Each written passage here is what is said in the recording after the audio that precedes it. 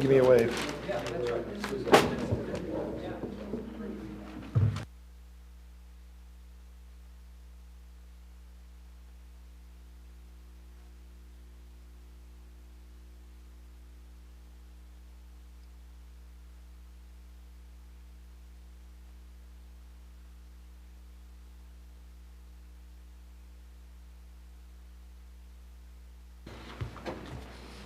Good evening. Welcome to the Radnor Township Planning Commission March 2011 meeting. I'm going to start the meeting tonight, slightly different agenda. We have two new members, Ken to my right, Kathy to my left. I'm going to turn the mic over. Kathy, you ready to go first there? I'd like Kathy to introduce herself. Take it just a minute. Give us a little background on herself. Okay. She's our newest member of the commission. I'm Kathy Bogosian, and if I look familiar, it's because I just came off the zoning board. I've been on that for 12 years. And I was on planning before that for about 16 years as member and chairman. And I'm also currently on Delaware County Planning Commission. I'm president of the Bryn Mawr Business Association, and my family owns a camera shop in Bryn Mawr. My daughter and I run it. My husband's retired. One daughter, a couple dogs, and we live in Villanova. Thank you, Kathy. Welcome back. Ken. I'm Ken Kearns. I'm a resident of Radnor Township living on the Walnut Avenue. Graduate of Villanova University. I've been a resident here for 7 years. My background is commercial real estate development, and I've done planning work with several different townships in the area, so I'm familiar with the process. And I have 4 kids, all in the Radnor School District, and that's it for me. Ken, thank you, and welcome to both. I'll start with the minutes of the February 7th, 2011 meeting. Any comments or corrections? I know a couple of us weren't here last month, so I'm going to depend on those who were here. I move that we approve the minutes. I have a motion to approve the minutes. May I have a second?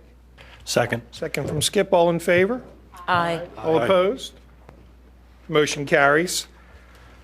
I'm going to change agenda just based on the audience here tonight. I'm going to pull item number 5 up to item number 2. So I'm going to ask SD 2011 S03, a final plan, to come forward first. Is the applicant here? I should check that first. Is that first or second, you said? I'm going to take that right now, which is the second. You are the applicant. That'd be great. I'm going to ask Dan to come forward and give us a brief explanation on the plan. Yeah, sure.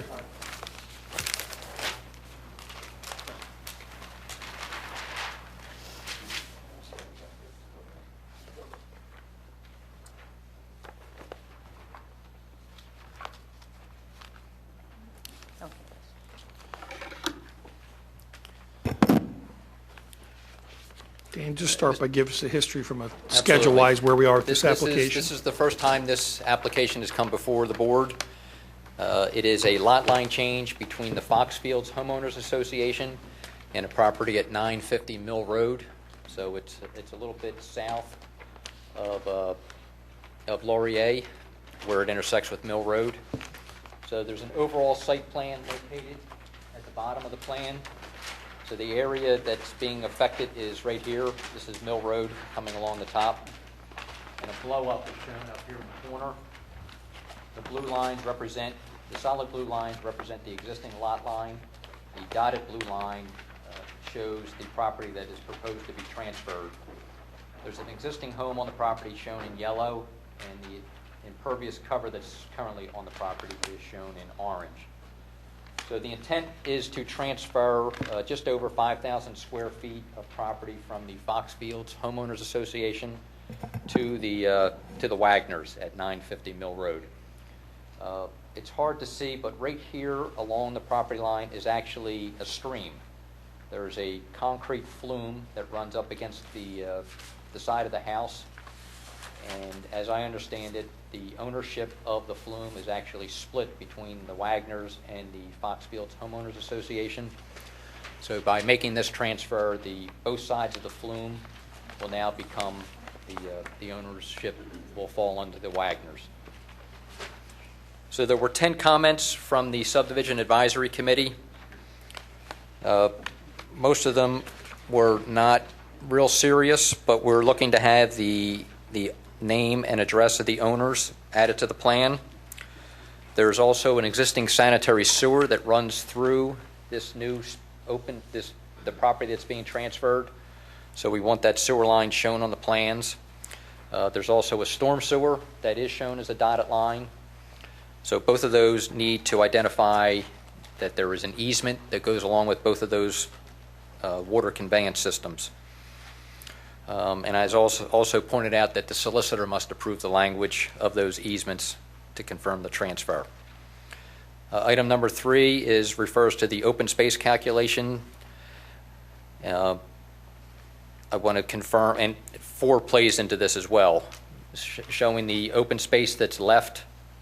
Let me rephrase that. The open space that exists today and the open space that is left once this transfer takes place. I did run the calculations myself, and it does still comply with the original percent required when the Foxfields development was done. But as I pointed out, I want that shown on the plans. And item 5, looking to have a note identifying that there are no floodplains or wetlands that are located on the area being transferred. And the next 4 items are fairly standard. And that was it for our comments.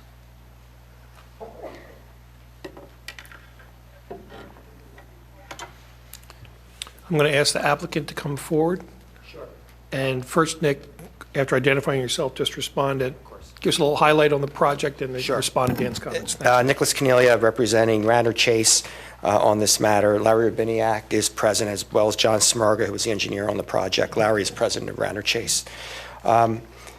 Basically, what we're doing here is we're transferring a piece of land, as Dan said, to the homeowner up top, who's not a member of the association. The reason for that is to put the flume in one common ownership, as well as obviously it increases his lot size by a little bit and probably increases by some extent his ability to put some impervious coverage down, because he's probably up against the boundary now on it. A couple questions, actually a couple questions for Dan too, because I'm not really certain. Dan, on the sanitary sewer, is that the dotted line you said, that just runs to the flume, correct? Oh, I'm sorry. That's a storm sewer. The sanitary sewer is down here that we have Correct. to put in, okay. Correct. And also, I don't know if you know, but I'll hand it to you. There is already a declaration of restriction. I don't know if you saw this in the file or not. I did in the not. old Foxfield file, I'll give you a copy of it. And this may suffice because actually the owner of this property agrees to indemnify the township from anything regarding the maintenance of that flume and everything. So Okay. I'll give you a copy of that so you have it for the file, which may handle, Mr. Rice can look at it, may handle the issue regarding the easement on it. And as to the sanitary sewer, I guess we really don't need anything on that because it is shown as a dotted line and it looks like it's entirely on his property and just goes into the existing flume. I'm looking for an easement. So I understand there is an easement now, 20-foot wide easement, and I want that shown on the plans. Okay. I understand. Okay. And the other thing, I guess, there was a comment about the wall and driveway. Yes, I'm sorry, I should have brought that up. It's to the right on the top portion, correct. Right here, this piece here? That's shown to be on the Foxfields open space property. Okay. Is that what I'm pointing to right here? Yes, that little bump out. Okay. Right there, okay. Is there a fence there too? Is that? I believe there's a fence. Okay. And possibly, I guess, oh, I see it. I see the fence. Possibly we could even give an easement for that, or maybe even, I don't know if we would want to change the property line there. I don't know. It kind of juts out. John Smarg is here too, the engineer. John, why don't you step up?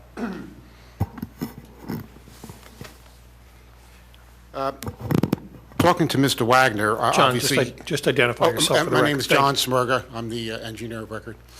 Talking to Mr. Wagner, he really doesn't want to take his driveway away or that little piece of fence.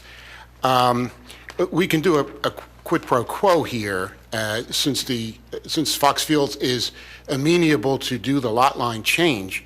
It would be very simple to increase the lot line on that side and reduce the amount of land in the back. It would still encase the flume, and would reduce it from 23 feet wide to maybe 18 feet wide, and give them 9 extra feet on that side, which will now encompass the driveway and a little bit of fence.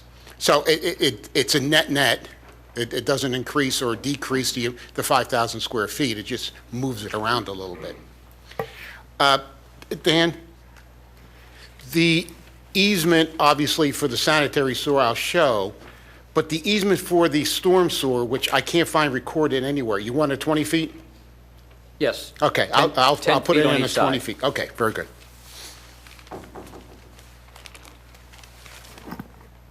And that's all we would have. Any questions from the board to either Nick or Dan? Dan, if we accept the quid pro quo that Mr. Smyrna recommended, does this have to come back before us, or you'll just handle it administratively? Well, I'll ask Peter to chime in to see what his thoughts No, are. we're talking about now changing 2 different lot lines, not just one, right? Correct. That's what I understood. So I don't know if that can be handled administratively, or would they have to come back before us? I think this would be a substantial change to this plan. So my recommendation would be probably to bring them back. But it's up to you. If you wanted to provide a recommendation based on what's been presented here, that's certainly within your power. But my recommendation would be bring them back so you can see, actually see what they're proposing, and to make sure nothing popped up once they try doing this. You never know what might pop up that might cause some problems. Would that be true if they just did an easement, as opposed to a lot line change for that piece on the end? I'd be a little more comfortable with you making a recommendation now if it was just going to be an easement. But I think overall, I think it'd be better. Of course, I think it would be better to do what they're proposing, which is to make an actual lot line change. Stop. Larry, I have a question for you. Do you happen to recall when this was originally designed, why it was drawn this way? Was there a particular reason that the homeowners association wanted the lot line to be on the flume? This goes back, Larry Herbiniak, by the way, the president of the association. By the way, let me say hello. I said hello to Kathy. I was on the planning commission for 11 years. I was the chairman for 5. So it's like coming back home in a bit. The digs are a lot nicer now, though, than when we were here before. I should say. This came up a long, long time ago. The original property owner of 950, Ross, Right. his name, when the Foxfields lots were being laid out, the township recommended destruction of his home, demolition of his home, and just reverting back to open space. He appealed to the township, won the case, and in effect left the flume. The township wanted the flume gone. But he won his case, and as Nick just told you, the township was held not culpable or not responsible. I have the document here if you'd like to see it. The flume came up again a number of years later with another homeowner, because the homeowner came to us and said, we, the Radnor Chase Homeowners Association, we're just a homeowners association, poor people, we don't have much.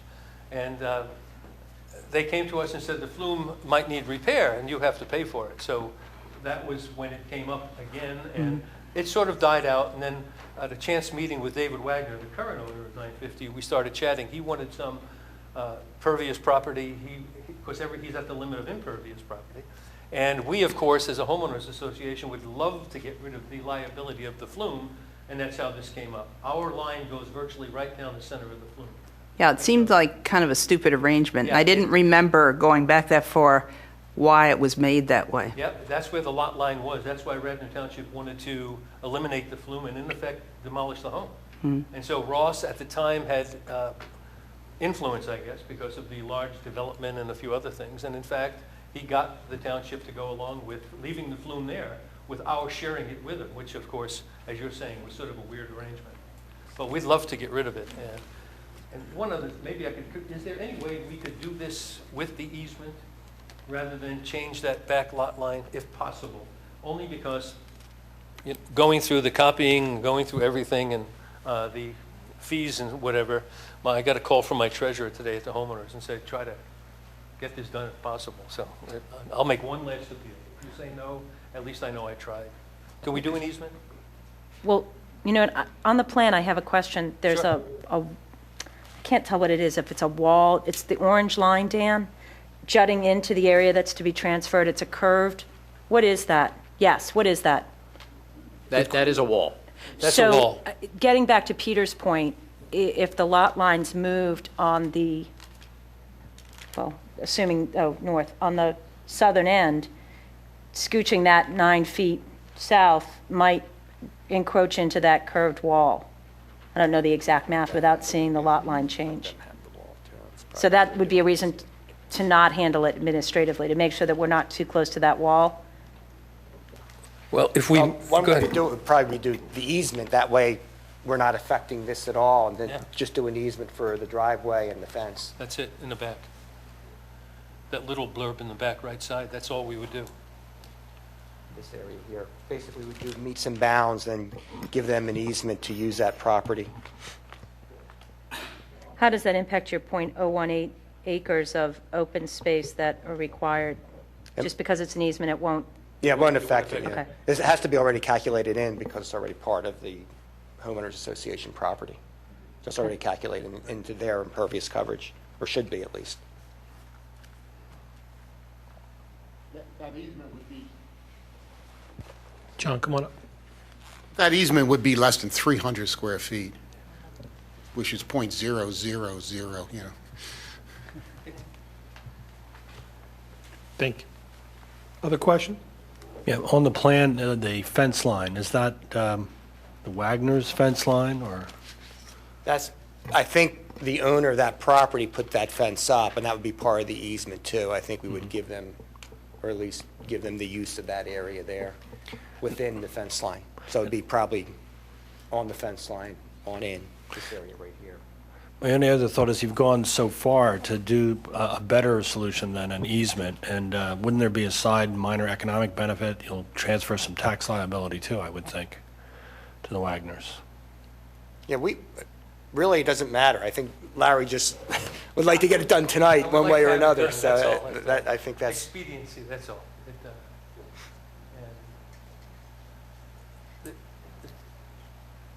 If we did he is still getting the land, and he's not concerned, I wouldn't think. He needs the land. He would like it. And I don't think he's concerned about the increased tax liability.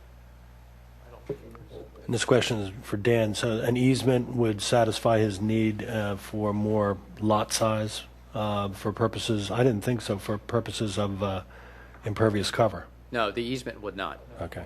Only what's deeded. Only what he's getting on the left side of his property would satisfy the requirements. But that's going to get cut down according to the engineer. If we do the easement, no. He Oh. would get the full strip. Oh, I understand. If we have to switch and count part of the stuff here, and then we have to cut back on the amount he gets on the side, he would get the exact same amount of square footage. Right. If you do it as a A quid true pro quo. transfer, right? Okay. He would still get 5,000 square Right, feet. Exactly. No more, no less. Okay. In fact, it would appear that if his objective is to get permeable spotted, that little piece there sticking off the end is impermeable, right? So you'd actually be worse off if you transferred the piece at the end. Yes, that's right. You would take away some of his pervious cover if you forced us to move the lot line on the back. That's right. But he wouldn't lose that much. I mean, to be honest, it would be 300 square feet. So if the township would say they would accept an easement, that would be absolutely wonderful. Any other questions from the board? I'm going to ask any public comment.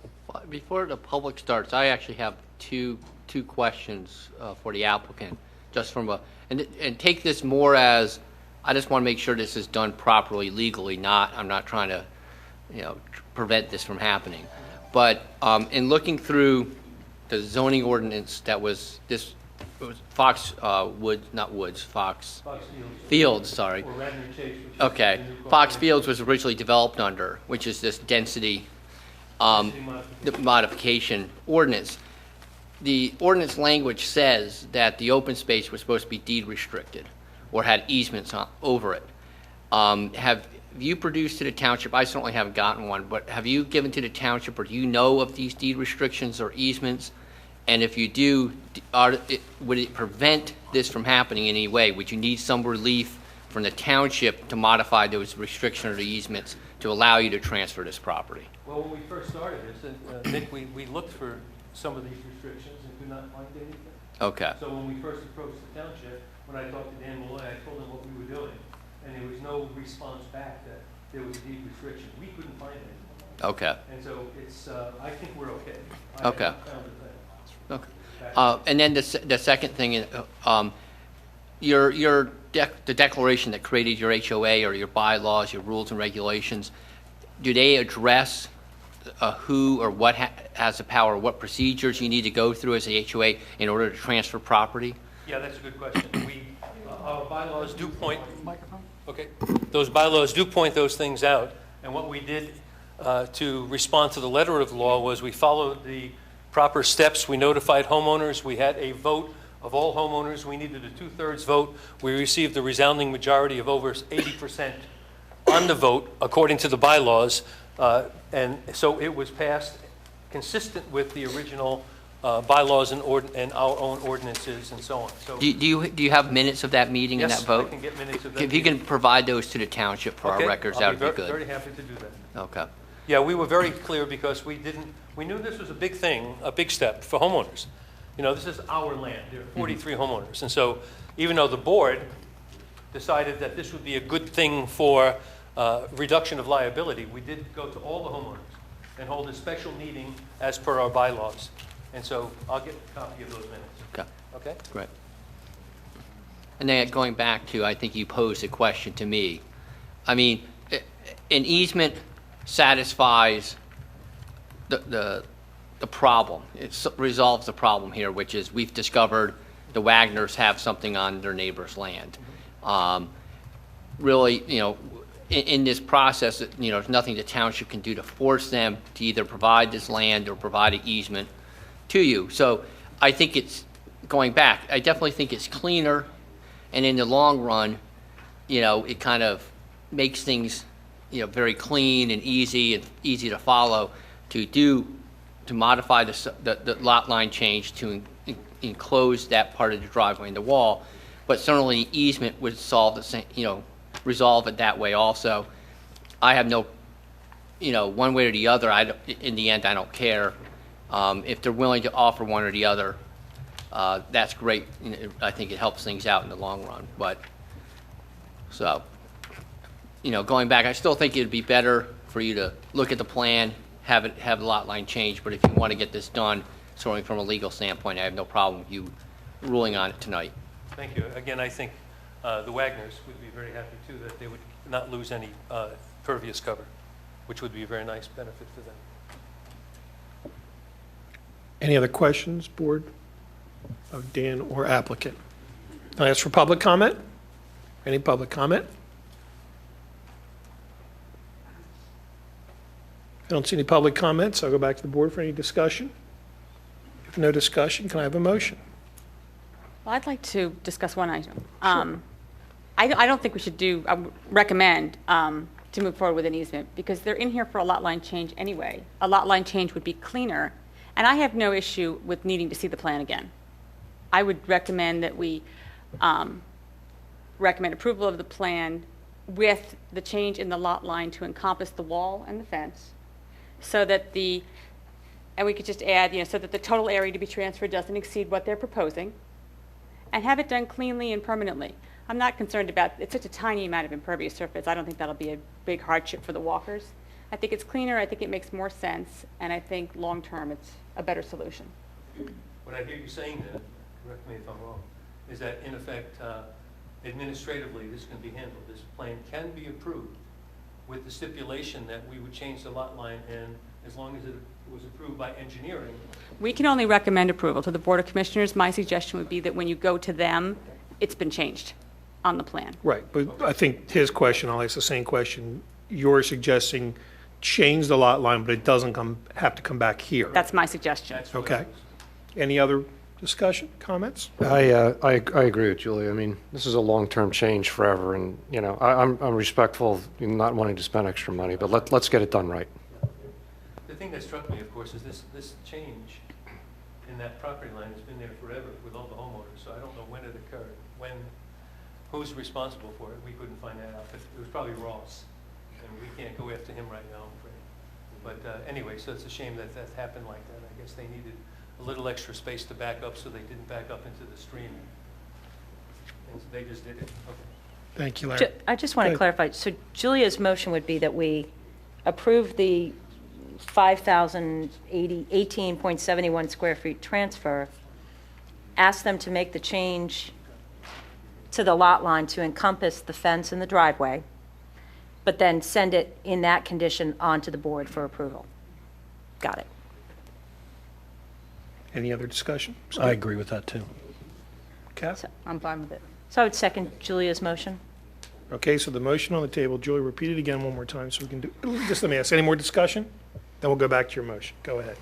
I recommend that we approve the plan to transfer an area of land not greater than 5,018.71 square feet, but with a lot line change showing the edge of the parking lot and the fence to be included on the property of the Walkers.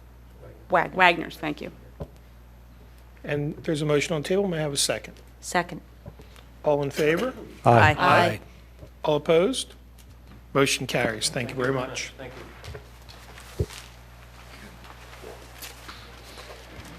Okay, on our revised agenda, and by the way, Peter, were you introduced last month at the meeting? I think so, yeah. Okay, just want to make sure. We're going to now go to SD 2010 S03 final, estate of George Atterbury, deceased. G. Morris Dorrance, executor, to subdivide existing 13.6 acre parcel into 4 lots at 615 Newtown Road. Is the applicant present? Please come forward. Oh, actually, we're going to have Dan first. Sorry about that. Dave. Dan, all yours. Thank you.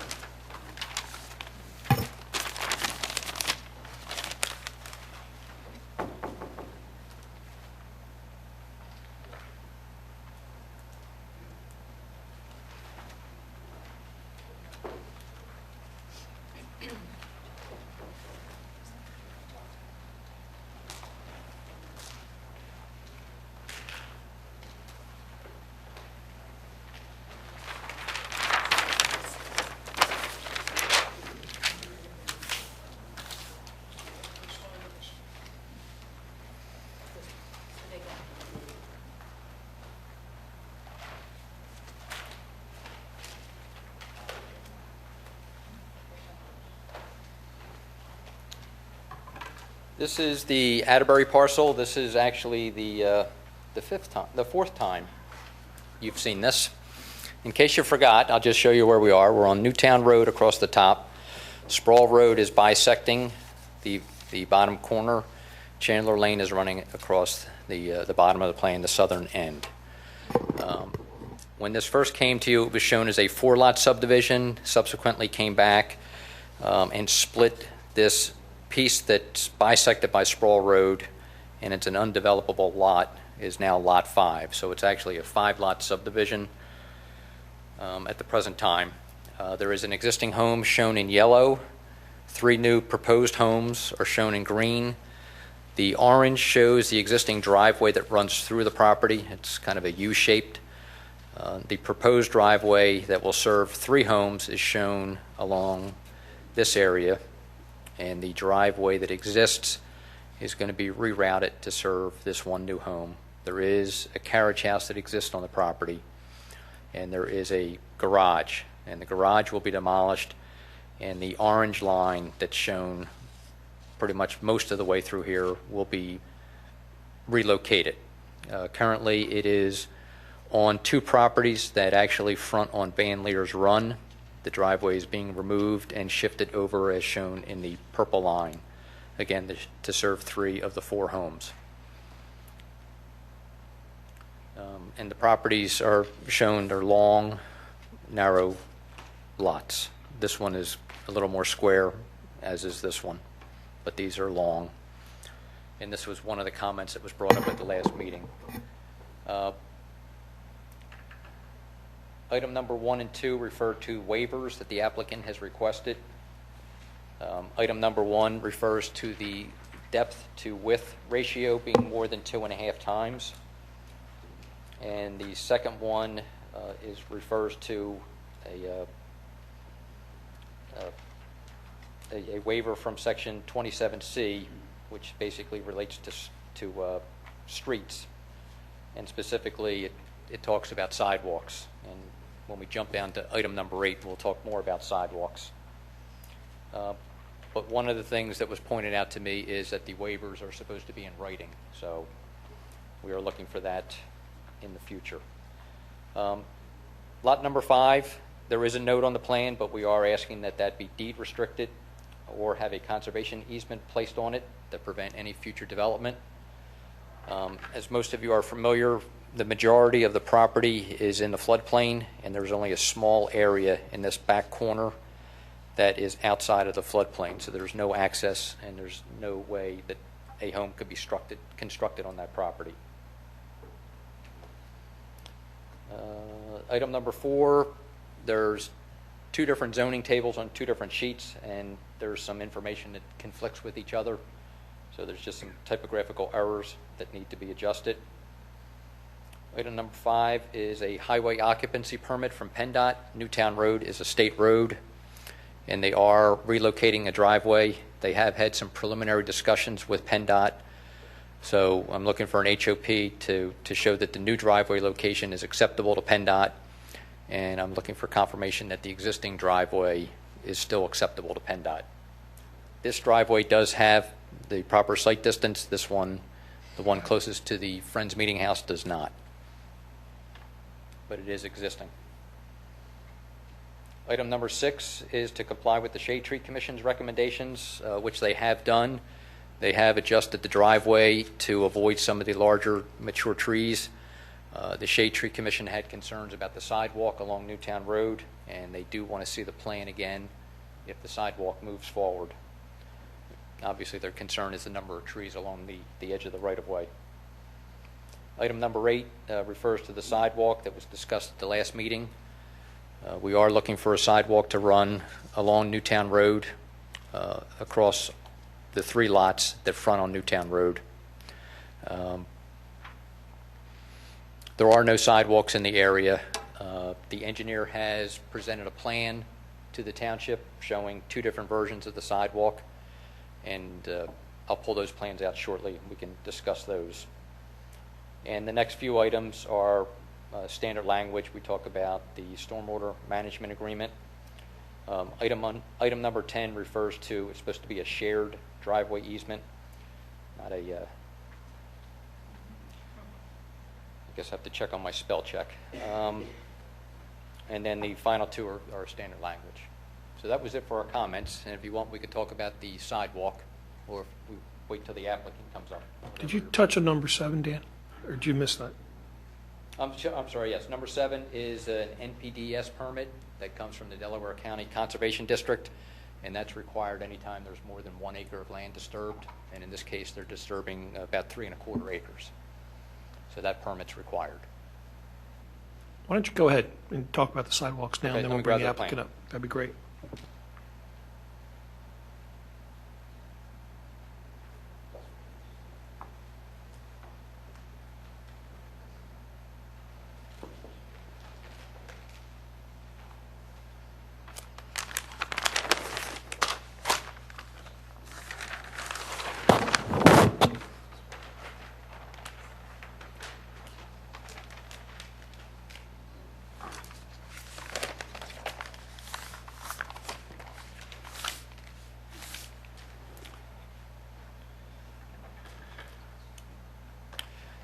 There's 2 different plans. One is a 5% slope, and one is an 8% slope.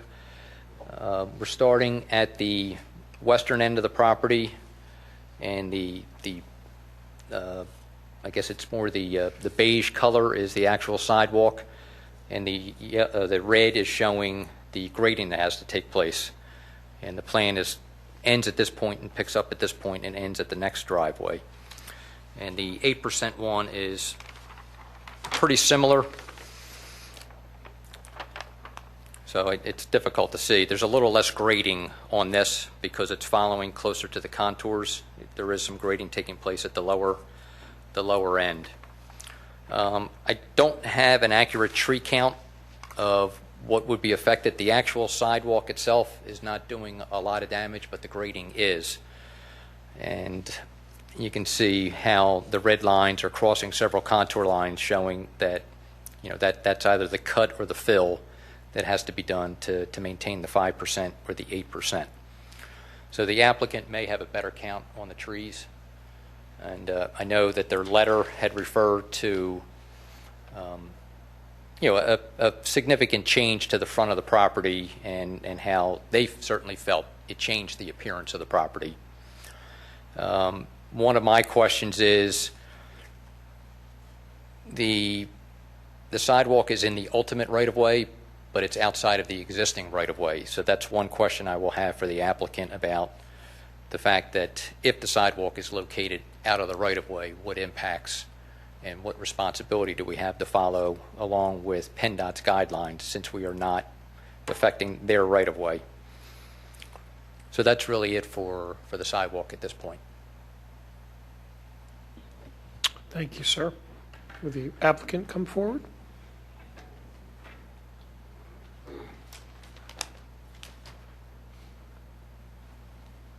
Introduce yourself and then just take us right through Dan's comments if you can, one by one.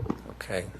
Dave Fiorello from Omni and Associates, engineer for the applicant. And I have here Chip Vaughn, who's acting as a consultant to the estate. With regard to Dan's comments, I think we are in agreement with all of the comments. But we did make a request for a waiver for the sidewalk, and I think that was the item of discussion the last time we were here before you, and we would like to continue that discussion. We had met with the Shade Tree Commission 2 weeks ago when the plans were submitted. The discussion comes into is where to construct the sidewalk and how to construct the sidewalk. In order to be fully handicapped accessible, you can't have a slope greater than 5%.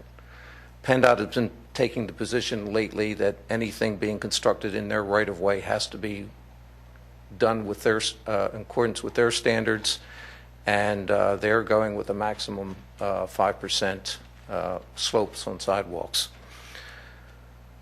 Federal Highway Administration guidelines recognizes the fact that some of these sidewalks are constructing along existing roadways, and their recommendation is that the slope of the sidewalk does not exceed that of the existing roadways. So we had presented a plan for Dan, and Dan had discussed with one plan with a maximum of 5% grades and 1% with a maximum of 8% grades, because the existing roadway as we approach the eastern end of the site has a maximum 8% existing grade. We have a situation along, I guess, the easternmost edge where we have, tying the sidewalk into the existing grade, we have roughly a 4 to 5% embankment where the ground rolls up from the driveway or rolls down from the edge of the road down to the driveway. So in order to construct our driveway in, or our sidewalk in there, we are actually having to cut through that area in order to maintain our grades. To maintain a maximum of 5% slope, we've actually got a cut along the eastern end of roughly 6 feet deep in order to maintain that 5% grade. If we go with an 8% grade, we are following the roadway, but because the embankment comes up off the roadway, we're sort of having to come in and cut into that embankment to maintain the grade. Our cut there is on the order of 2 feet. 3 feet, I think, probably at the edge, but we're approaching 2 2 feet of cut, and then as we further get into the site, we're able to follow the grading of the natural ground.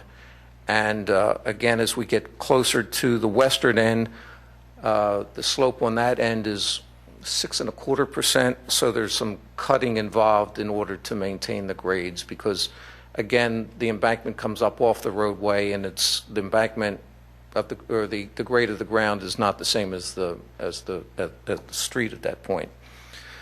We had a rather long and lengthy discussion with the Shade Tree Commission, and one of the questions or issues that Dan had pointed up is that the location of the sidewalk outside the ultimate right-of-way, or outside the legal right-of-way, we've tried to place it within the ultimate right-of-way, which is the maximum right-of-way required by the ordinance. That, if we were to push the sidewalk closer to the road,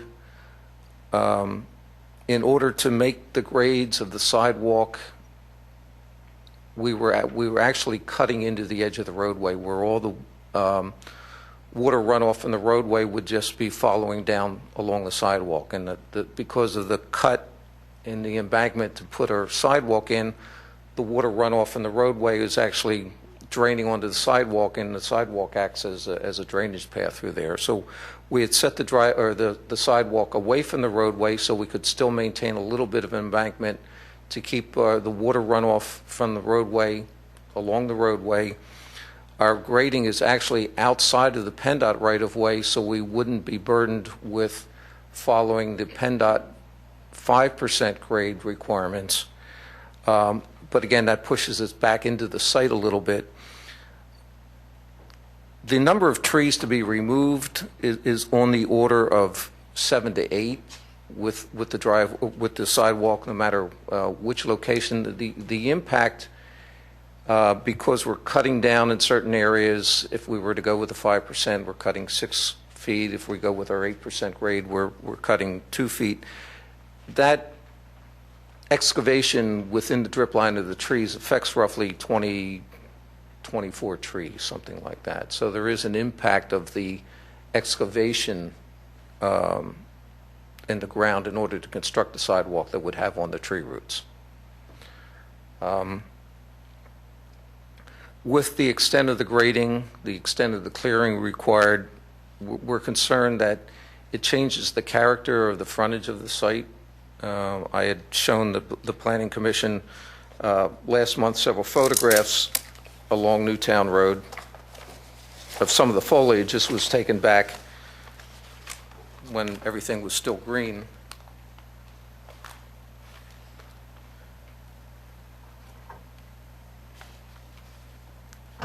This is a photograph looking east pretty much along the central portion of the site. You can see how the embankment, I'm sorry, wrong way. This is the west direction. Our site is to the left of the plan. You can see where we have roughly a 2 to 3 foot embankment coming up off to the side of the road, and the number of trees along there. Even though the trees themselves don't extend out,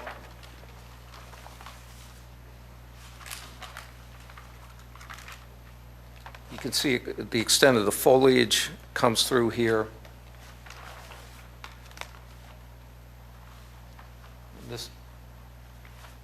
This is the photograph looking east with the site along the right side of the photo. Our sidewalk would be behind the fence along here, so that there would be a lot of disturbance to the existing vegetation along there. We're concerned that putting a sidewalk here causes a big change to the frontage of the site, and there's really, as Dan mentioned, no sidewalks in the area that would connect to. We're faced with the situation to the east of the site where we have the Friends Meeting House, we have the dentist office, we have the Newtown Road and Radnor Chester Road, which is a very awkward situation for pedestrians. We'd sort of be leading our pathway to that point. To the west of the site, we have walls, we have embankments, we have trees. right along the edge of the road, which really makes it difficult to continue the sidewalk further up and down Newtown Road. So we're concerned here that if we were to put a sidewalk in, we're not even sure what it would serve. So our request here is a waiver of that requirement. Okay, any questions for Dan or the applicant? Yes, I Skip? Kathy, go right ahead. I live in that area, and I completely agree with everything he says. I think putting in sidewalks would ruin the quality of it. I listened to your planning commission last month, and I know your thinking on sidewalks. And in some areas, I would agree with you, but this is not one of them. I think not only would you ruin the look of the area there, I don't think they'd ever be used, and they're not going to be continued because that side of the street is completely built up. And all along there, you have steep banks. There's no way that you're going to get sidewalks through there, and you don't need them. Nobody walks along there, really, to speak of. I travel it several times a day, and I think it would ruin the historic quality of the landscape there and the buildings to do it. Secondly, on your ordinances regarding sidewalks, it says sidewalks shall be required in developments where lot areas are 20,000 feet or less. Now, these lots are well in excess of 100,000 square feet. So it's not the same type. It's not a cityscape. You're not near a school. With the fact that they're never going to be connected to other sidewalks, I think basically you're forcing something to go in that's going to ruin the look of the neighborhood there, that won't be used. It'll be a maintenance headache on the people who own the properties, and there's just no reason for it because it's not going to connect anything. It can't connect down on the friend's side because there's a wall there. You can't go to the other side of the street because there's a huge wall right there. You have a lot of erosion along there also because the road is narrow and the banks are steep, so that when you get a lot of rain, a lot of that is falling down. And even though you may only knock down or have to remove 7 trees, I think you'll disturb so many that you're going to lose a lot more because of the grades and everything involved. So I completely support not putting sidewalks in this area. I think there's just no reason for it. And I have a question on location of a fire plug that is there Yes. now. Is that on the plans? I couldn't see it. Yes, it is. It seems like it would be right where the new driveway is. It is directly to the east of the new driveway. Okay. So that will remain, and that's where the driveway is coming out at Yes, that point? Yes, we Okay. located the driveway between a pole and the fire hydrant to, we worked with PennDOT. We actually had meetings out there with their representatives to pinpoint the driveway location that would serve the site. All right. Thank you. You're welcome. Skip. We're asking questions. Questions. Still questions and answers. Any questions? So did you say, you said that we would lose 7 to 8 trees with a sidewalk inside the fence? We would have to take about 7 to 8 trees down, but there would be impact to another 15 to 20 more because of the grading within the roots structure of the trees. That was presuming a straight, Even a straight even path. meandering it in such a way, I looked at that also, but it's the cutting of the embankment in order to maintain the grades that is resulting in, and what I have shown on the plan is just a 4-foot sidewalk with a 2-to-1 slope coming back. I mean, it's a very tight situation. And I tried to limit the disturbance as much as I could, but that disturbance is, because of the cut, because of the extension of the grading, is extending 10, 12, 14 feet wide. Even if it was meandering around, you would still get some of that, you would still have that cut situation. and that was all inside the fence? You had to cut the embankment back inside the fence for the walkway? Yes, And that was for a 4-foot wide yes, concrete sidewalk? yes. One of the, I was, of course, there for the Shade Tree Commission since I'm a liaison. One of the, if I remember correctly, the idea of having a complete sidewalk with the concrete and so forth was something that they were ambivalent about. But they did say that they wanted to have some sort of not necessarily a sidewalk, but a pathway, a walking path. Is that not correct? Does that They ring a did bell? mention that. I mean, Was that the? I think the that was question formal come- recommendation. I think that was one of their recommendations. They did not, if sidewalks or a walking path or whatever was to be considered, my understanding was the recommendation was that it was not to be concrete, that it would probably some type of a walking path.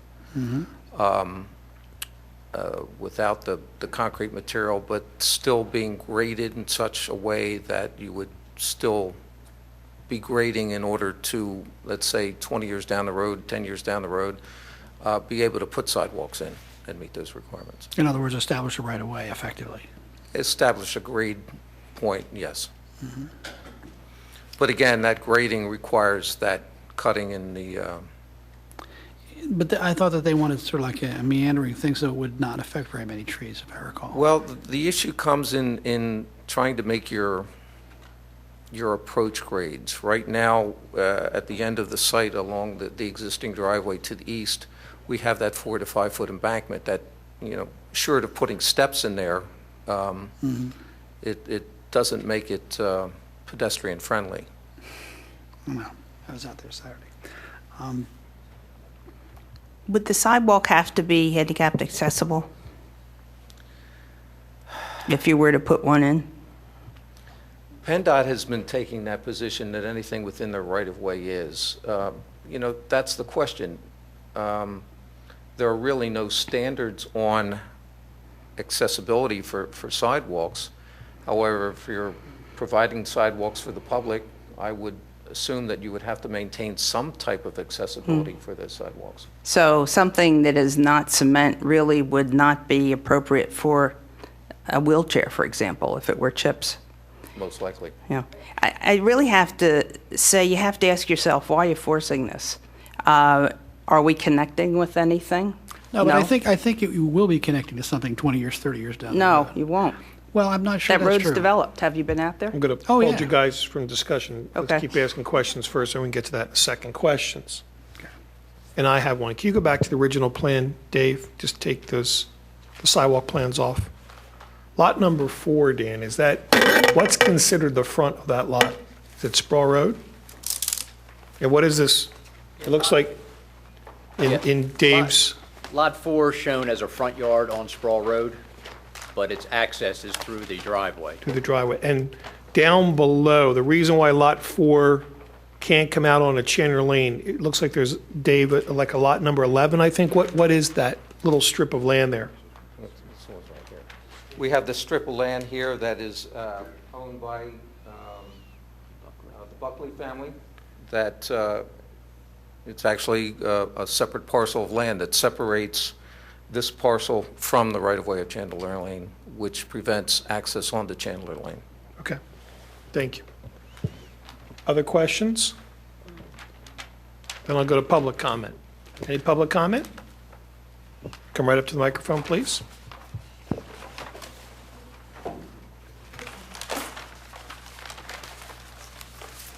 Give us your name and address and go right Leslie ahead. Brown, 501 Van Leers Run. I'm the corner of Newtown Road and Van Leers Run. My comment on the sidewalk, I agree with Ms. Bogosian. I think the concept is frankly ridiculous. It's a sidewalk that goes from nowhere to nowhere. If it's a 4-foot concrete sidewalk, and the Atterbury Estate is developed, you're encouraging the possibility of bicycles, skateboarders, children. It's a dangerous intersection. It completely aesthetically destroys the beauty of Newtown Road. It is considered a country road, was considered before all the development. It's part of the south side of Radnor Township, which makes it unique. I think, I just don't see any point for it. There are split rail fences all along Newtown Road, part of it being Atterbury's, whether they keep that or not, I don't know, but, it is a narrow, dangerous turn there, and it just sounds like you're encouraging a disaster, in my opinion. So I agree with Ms. Bogosian and frankly, the engineer. Thank you. Thank you. Any other public comment? Sir? Hi, my name is Brajesh Agrawal, 503 Van Leers Run. I was presented during the last meeting also. And I'm glad to see that the builders have changed the plans or the language of the plan about the easement which goes through our property. I would like to request that that language should be included in the minutes of your meeting and your deliberation so that it becomes the official part of the plans. I think it's written in the plan, which is acceptable, but I think it should be shown in the township meeting deliberations also. Regarding the sidewalk, I think I mentioned last time, and I would mention this time also, I agree that the sidewalk goes nowhere to nowhere, and it does have an impact on the greenery of the road or the nature or the characteristic of the Newtown Road. That's all. Thank you. Thank you.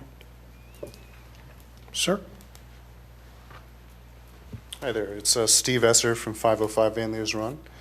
Well, first on the sidewalk, since we're all getting our 2 cents in quickly, I agree with what's been said in terms of having a concrete sidewalk, changing the aesthetic nature of the neighborhood in a way that I would view as probably negative. Where I disagree, though, is that if I was able to walk down into the Ithan shops without taking my life into danger, I would like an opportunity to do that. It's a chicken and egg problem in the sense there's no walkers because you can't walk through that stretch safely. If there was a compromised position of getting a couple of feet on the side of the road, I would have been in favor of that. It might not, though, I'm not sure if that'll comply with all of your ordinances and all the other issues, but I thought I'd mention that. And then I just wanted to say I couldn't tell from the plan whether the 50-foot drainage easement on the creek had been added as was discussed last meeting, so I just wanted to bring that up just in case it wasn't on there. There was a consensus in the last meeting, and it's in your minutes that that was going to be added to the plan. Thanks. Yeah, there's a note. Let me find that for you. Go ahead, Dan. In the meantime, come on. Absolutely come up forward. I thought we were only discussing the sidewalk. I do have a comment as far as the easement goes, which is behind my property, and also the Agrawalt's 503. I want to add to the meeting tonight, if I could, an email actually from my husband that was copied to Dan, also Mark Rhodes and the Agrawalt's, just confirming what we are agreeing to as far as the easement goes, and just briefly confirming that these 3 things, and this is part of this email, which I will give to you, that there is a clear commitment in the notes to extinguish the extinguishment of the easement behind both 501 and 503 upon approval of the subdivision, which I did see in tonight's plans. I'm satisfied with the language regarding a limited 60-day period to use the easement for a construction entrance with a possible extension for inclement weather. And the third item, the drawing notes refer to the obligation to restore by the end of the 60-day period. If that is, agreed by the committee, then my husband and I'll speak, don't have any objections, and I want to submit this email, if I could, to be part of tonight's record.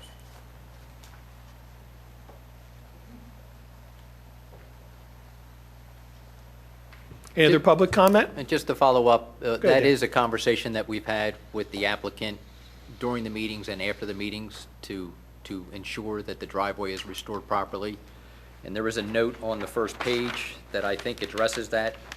And right under lot number 1, it talks about extinguishing the access easement and the 60 days for construction. So I think what's shown on the plans and what has been discussed should satisfy those neighbors. And there's a note number 17 on sheet 2 that refers to a 50-foot wide storm sewer easement created and centered on the stream Van Leers Run that traverses lots 1 through 4. Any other public comment? Dan, I have one question before we go to discussion. When we create these long driveways. Is there any issue with fire access for fire trucks and emergency vehicles? Especially back to lot number 4, which would be the furthest one off the street? I guess coming from Public Works, I'm more concerned about trash and recycling collection more than emergency vehicles, since the trash trucks are there every week, where hopefully the emergency vehicles will never be down there. They have widened the driveway to allow a 3 or a 5-point turn to take place.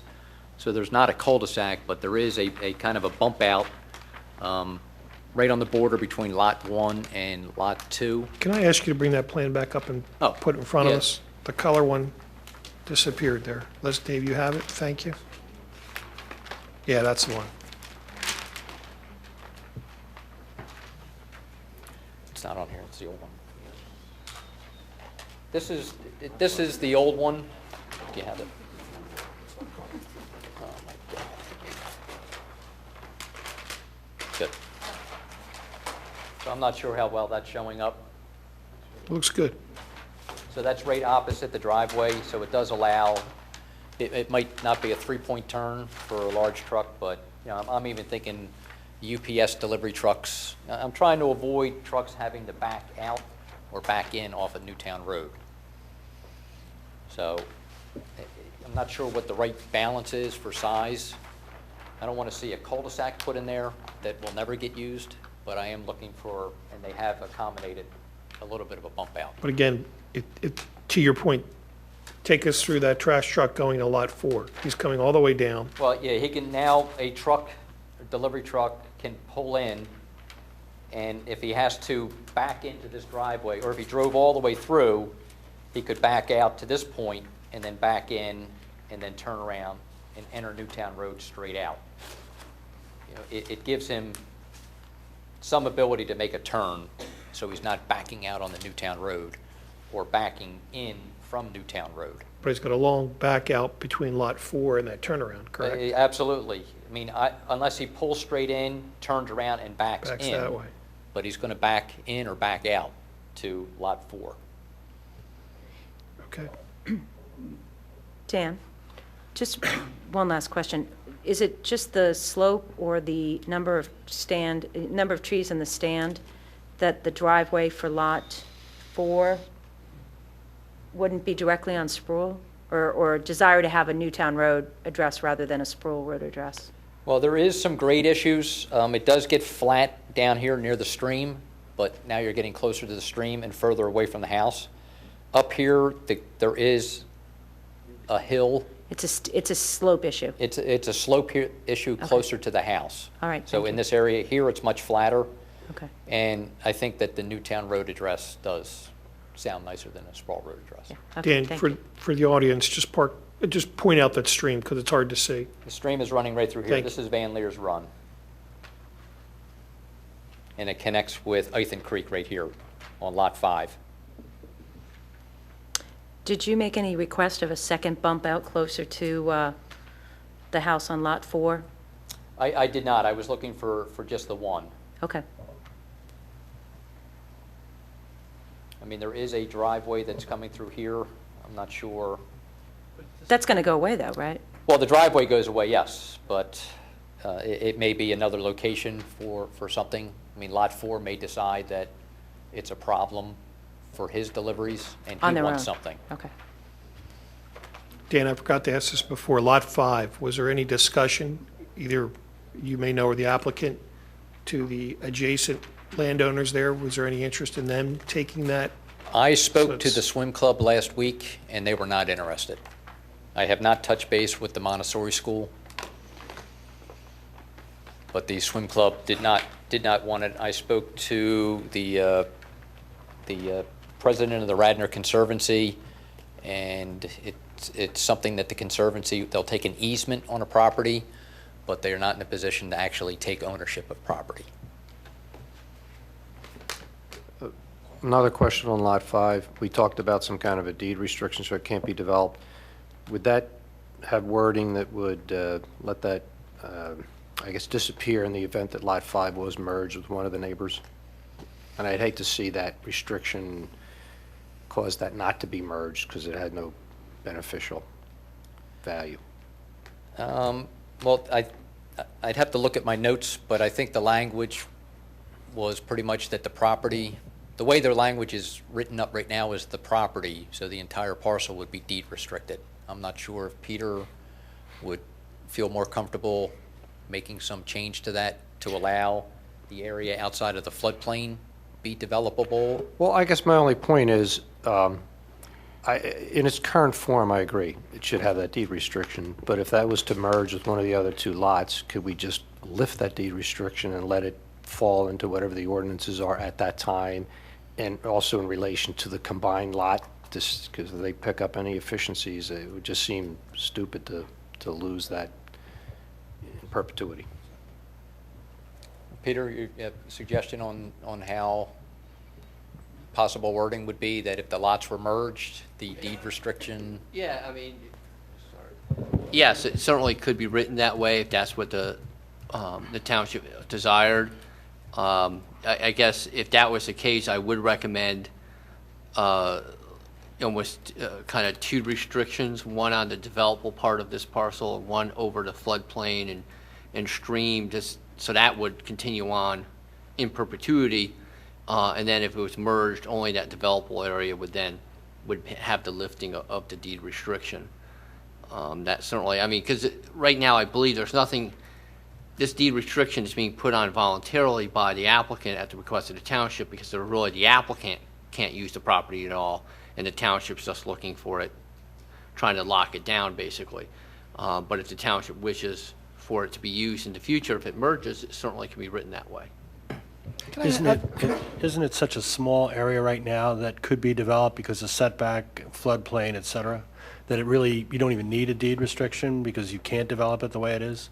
But yet, if that lot were attached to Montessori or the swim club, then perhaps that would enable them to have more impervious or expand a building towards this lot. In other words, is the deed restriction a wasted effort in this case, possibly? Well, the deed restriction would be so no building could take place on it.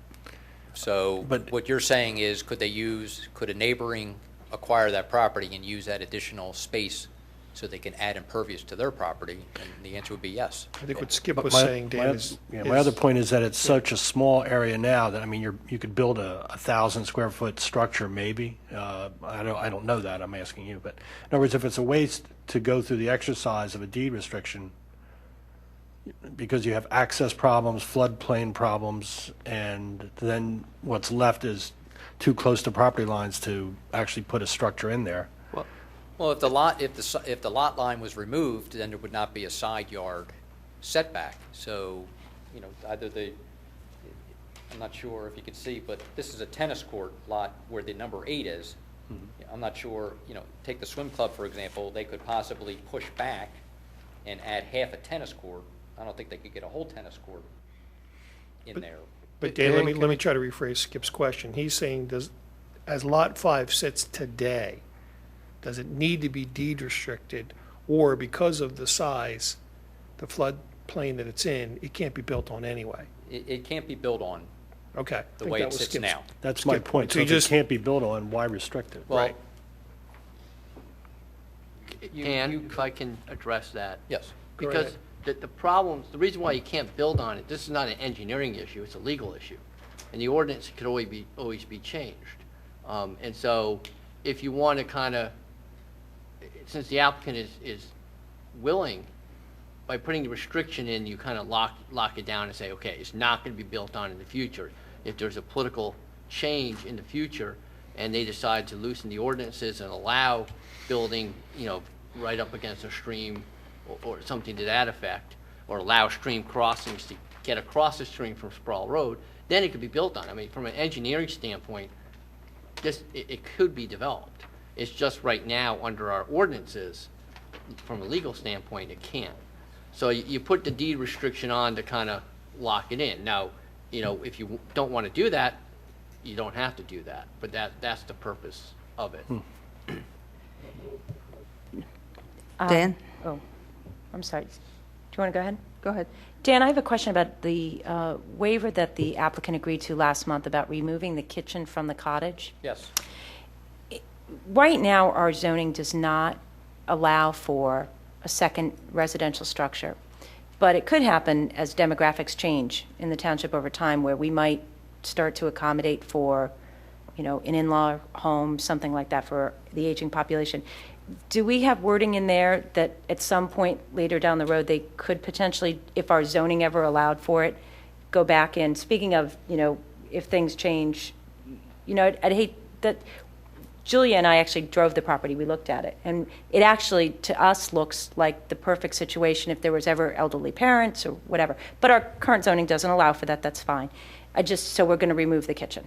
But if that ever changes in the township, is it a permanent restriction? We can't ever go back and do that? No, it just says that the kitchen will be removed, but there's nothing that says it can never be reinstalled. Okay. The township would not issue a permit to allow a kitchen to be installed. Unless the zoning changed. The zoning changed. Okay, great. Dan, I have a question for the developer, or maybe you can answer it. It probably would be the trust. I'm concerned with Lot 5 being subdivided off as a non-buildable lot, and the idea was to sell or give to the adjacent properties. I'm not sure what you had thought about. But if they don't want it, and that property is hanging down there by itself and nobody wants it, and I don't think probably anybody would, who maintains it? Does the estate still own it? And would they consider giving it to Radnor Township as a donation for open space if the township wanted it? I think if the township wanted the ground, the applicant would be more than willing to donate it to the township. Okay.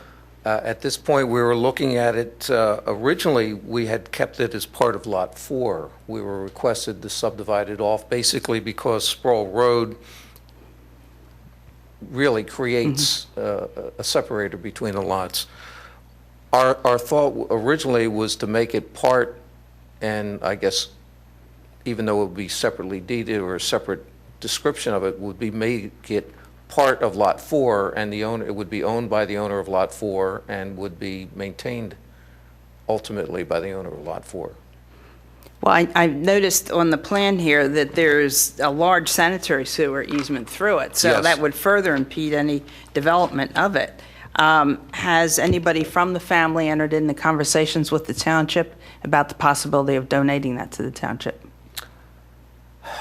I think there have been some discussions. I don't know by whom and with whom. Maybe Chip, you have. I don't know if anybody's Just talked directly. identify yourself, Chip. I'm sorry. I'm Chip Vaughn, helping the state with this. And in the time we've been doing this, the estate has changed quite a bit. People have died, and different trustees are involved now and stuff. But as far as I know, they are, if they're willing to give it to the adjacent landowners, so I can't imagine they wouldn't be willing to give it to the township. They're not looking for any dollars for it, so. We happen to have a commissioner here. No? Okay.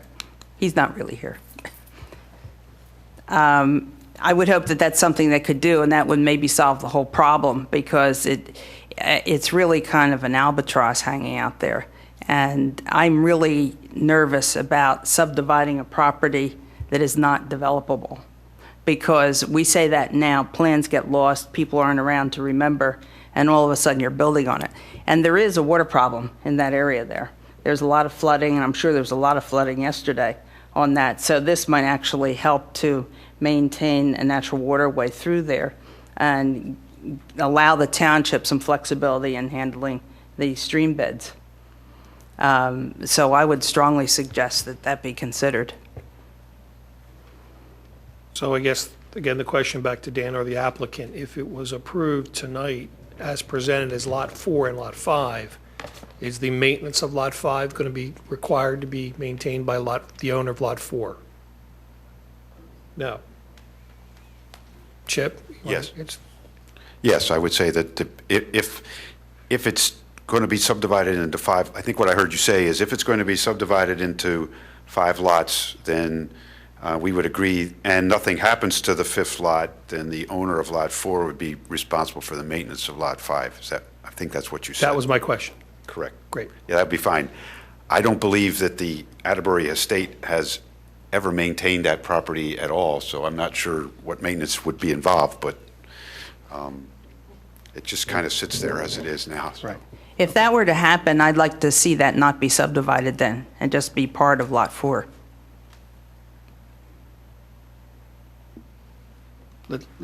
We're in discussion now. I guess the problem with that is Yeah, I'd like to see it subdivided and have Lot 4 responsible for it in writing, and at some point in time, whether one of the neighboring properties, one of the Conservancy wants it, or Radnor wants it, Well, they easily. couldn't Lot 5 subdivide it off later? Lot 4. Well, then you have to bring it back Lot here 4 again. yeah. Yeah, But- it's separate now, and 4 has that responsibility. I think I would encourage the developer to dispose of it now. Like, if you talk to the township, see if they want it, Could I and see where that goes.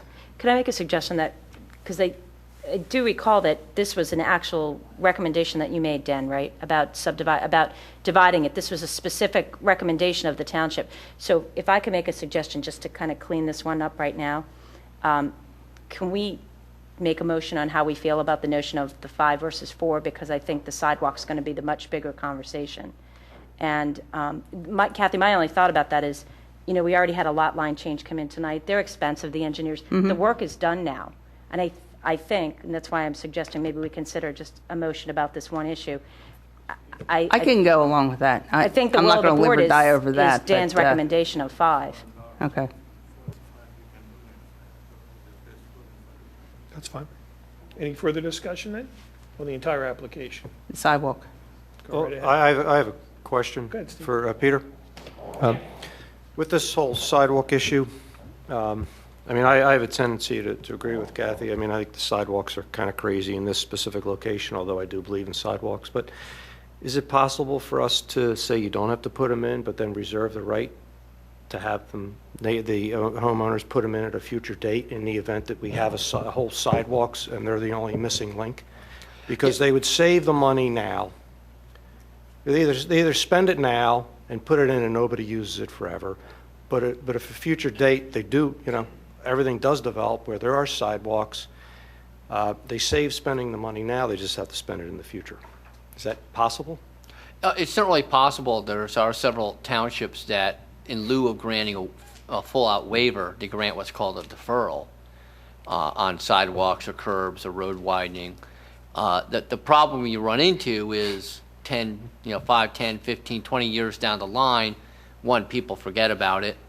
Two, especially as the properties change hands, the new people don't realize it. So when you come back and say, oh, by the way, you got to cough up $50,000 to put in the sidewalk along your frontage, all of a sudden you have a bit of a political firestorm. People aren't happy to hear that.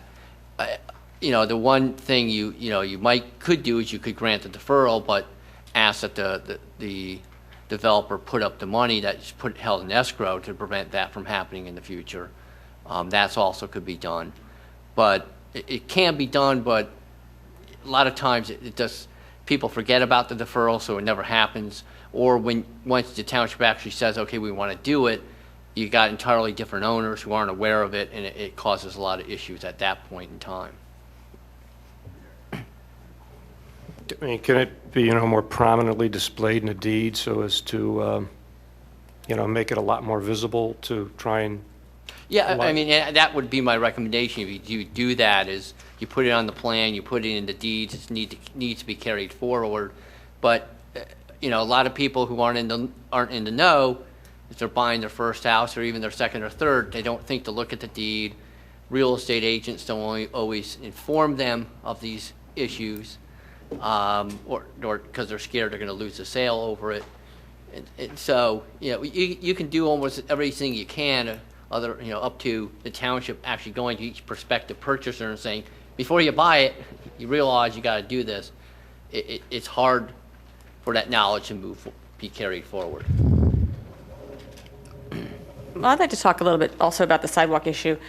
I agree with a lot of the things that both the neighbors and some of the planning commission members have said about the fact that it would be the sidewalk to nowhere and it wouldn't look pretty. But I want to make the point that this is the first piece of the puzzle along this area. And I believe that this township would benefit greatly from pedestrian access across this site from the southern area of Newtown Square up towards, all the way up to the high school. Is it practical right now? Do we have all the designs worked out and all the issues? No. But we know that long-term, it's going to be a benefit to this township to have pedestrian access across this area. There's a huge open space possibilities down the street that we would, love to see come to fruition sometime in the future. And even now, there would be benefit to the neighborhood to be able to walk through here safely. Now, you can say nobody walks on that road. Well, of course nobody walks on that road. There's no pedestrian access on that road anywhere. It would be very dangerous. You can say, well, it wouldn't be the pretty country road if we put sidewalks in. Sidewalks don't have to be on the edge of the road. It doesn't have to be concrete. It doesn't have to have extreme grading. This can be a meandering path. Now, with a very meandering path, you don't get complete handicapped accessibility, but there are different levels that you can achieve. All of the engineering issues can be solved. There's nothing here that is so out of order that you couldn't figure it out. I mean, if you can get driveways in and out of the property, you can get a nice walking trail in and out of the property. The grades are not that bad. I think it's very important. I think it's an opportunity that's not going to come back. And in terms of the problem of future funding and escrowing, which I think may be very impractical if you're looking long-term future. If you were saying 5 years from now we know we need a sidewalk, then you can escrow the money. But if you don't know when you're going to need that pedestrian connection, I think it's more important to get the pedestrian access, the connection, the walkway on the plan, get the rights to use that, make sure that that's written on the property plan. There's a line there. And then it's there for the future. It's on the document. Everyone's going to see it if they go to buy this property. If I could answer that, I would agree with you if this were closer to our Ardrossan, but it's not. Between here and where the open space is at our Ardrossan is at least 1.5 miles, and it's fully developed on both sides of the street. There are multi-million-dollar homes, and the ones that aren't are going to be torn down and have multi-billion-dollar homes put on them. There's a few Cape Cods that are sprinkled in there. This is not an area that will be open to subdivision development at all. It's already developed, period. The part that is our Ardrossan, and that's on the other side of Abrams Lane. And it's, I think, at least 1 mile away. The elevation on this side of the street all the way down is raised above the street bed, by easily 2 to 3 to 4 feet going all the way down. So in order to put a sidewalk in, you would have to go across the people's front yards. And it's heavily treed all along here, so it's totally impractical. And I just can't see it happening. If the area between here and Ardrossan was open space and the possibility of being developed, then I would say, yes, put this in or hold it aside so that it could be put in down the road. But when you know the area is fully developed, they're high-priced houses, so they're not going to be torn down and grouped together to put in more houses. The ones that are, it's a single lot. They tear the house down, they put up a new house. So you have to look at what's there and what's going to happen. And that's too far away.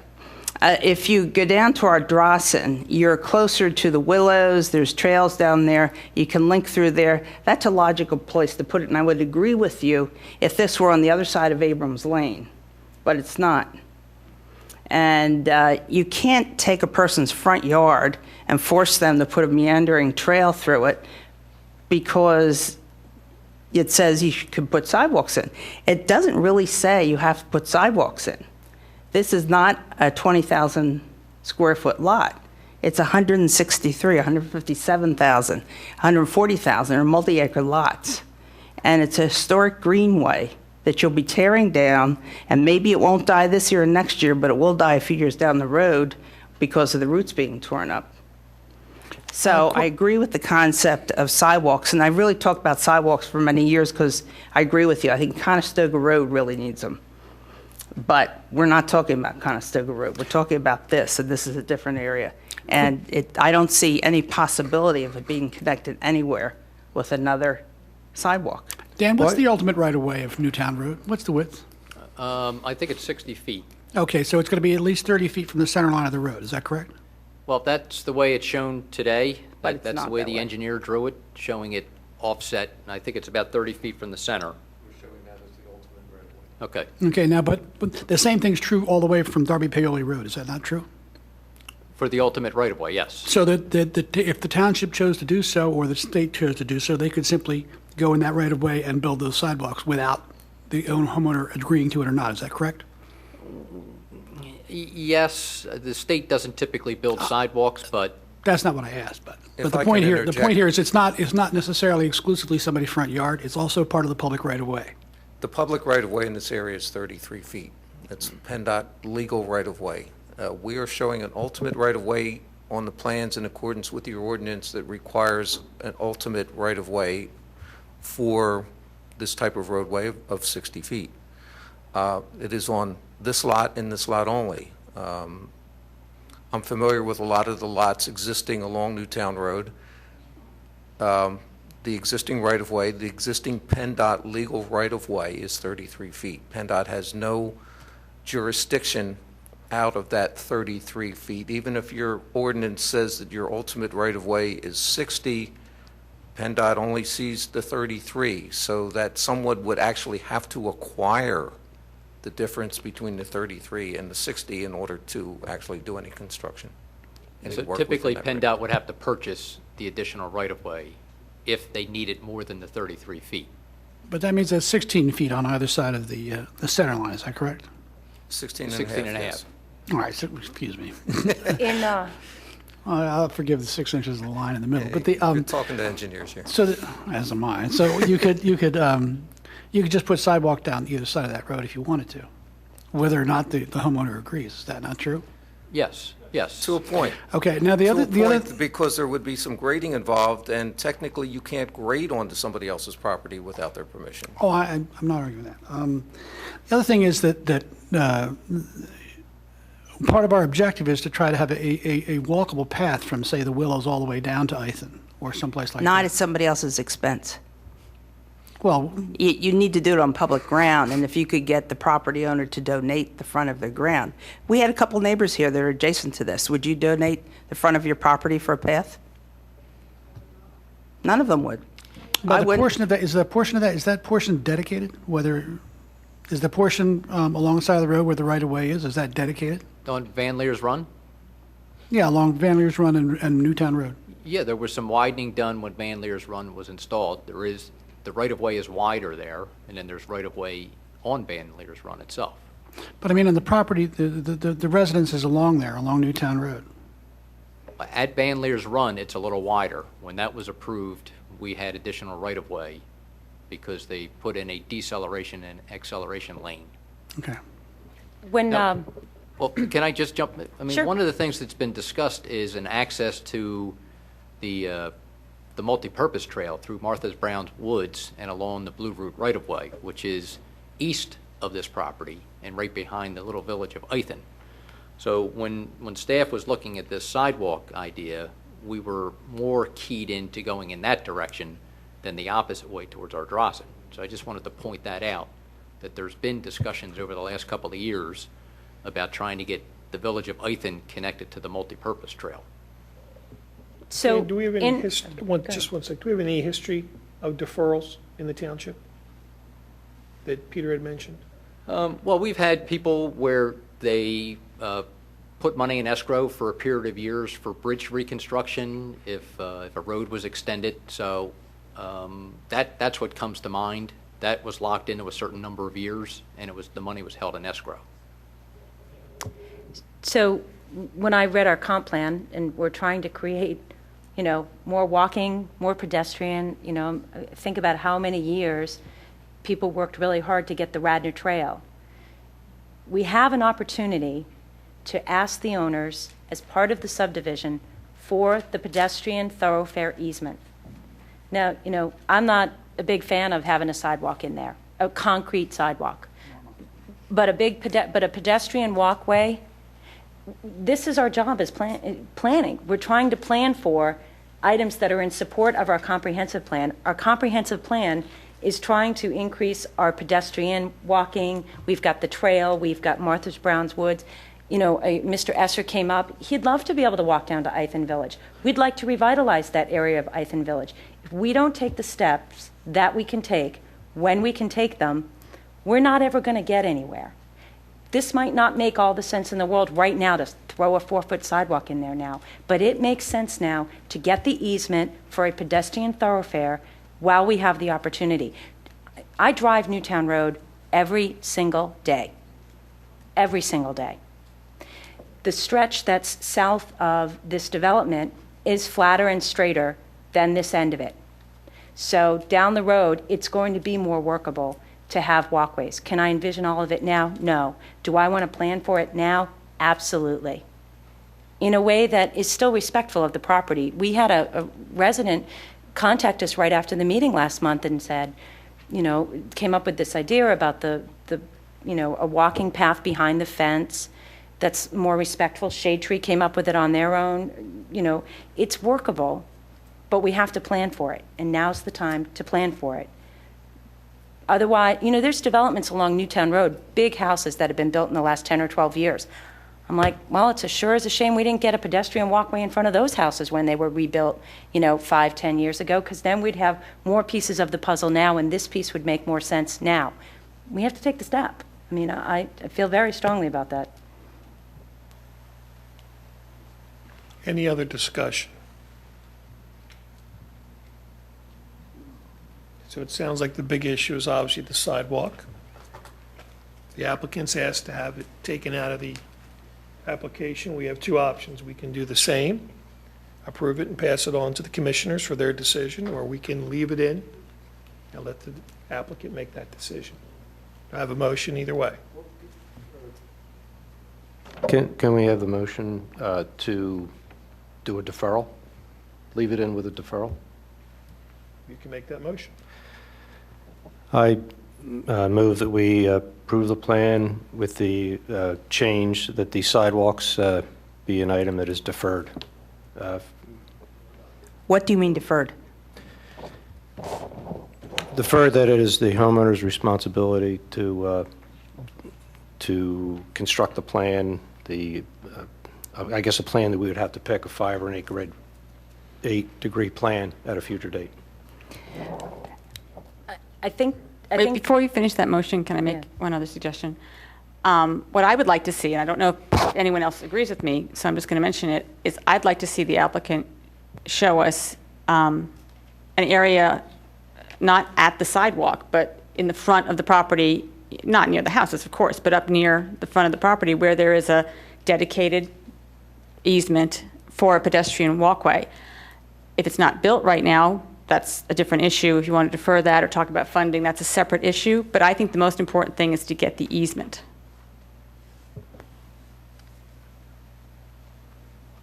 Which means this plan, we would actually deny the waiver that they're requesting in number 2. The plan before us is requesting a waiver.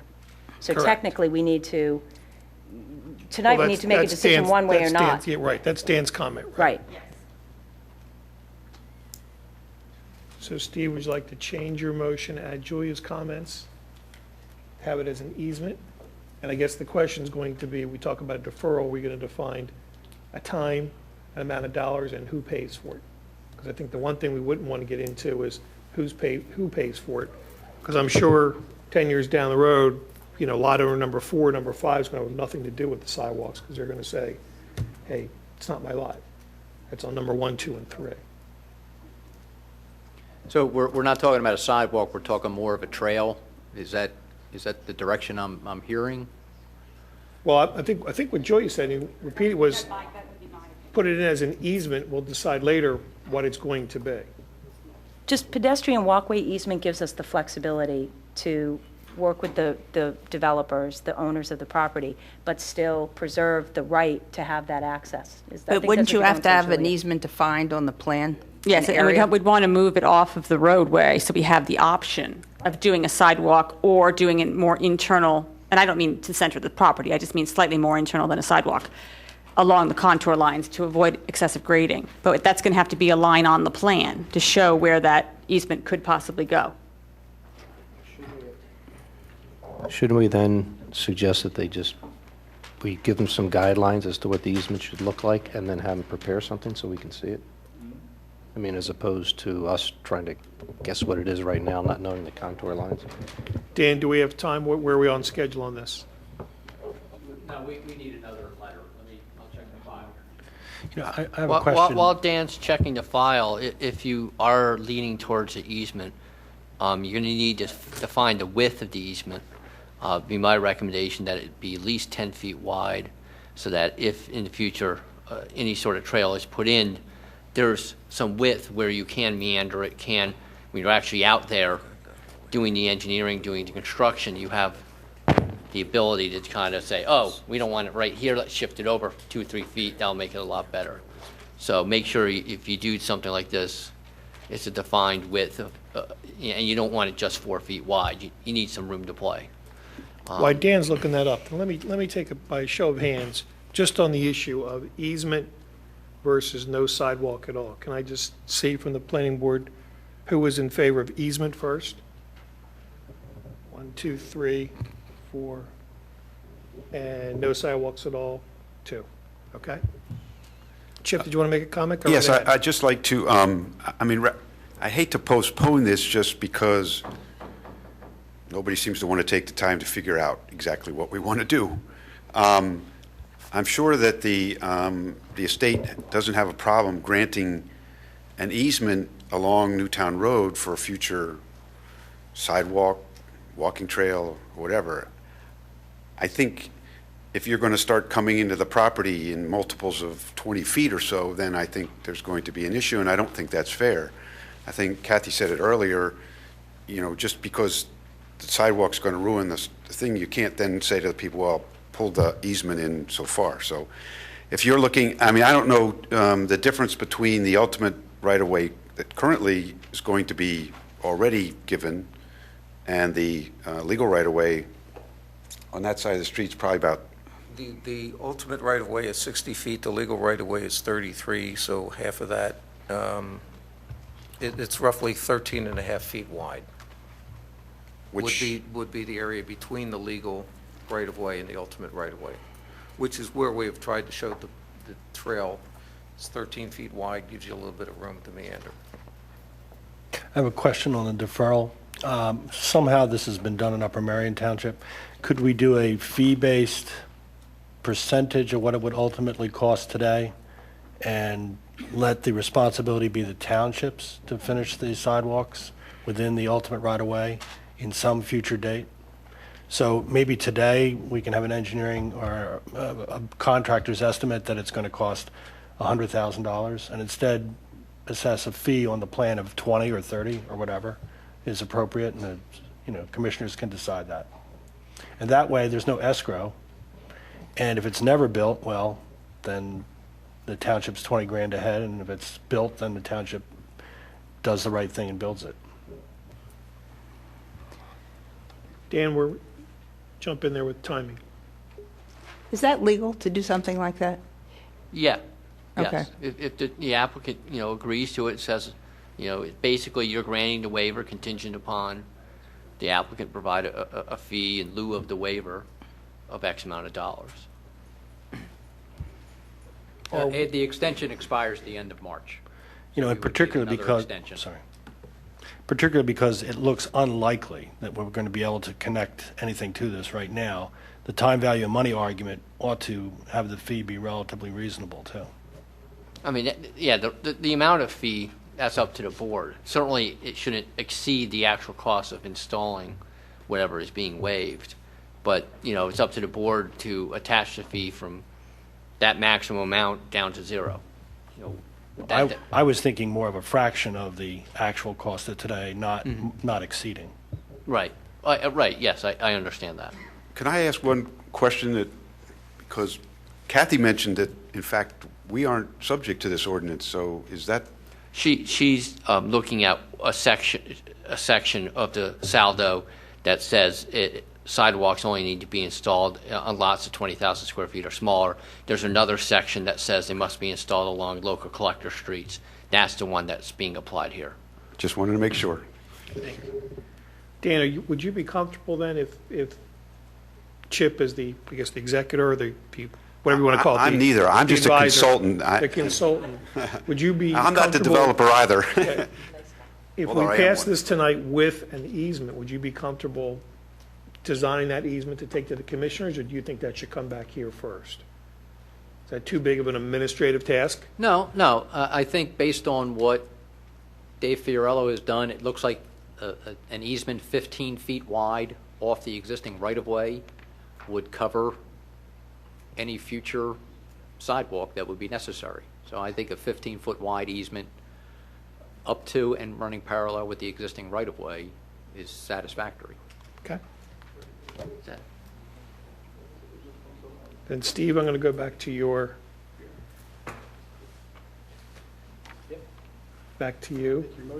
And back to your motion and see if you want to revise that, or?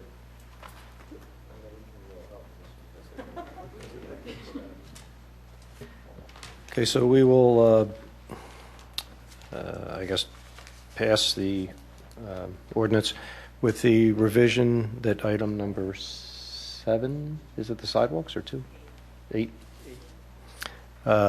Be revised to provide for an easement to the township of 15 feet from the ultimate right-of-way, or from the Legal. legal right-of-way, which Dan will work out the details, and that a amount be put in escrow, not in escrow, just amount equal to 1/3 of the estimated cost of putting in the sidewalks be placed in, be given to the township as a deferral. Question. Does that mean the township puts it in eventually, or the landowners still have to put it in? No, with landowners would not be responsible, it would be the township's responsibility at a future date. Now, if the township were to put it in, who has the liability of the sidewalk? The township or the property owner? And the maintenance and the clearing of snow and so forth? The property owner, same as all the other sidewalks. Does everybody understand Steve's motion? So we have a motion. May I have a second? Second. I have a second. All in favor? Aye. All Aye. opposed? I have 2 opposed, so the motion carries. And if I could state, I'm not opposed to the other items, I'm opposed to the sidewalk. Got it. Okay. Thank you very much.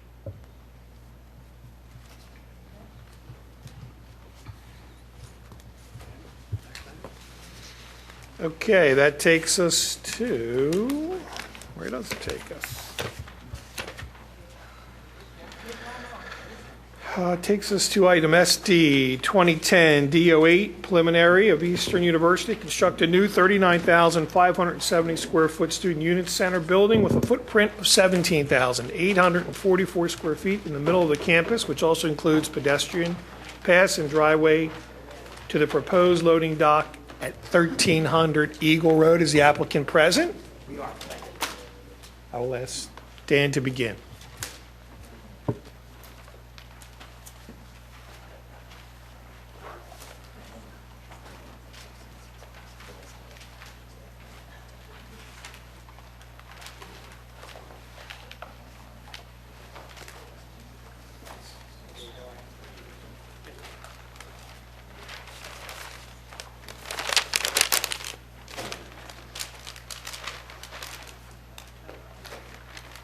Dan, while you're unwrapping, can you give us the timing and how many times we've seen this?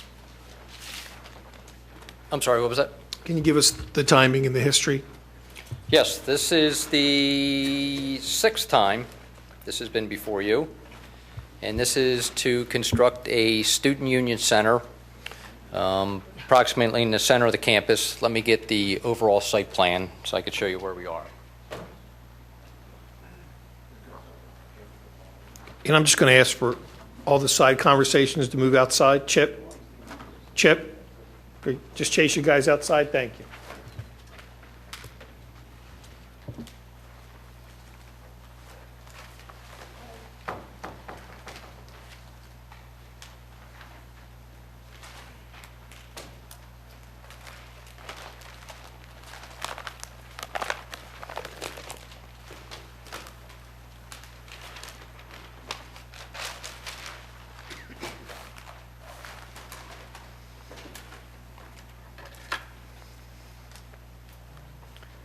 So across the top of the plan, we have Eagle Road. King of Prussia Road is running in a north-south direction along the eastern side of the property. There's a current driveway that meanders through the property. And so across the street, across the driveway from the Warner Library is the proposed Student Union Center. There's an existing softball field at that location now. Gulf Creek is running, bisects the property, and runs right behind the proposed building and all the way down through Gulf Creek Road. So that's approximate location of the building on the campus.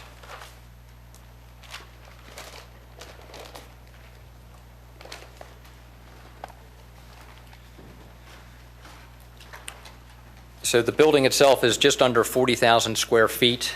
It's shown here in the gray with the green ring around it. The driveway that bisects or cuts through the middle of the campus is shown here. There's a parking lot that the driveway goes through, and then it continues on down. And it used to connect to Fenimore Lane.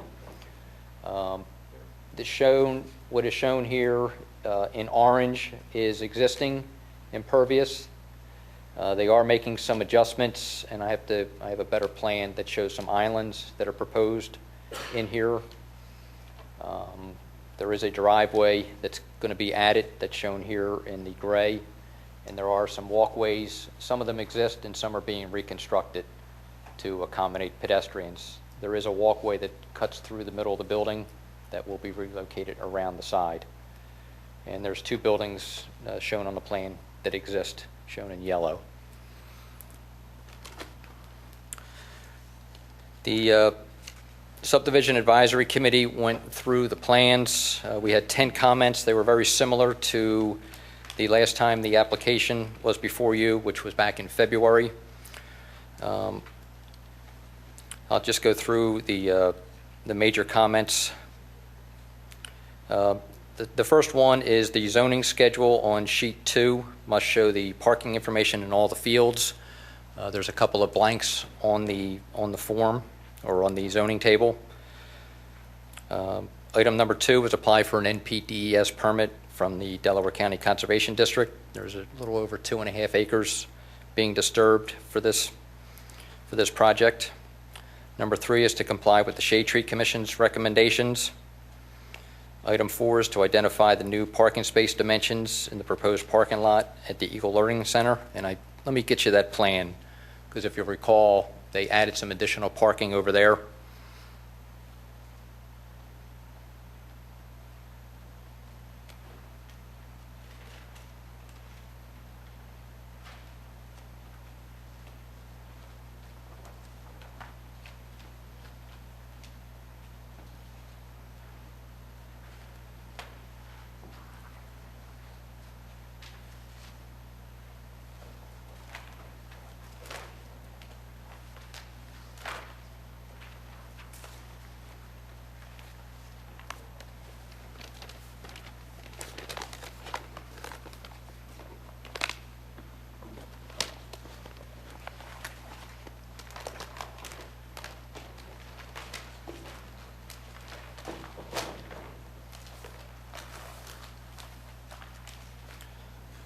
So I apologize. This is the intersection of Eagle and King of Prussia Road. There's currently a small parking lot in this area that they're proposing to extend to accommodate the additional parking required.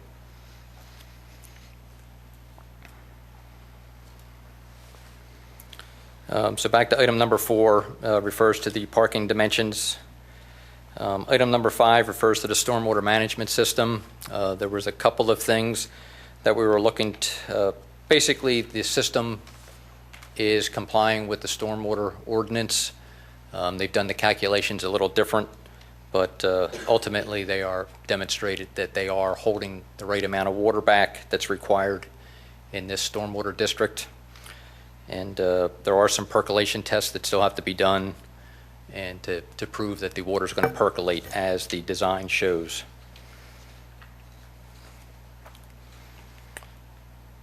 Item number 6 refers to the location of trash dumpster. Item 7 is looking for engineering designs proving that any walls over 4 feet in height are engineered properly to prevent overturning. Item number 8 refers to the traffic impact study, which was conducted, and there were, as you'll recall, the signalized intersection at King of Prussia and Eagle Road is below a level of service C, and under our code, the applicant's required to basically give the township suggestions on how to improve the level of service. They have come up with 3 sketches. They met with PennDOT. I attended the meeting. I believe everyone has a copy of that. I can pull those up if you would like to see them. To give you the information in a nutshell, the scenarios are obtain right away on the east side of King of Prussia Road, which is opposite the school, in order to accommodate Why don't you go ahead and pull them up? Okay, there's a Probably makes dedicated sense. left turn lane in each direction.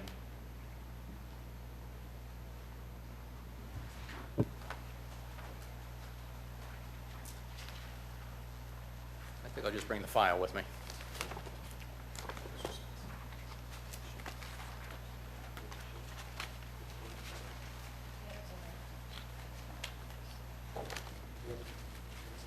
If the applicant has better pictures, please bring them forward. That'd be great. Yeah, that'd be great. Thank you.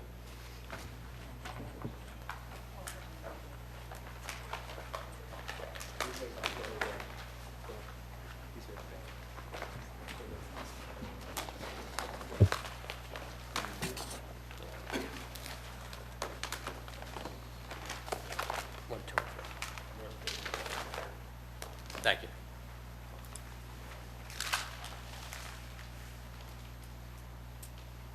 I'm sorry, Dan, did you say that there was a dedicated left-hand turn lane in both directions? PennDOT currently there is an advanced left heading north on King of Prussia to turn onto Eagle Road. When we met with PennDOT, they wanted to see a dedicated left turn lane north and south.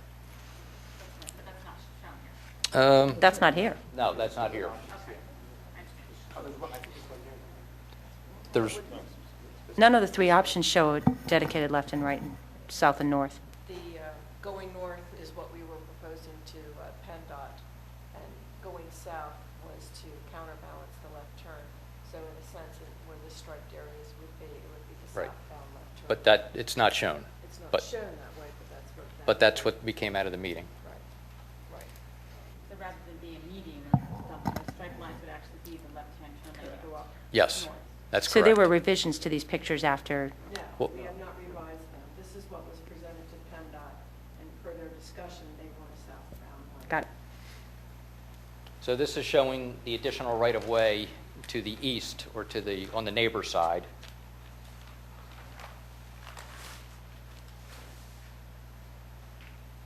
This plan is showing the additional right-of-way on the school side, and it's showing it on Eastern and on Cabrini.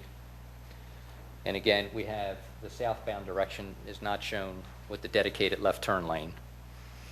And then the final plan is kind of splitting things down the middle with taking right-of-way from both sides. So what I took away from the meeting was PennDOT was willing to work with Eastern on lane widths and minimizing those as much as possible, and also minimizing the taper lengths, to realizing that additional right-of-way was necessary, either from the schools or from the neighbors. At one point, they talked about actually trying to accommodate the driveway entrance into Cabrini, which is up here. So there were a lot of things left up in the air, but I did feel that PennDOT was willing to work with the school and the township to make the improvements that are necessary. So part of what we're looking for is, as it's stated here in the memo, is we're really looking for this situation to be addressed tonight and at the final plans, because we understand that we're not at a final position at this point in time.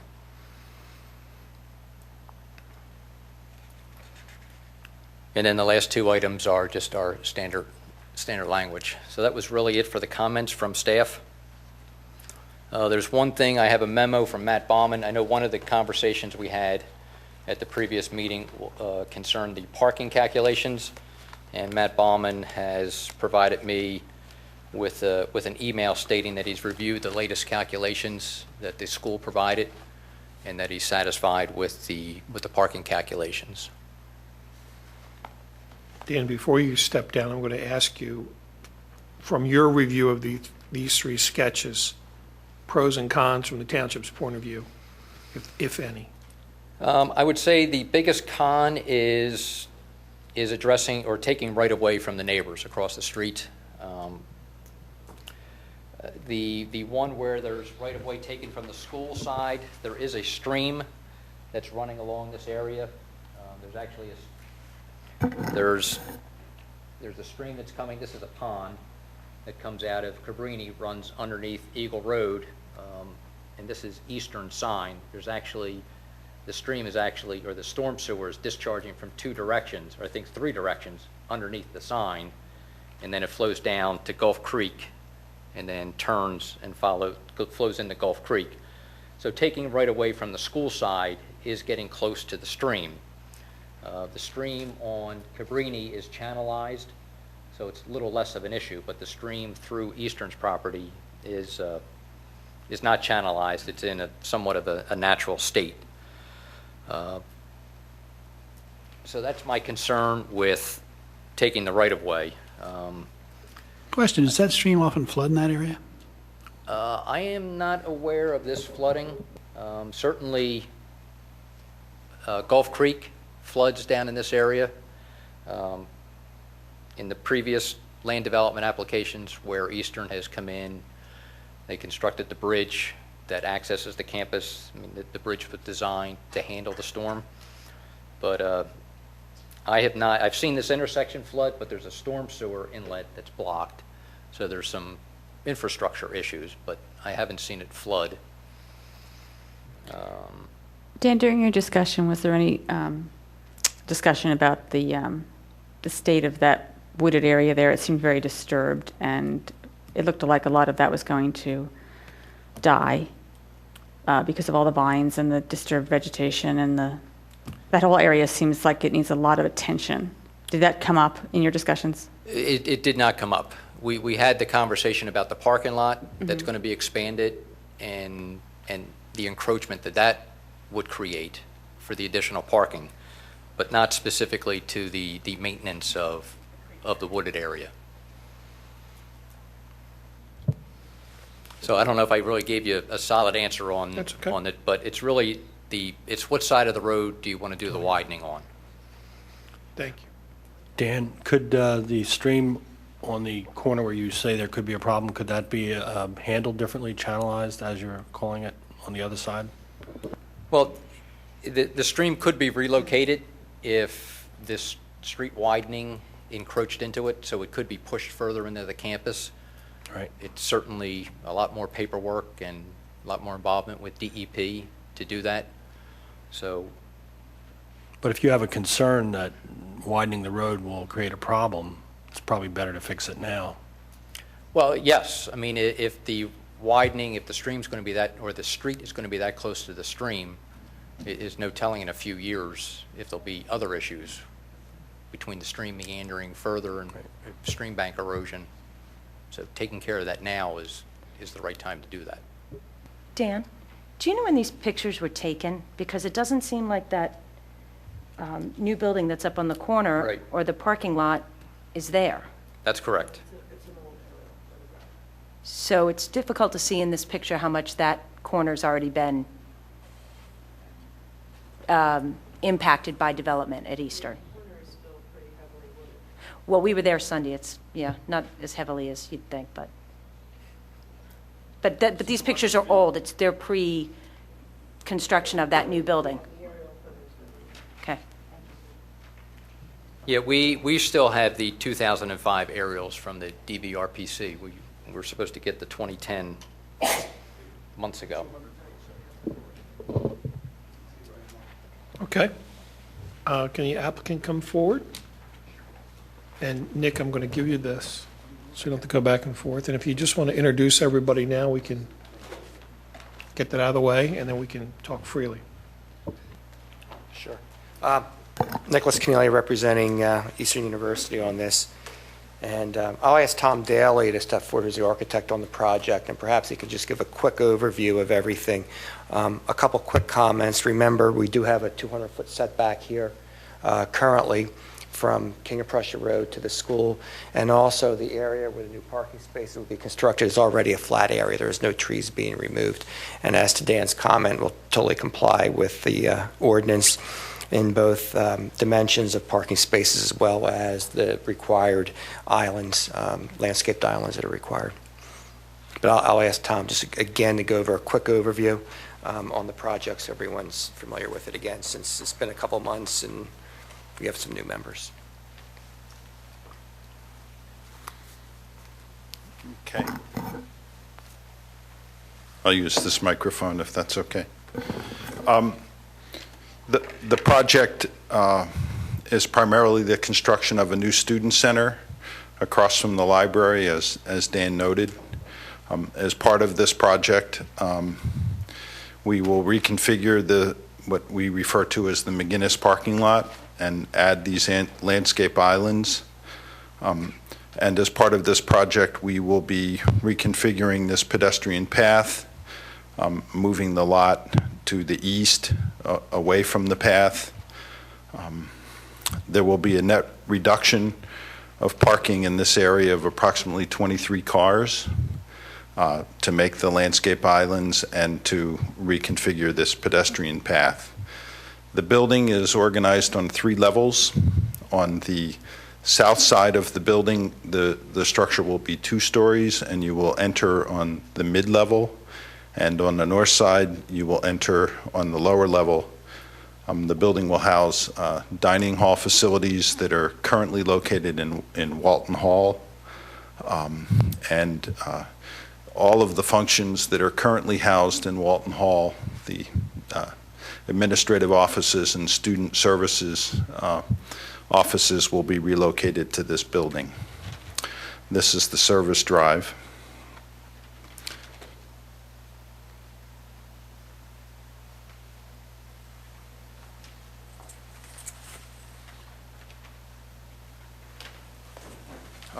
These are a series of perspective drawings that are smaller than, I don't know whether you want to zoom in or look at them this way. This is what we refer to as the front of the building that faces south. On the left-hand side of this perspective is the existing library and Howard Center. On this side of the building, the main part of the structure will be 2 stories. The dining hall is shown on the left-hand side. The proposal is that will have a green roof. This is the new reworked pedestrian pathway, and this is the main entrance. And on this perspective view, we're looking from the north side. This is the dining hall space that now is on the right. That will open onto a terrace. The pathway system, you'll enter this building at the lower level and circulate up through. And this is an axonometric view or isometric view of the building with the 3rd level removed. This is the dining hall space that will be 2 stories, balcony.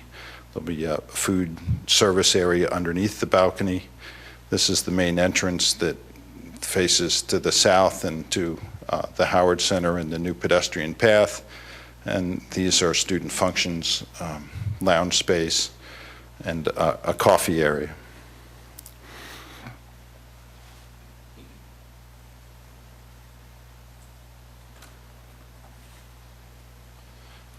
These are the overall floor plans. The 100 level, the lower level is the dining space and kitchen space. Serving space, small faculty dining area, building core, and then this is the main level with seating areas, the balcony seating as part of the dining, a small chapel, vice president's office, chaplain's office, administrative offices. And then on the upper level are different student organizations, the Waltonian, the Writing Center, administrative office space. This would be a green roof, and this is a proposed green roof. The building's approximately 39,000 square feet, has been already reported. Nick, can you walk through Dan's comments one by one and give us your response? Karen will just have to, Karen McManuel, who's the project engineer, will have to add the zoning information on the parking information. That's all been provided to the township, and just have to include that in the plans. The NPDES permit is a standard requirement. Obviously, 3 is fine, have to comply with shade tree recommendations. Number 4, as I mentioned, the parking spaces will comply with code and will comply with the land development ordinance as to landscape aisles and aisle widths and things of that nature. As I mentioned, that is already in an area that is already graded, and actually the additional parking spaces will be added there. It's not affecting any of the current landscaping or buffering or anything of that nature. Dan addressed the stormwater management issue. 6, obviously we have to identify the location of the dumpster. 7 is fine. 8, the only thing with 8 is we just don't know where we are with PennDOT yet. As you've seen by the plans, they're asking us to take some of Cabrini's land. We really don't have any control over that. Certainly we're willing to continue discussions we're having with PennDOT and the township regarding improvement of this intersection. Right now, as I said, we really don't know where we stand with it, but certainly we're willing to discuss it. This is a preliminary plan. We have to go to the Board of Commissioners yet, and then after that we have to file a final plan and go through the whole final plan process. So we're probably at least still 6 months down the road before we're even close to resolving this whole issue. So as I said, we would continue discussing with it and seeing where it leads. PennDOT has been asking, as you can see, if you look at one of these plans, they're actually asking for a left turn lane heading south onto Pine Tree, which we have no idea why, because there's not a traffic issue coming this way heading on the Pine Tree, but that's one of the things they're requiring. So that's, again, something that we're going to have to talk to them about and see if we can work with them on. And as you can see also with this plan, they're asking us to take some of the land at Cabrini, which, again, we have no control over. But, again, we're willing to keep working with it and see what we can bring about on it. And then I think the final or the standard issues regarding escrows and agreements regarding improvements, and they're all fine also. Questions from the board to Dan or the applicant? I have a question. When we talked about parking calculations a few months ago, and we talked about that this student center wasn't going to be bringing in an appreciable number of new students and therefore no more traffic and blah, blah, blah. You mentioned about 90 pulmonary seminary students were going to be coming up from Wynwood. I read in the paper last month that Palmer has 330 students, not 90. But they're not all coming. They're not coming to St. David's. I just want to finish my question. And that the article says, with plans for some new construction on that campus, the seminary's programs can be accommodated in St. David's. And that it says most of the program. The article started off by saying that most of the program is preparing to move to Eastern St. David's campus. 90 is not most of 330. 90 is quite less than most of 330. And this article specifically mentions that the construction that you're planning, I assume the student center, unless there's another plan that we're not aware of. So I'm just wondering where these seminary students are going. If you may recall, and perhaps we can show a long-range development plan, on West Campus there's a new graduate school being built in that location, and my understanding is that many of the seminarians will be going in that location. And West Campus. West Campus is the one that they acquired from Valley Forge, if I can see the long-range development plan. You mean the what we used to call South Campus, Valley Forge is South Campus. Valley Forge's South lot. They're moving shortly from Palmer. Palmer Seminary is moving imminently from Wynwood up to Eastern. Actually, it wasn't that the large portion were not going to the west campus. They are actually going to the Falls Center, the largest portion, which is down at 3300 Henry Avenue in Philadelphia. That's a satellite campus for us. 90 students are projected to come to St. David's. That's the current projections. Where they got their information as far as that the article is concerned, I don't know, but that's what we're projecting coming to the St. David's campus is 90 students, and the majority, the rest of the majority going to satellite campuses, including Falls Center down at 3300 Henry Avenue. So Mr. Frayne, the executive director of Palmer Seminary, who said that most of the students are coming up to St. David's because they can be accommodated on the campus in St. David's by the new construction on the campus. He's mistaken? Well, there's a portion of the regular daytime students, and then they have nighttime courses and different courses of that nature. So it's possible that he was considering that the full-time day students were coming to the campus and not the night campus. I don't have all that Well, he mentioned that as an information. additional 100 students in the article. I guess my question is that I read that article, and it clearly says to me that this student union is intended to have the opportunity for an increase in traffic to this campus. Unless your executive director down in Wynwood is just mistaken. And so I'd just like clarity on that issue, because one of the big hinging points of the approval of this plan is your contention that there's not going to be an increase in traffic or an increase in students coming to the campus, and yet, I mean, the internet's out there. The article was just last month in Mainline Times. And so it's confusing information for me. Well, our projection is that 90 students from the seminary are coming to the campus when that eventually happens. There's a lot of contingencies going on down there. They're dealing with townships depending on which type of construction or whatever that they want to build in that place and that kind of thing. But our projections are for 90 students to come to St. David's campus.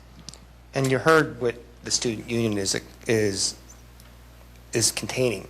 It has nothing to do with seminarians, Well, has nothing to there's do a with chapel. classrooms, that's a chapel.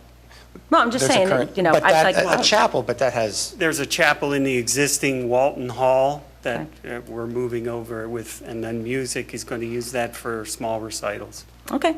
and just to recall too, this is the long-range development plan, which you have. This is what we considered West Campus now. It used to be Valley Forge's South Campus.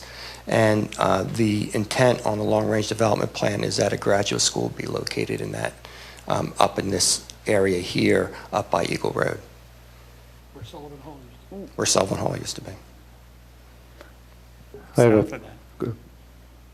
But we're not going to talk about that lot, because that doesn't really But it's impact on our this. long-range development plan, but No, I know again, it that. has nothing to Okay. do with really what we're planning here. You've had conversations with Cabrini about the easement or taking of land? Have you had them yet?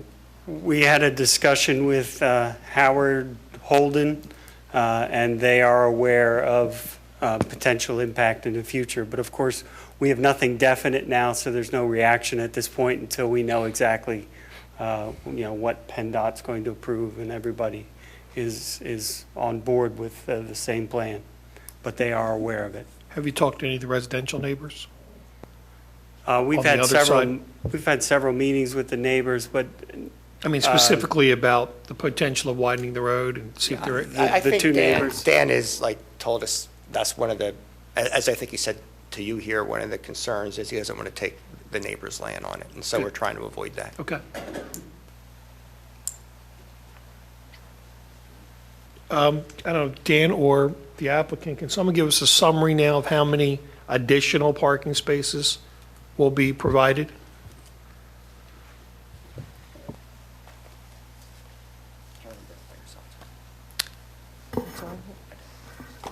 Karen McManuel, civil engineer for the project. We are proposing to provide 37 spaces in the front lot in front of the CC building there. We are required to add 28 spaces. Currently, right now, what's required for the current conditions is 1,041 spaces, and we actually have 1,082 spaces. So we are over 41 spaces, but with the new student center and the loss of parking spaces for the pedestrian walk and for the islands that we had agreed to put in, we require 28 spaces, and we're proposing 37. Now, as I understand it, you're not Carol, how many more students do you think you're going to have? For the student center, there are no additional students. With this project and the student center, there's no additional students. Okay, so what all the stuff is, all the new spaces that you're providing over by whatever that is, The new spaces those are making up for these that are being lost here. And the code, Okay. which we had gone back and forth with Matt and had come to agreement. Yeah, and just so you're aware, we've been saying all along that including the seminarians, the anticipated growth for the next 10 years is 1.2% per year. And that's been in all the long-range plans and everything of that nature. So, I mean, that's anticipated whether we build a student union or not build a student union building has really no relationship to that. Now, I had a friend who went to Eastern Seminary decades ago. Most of the people who are students there are residents in that building, if I recall correctly. Is that when those 90 students move out, what's going to happen there? Yeah, I'm not 100% sure on the residencies, but whatever can be accommodated with open rooms at Eastern would be one option. As far as there's no other real apartments or anything available on our campus where they can relocate to.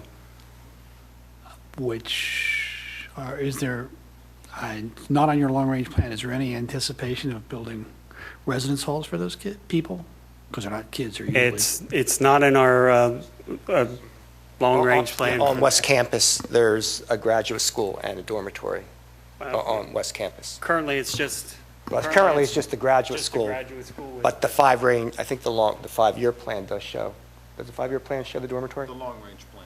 The long-range plan, did show it. the intent right now is just the classroom space would be built on West Campus. The 5-year plan does show a dormitory there as well. Is that... Up by Eagle Road. All of this is up by Eagle Road. I understand. How many more, assuming that you build the graduate school but not the housing down the long range, how many more cars are going to be coming in? Is that going to substantially increase we have 90 more cars we have to accommodate? 90 students, 90 cars? Yeah, I'm not sure how many of them actually own cars and how many of them take public transportation. I'm not aware of. You're going to see the reason for the question. Okay, thank you. Yeah, just remember, too, on this intersection, the King of Prussia and Eagle Road intersection, the traffic study shows that Eastern contributes 7% to that intersection. Now, obviously, we're looking to contribute. We're being asked to contribute a lot more as to the development of that intersection. So,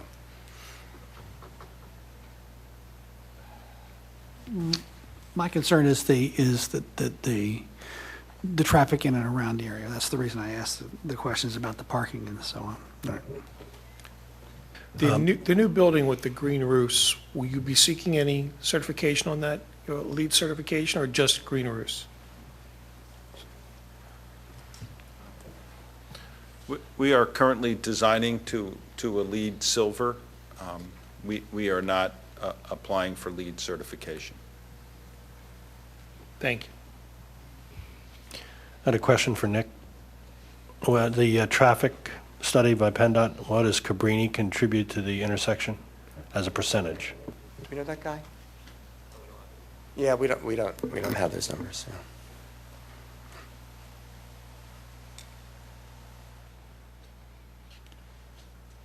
Any other questions?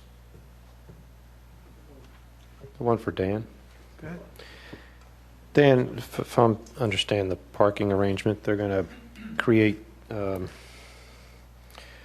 28 or 37 new spaces and part of that is necessitated by them putting these, the islands on some of the existing spaces. And that's in our code, but does that make sense to rip out? I mean, I understand if you're starting from scratch to have islands and things like that, but does it make sense to rip out additional parking just to create more parking elsewhere else, just to put an island in? Seems kind of like a waste. Well, I guess I can understand where you're coming from. I was trying to get this huge parking lot that has no green space in it up to code.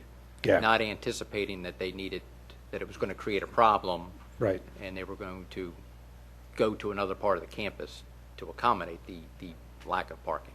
Right. So it certainly, it's in the subdivision code, so it's something that could be waived if that's the direction the board wanted to go. Okay. And how many spots are they losing when they add the islands? 10. 10? 10. But we also lose 13. No, but it's just 10 because of the islands. Right. Yeah. Okay. Of the 1,041 or 1,082 spaces that you have, how many are in that parking lot that's over by the swimming pool? Over by the field out there on the west, is the west side? Over near Fenimore Lane.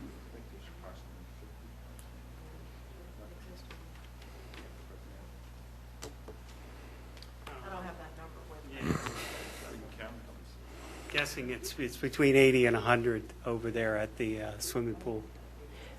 Where are you losing 13 spaces? He started to say that you're losing 13. Where the plaza's being built. We're Where you're losing doing the 13 plaza. spaces in this area.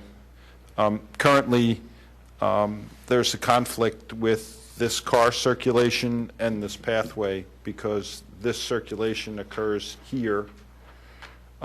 So we're moving the car turnaround point in, and we're losing parking here, and we're losing parking here, and I think we lose the space here. So we lose 13 in this area, and we lose 10 to make the island. So we're with this reconfiguration, there's a net loss of 23 parking spaces. So. Could you shift down a bit to the right there, where the little loop is, to put another spot or so Here? there? And where are you pointing? I'm not sure, here, or? There and opposite of that, the Over other here? side also, both sides? And then would you be able to add 2 more spots where those trees are there next to the trees to pick Here? up the other end? Here? Yes. Basically, moving the lot this way. Look at me, this way. Move the lot this way? Yeah, just expand it out a little bit, because you have those loops there. You could possibly add another couple spots there, and if we were entertaining the thought of dropping those trees, so you keep 10, you could pick up a few more there, maybe 4 or so. I don't know, how's the board feel about that as opposed to creating another parking lot somewhere else? Yeah, I think it's nuts to create another parking lot if they have parking spaces already and if it doesn't hurt anything. So, I mean, I don't know about the 13, if that's a safety or design issue, but if that could be redesigned to preserve those parking spots, I would be in favor of that. But if it's a safety and design issue from that standpoint, then it should stay the way it is. I want to ask the question a different way so we understand it. Based on Matt's evaluation, Dan, how many additional parking spaces are needed just to accommodate the new building? Not reconfiguration or green? I've heard 37, I've heard... So basically, it would be, I think maybe I can, Dan, correct me if I'm wrong. 28 if we make the other parking lot comply, but we lose 10 there. So I guess it would be 18 if we didn't lose the 10 because of planning in the other parking lot. But you think that's... Yeah, I thought the magic number was 28, so if we're going to not lose 10, it would be 18. 18, okay. Yeah. I just want to mention that I've been in that parking lot and they need those trees. That is the ugliest, most horrible parking lot possibly in the township, and if they don't break that space up, Oh, no, the pool one's ugly, too. That's true. But I certainly understand, it's a toss-up. You're creating other parking to accommodate the needs, but you're meeting the code here by getting the green space in. But I think in this case that green space is very important. I guess the question I have is, unless you go to Eastern, does anybody see it in the township? I mean, it's not public, so if they're happy with the design and it's internal and nobody sees it in the public, then far be it for me to comment on their taste. Any more questions? Let's stay with questions. If we revert back to the original, and I'm going to defer to Dan on this in a second, but if we revert back to the original configuration of this particular lot, you're not going to build as big a parking lot out on the corner of Eagle and King of Prussia Road? I guess that would be your call. We have, you're going 9 spots over as it is. Yeah, we're going 9 spots over as it is. Yeah. Which And that's I was kind basic. of curious about the rationale for that. That's just because that's what it was initially developed for. That's why we're going 9 spots over. It was So- initially developed to accommodate 37 plus whatever is there now, Karen, I believe, correct? And that's why, the 37 So is if there. are you going to stick with that plan out on the corner of King of Prussia Road and Eagle, that lot out near Eagle Center, regardless of what you do here? I'm not, okay. I think what I'm hearing from Dan, our original intention was we have an opportunity to bring a parking lot into code, add some green, which has benefit, as Julia mentioned. The downside is that you're putting macadam out on the perimeter, out at Eagle and King of Prussia, where cars are going to be seen from the road. There's no two ways about it. The bigger that lot, the more cars are going to be seen. And whatever. But are you going to still build that big of a lot out there, regardless of what we ask you to do with this lot? Because the benefit of letting you keep this is to preserve green, visual green, out where the community can see it, which I think was Steve's point. If you're going to build as big a parking lot out there either way, well, then let's keep this parking lot in compliance with green. I'm trying to get a sense of where you guys are going to go with that. It wouldn't be a large reduction in size anyway. If you're talking about 6 spaces on either side, it would only bring it in a small amount. And there's concerns about parking one way or the other. There's 80 parking spaces down at the gym in the main lot, but there's 102 globally at the gym. There's a small area that they park along the side and the back. So the total is 102. But, the reduction in green spaces, right now, it's just grass at this point. And the reduction wouldn't be that great to save that area. So you're going to build the big parking lot out on the corner? Let me just show you. Yeah, we don't have to. Here's the plan. Yeah, and if you say only build 18 or whatever it is up there, that's what we'll do. Like, it's not, we're talking 9 parking spaces or whatever. It's not that big. All right, you said 102 out by the gym, 80 in the lot, and 80 in the large lot, and including where they along the edge and around the back, it's like 102 total. we used to be members of swimming. I don't know where you mean around the back. You have a plan, show me. Yeah. It's a little tough to see here. It's okay. But through here and right here, there's several parking spaces, and there's 2 or 3 in here, and they park along here. Now, one of the issues that I know the neighbors have bring up is the fact that the access to that parking lot is off of was it Fenimore Lane or whatever it is? And Right at the end of Fenimore. I'm sorry. I know that they would prefer, and I think the campus would be better served if the access to that parking lot were off of Eagle Road rather than off of. Yeah, and we've talked about that before, and you're about to. No. I'm not going to go there, because remember, again, when you look at the long-range development plan, Eastern has plans to construct a gym to seat, I think it's about 800, which is about the size of Radnor High School's gym. At that time, in the long-range development plan, they've also agreed to make that road internal so that you wouldn't have that driveway on Fenimore Road as well. And remember, previously, the reason that this was cut into, remember, and some of you may, I don't know if anyone was on the board at the time, but there was a situation where the parking lot actually was extended to where they were required to have it pursuant to setbacks, and the giveaway there is, remember, they closed off that driveway on Fairview. Remember that driveway, they've now made it just, it's only emergency. So in other words, what they've done, I believe, is this driveway here. Carl, is that right, or Tom?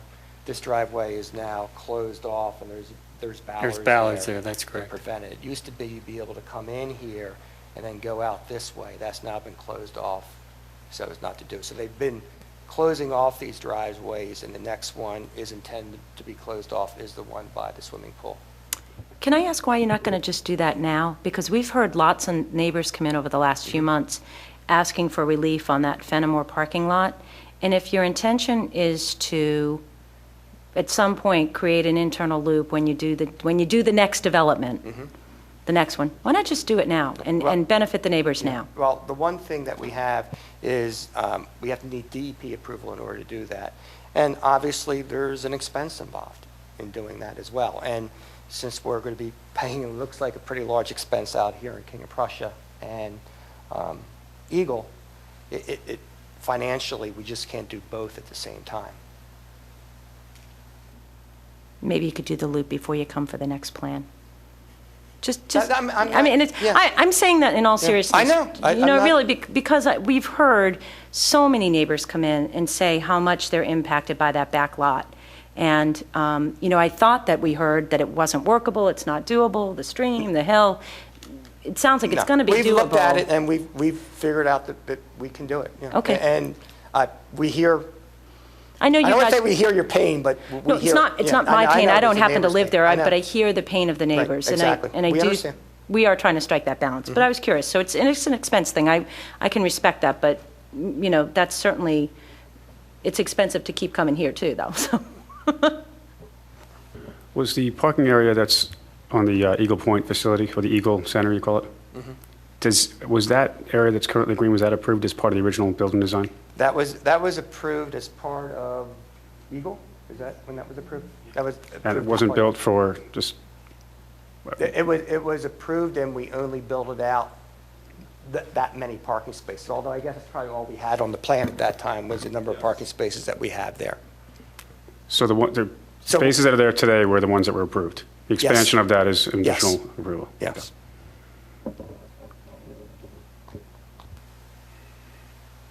Any other questions for the applicant or Dan? If not, I'll go public comment. Anybody? I will ask for one question, Dan. Go ahead. The intersection at Eagle and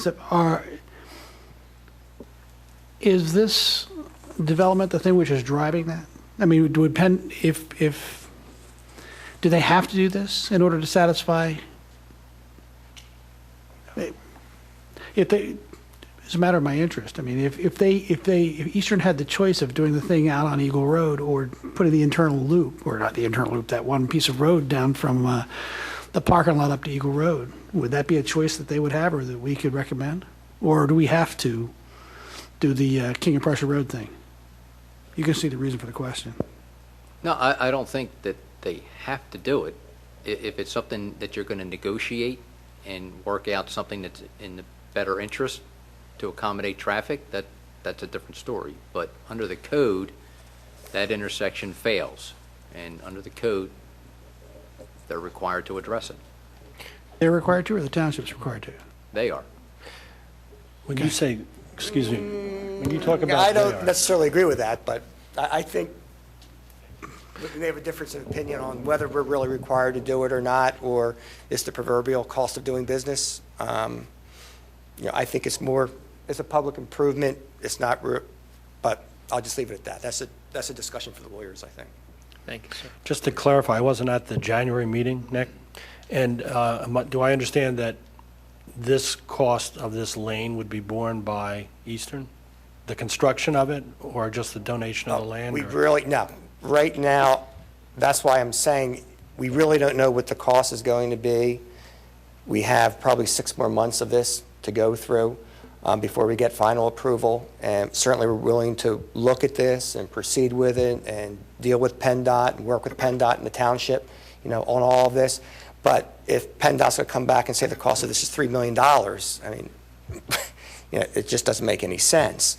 But certainly, we're willing to address the issue because we know it is an issue with that intersection is an issue, even though we feel we don't contribute much to it, and we feel that our contribution probably should be much lower than what it's probably going to be.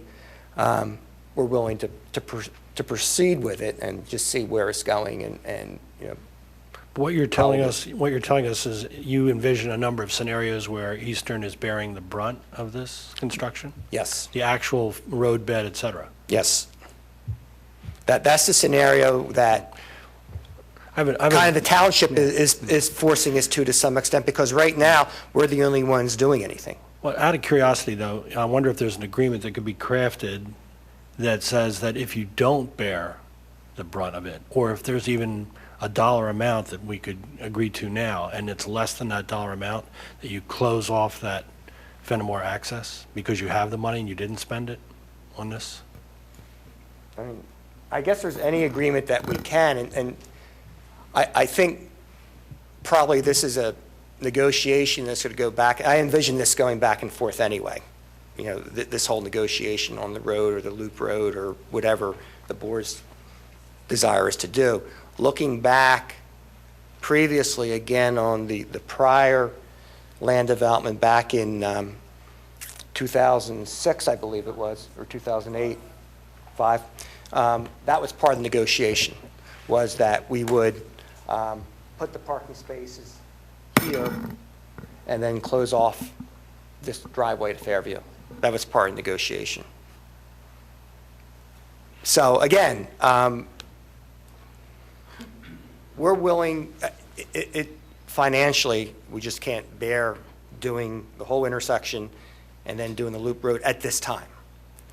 When you say at this time, how much time does that mean? Well, we're looking at, the gym is in the 5-year plan. But again, of course, that's always, I can't sit here and say 100% certain that's going to happen just because we don't know what's going to happen in 5 years. I mean, I'm not trying to manage the business of Eastern, but what if the PennDOT thing doesn't happen for 2 or 3 years? Wouldn't you suddenly have the money to do the Fenimore thing sooner? Well, I think my understanding, and I'm not certain of the cost of all of this, we're not certain of the cost of the Eagle Road, or the Eagle and King of Prussia Road development. But my understanding is it is something that we can talk about, and perhaps, you're right, we agree to a dollar figure, and if the dollar figure is not used on Eagle Road, then it's going to be used over here. Again, I just think it's part of a negotiation, a process that we can consider on an ongoing basis for the next 6 months. Nick, how many exits, excuse me, how many exits are there off the campus onto the main roads at present time, and if you close off and put in the loop You have road? the main entrance is Eagle Road. Okay. Right here. You have some minor entrances to these dormitories out here off of Eagle Road. But they do not connect to that They do other not road. connect, yeah. They do not connect to the main road. And then you have the building, is it Doan? Doan, which is a small administrative building, is that? You might just point where Doan is. Yeah, I'm just trying to. Here's Doan Hall, here's the entrance. Yeah, here's an entrance for Doan here. Again, that does not interconnect with the rest of campus either, correct? That's just for Doan. But that comes right off Fenimore Road, right? No, Fairview. Fairview? Yeah, and again, that is just for that building there. And then you have, of course, the entrance to the parking lot here by the swimming pool, which again does not connect. And the theory, of course, would be eventually, and Karen maybe could come up and show that, because we have looked at the loop road alternative, because we have included in our 5-year plan, if you could show where the loop road would go and how it would connect. And this would be closed off. So basically, it sounds like, other than the little accesses to the dormitories and an individual building here and there. You have primarily one main entrance in. Correct. The one main entrance and then the entrance to the gym. And quite frankly, the neighbor's concern also, these fields are used. And so people do use this parking lot. Even though we tell them to use Eagle Road, they come in and use this parking lot when they're using this field. And that was the thing. I mean, you talk about building a loop road. I'm only talking about the possibility of putting an access road or driveway or something off of Eagle Road there just down at that parking lot. It's just the one way. So that doesn't necessarily tie into the rest of the campus, so there's an alternate way to get into that. I don't know how we would, yeah. Go ahead. Karen, why don't you explain what we're doing? Because we'd have to obviously tie this in to get out somehow. Maybe if we can. Yeah, that's what I'm. Well, I was talking about going up the west side there, but. Yeah, we Right looked at now. that at one point. Yeah. Let me see.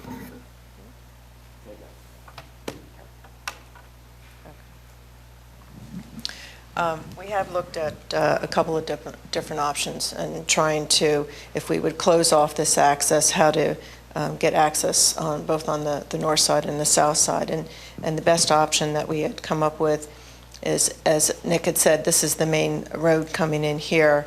Our proposed is to add a road here that would connect over to the gym and give us access to this gym lot. And in doing so, we're crossing the stream twice. We're crossing this one here, so we need a bridge here, and we're crossing this stream on this side. So this is like the shortest route to be able to connect. However, we are talking about two bridges that we're crossing the streams. My concern is that you, and I don't want to infer that you should exit into the neighborhoods, but I'm wondering, since you're adding more facilities and more students, if you should consider another exit out onto Eagle Road as a secondary exit. Because I know in housing developments and everything, and you do have, how many students here? How many students and employees? It is 1,100 students. Okay. 1,100 residents. Plus the employees, the teachers, and the staff and so forth. Right. From a safety issue, I think there should be another exit onto Eagle Road somewhere, maybe to the left of the plan. I'm not sure which direction that is. But I'm not saying that you should exit into a neighborhood. If you could somehow consider that in your future planning. Well, right now, I mean, the dorms in the buildings that are along here have this entrance in and out of Eagle Road now, which would be, these are all dorm buildings up here. So they do have, this is, yeah. Well, what this is a about future lot. to the leftmost, between the leftmost dormitory and the new houses that you just bought down there that are going to be used for the, right, put your finger up, right there, straight from there off of Eagle Road down to that parking lot. We have looked at that. Right now, there is a Pico right-of-way. There's overhead wires that come right down through there. The exit in and out here, you don't have your sight distances. If you ever went in and out of this house right now, it's very difficult. You don't have the sight distances.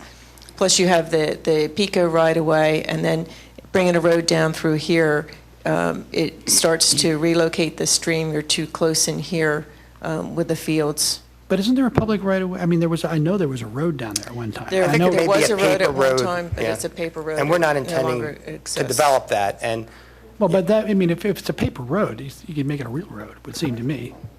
It's Well, just not paper.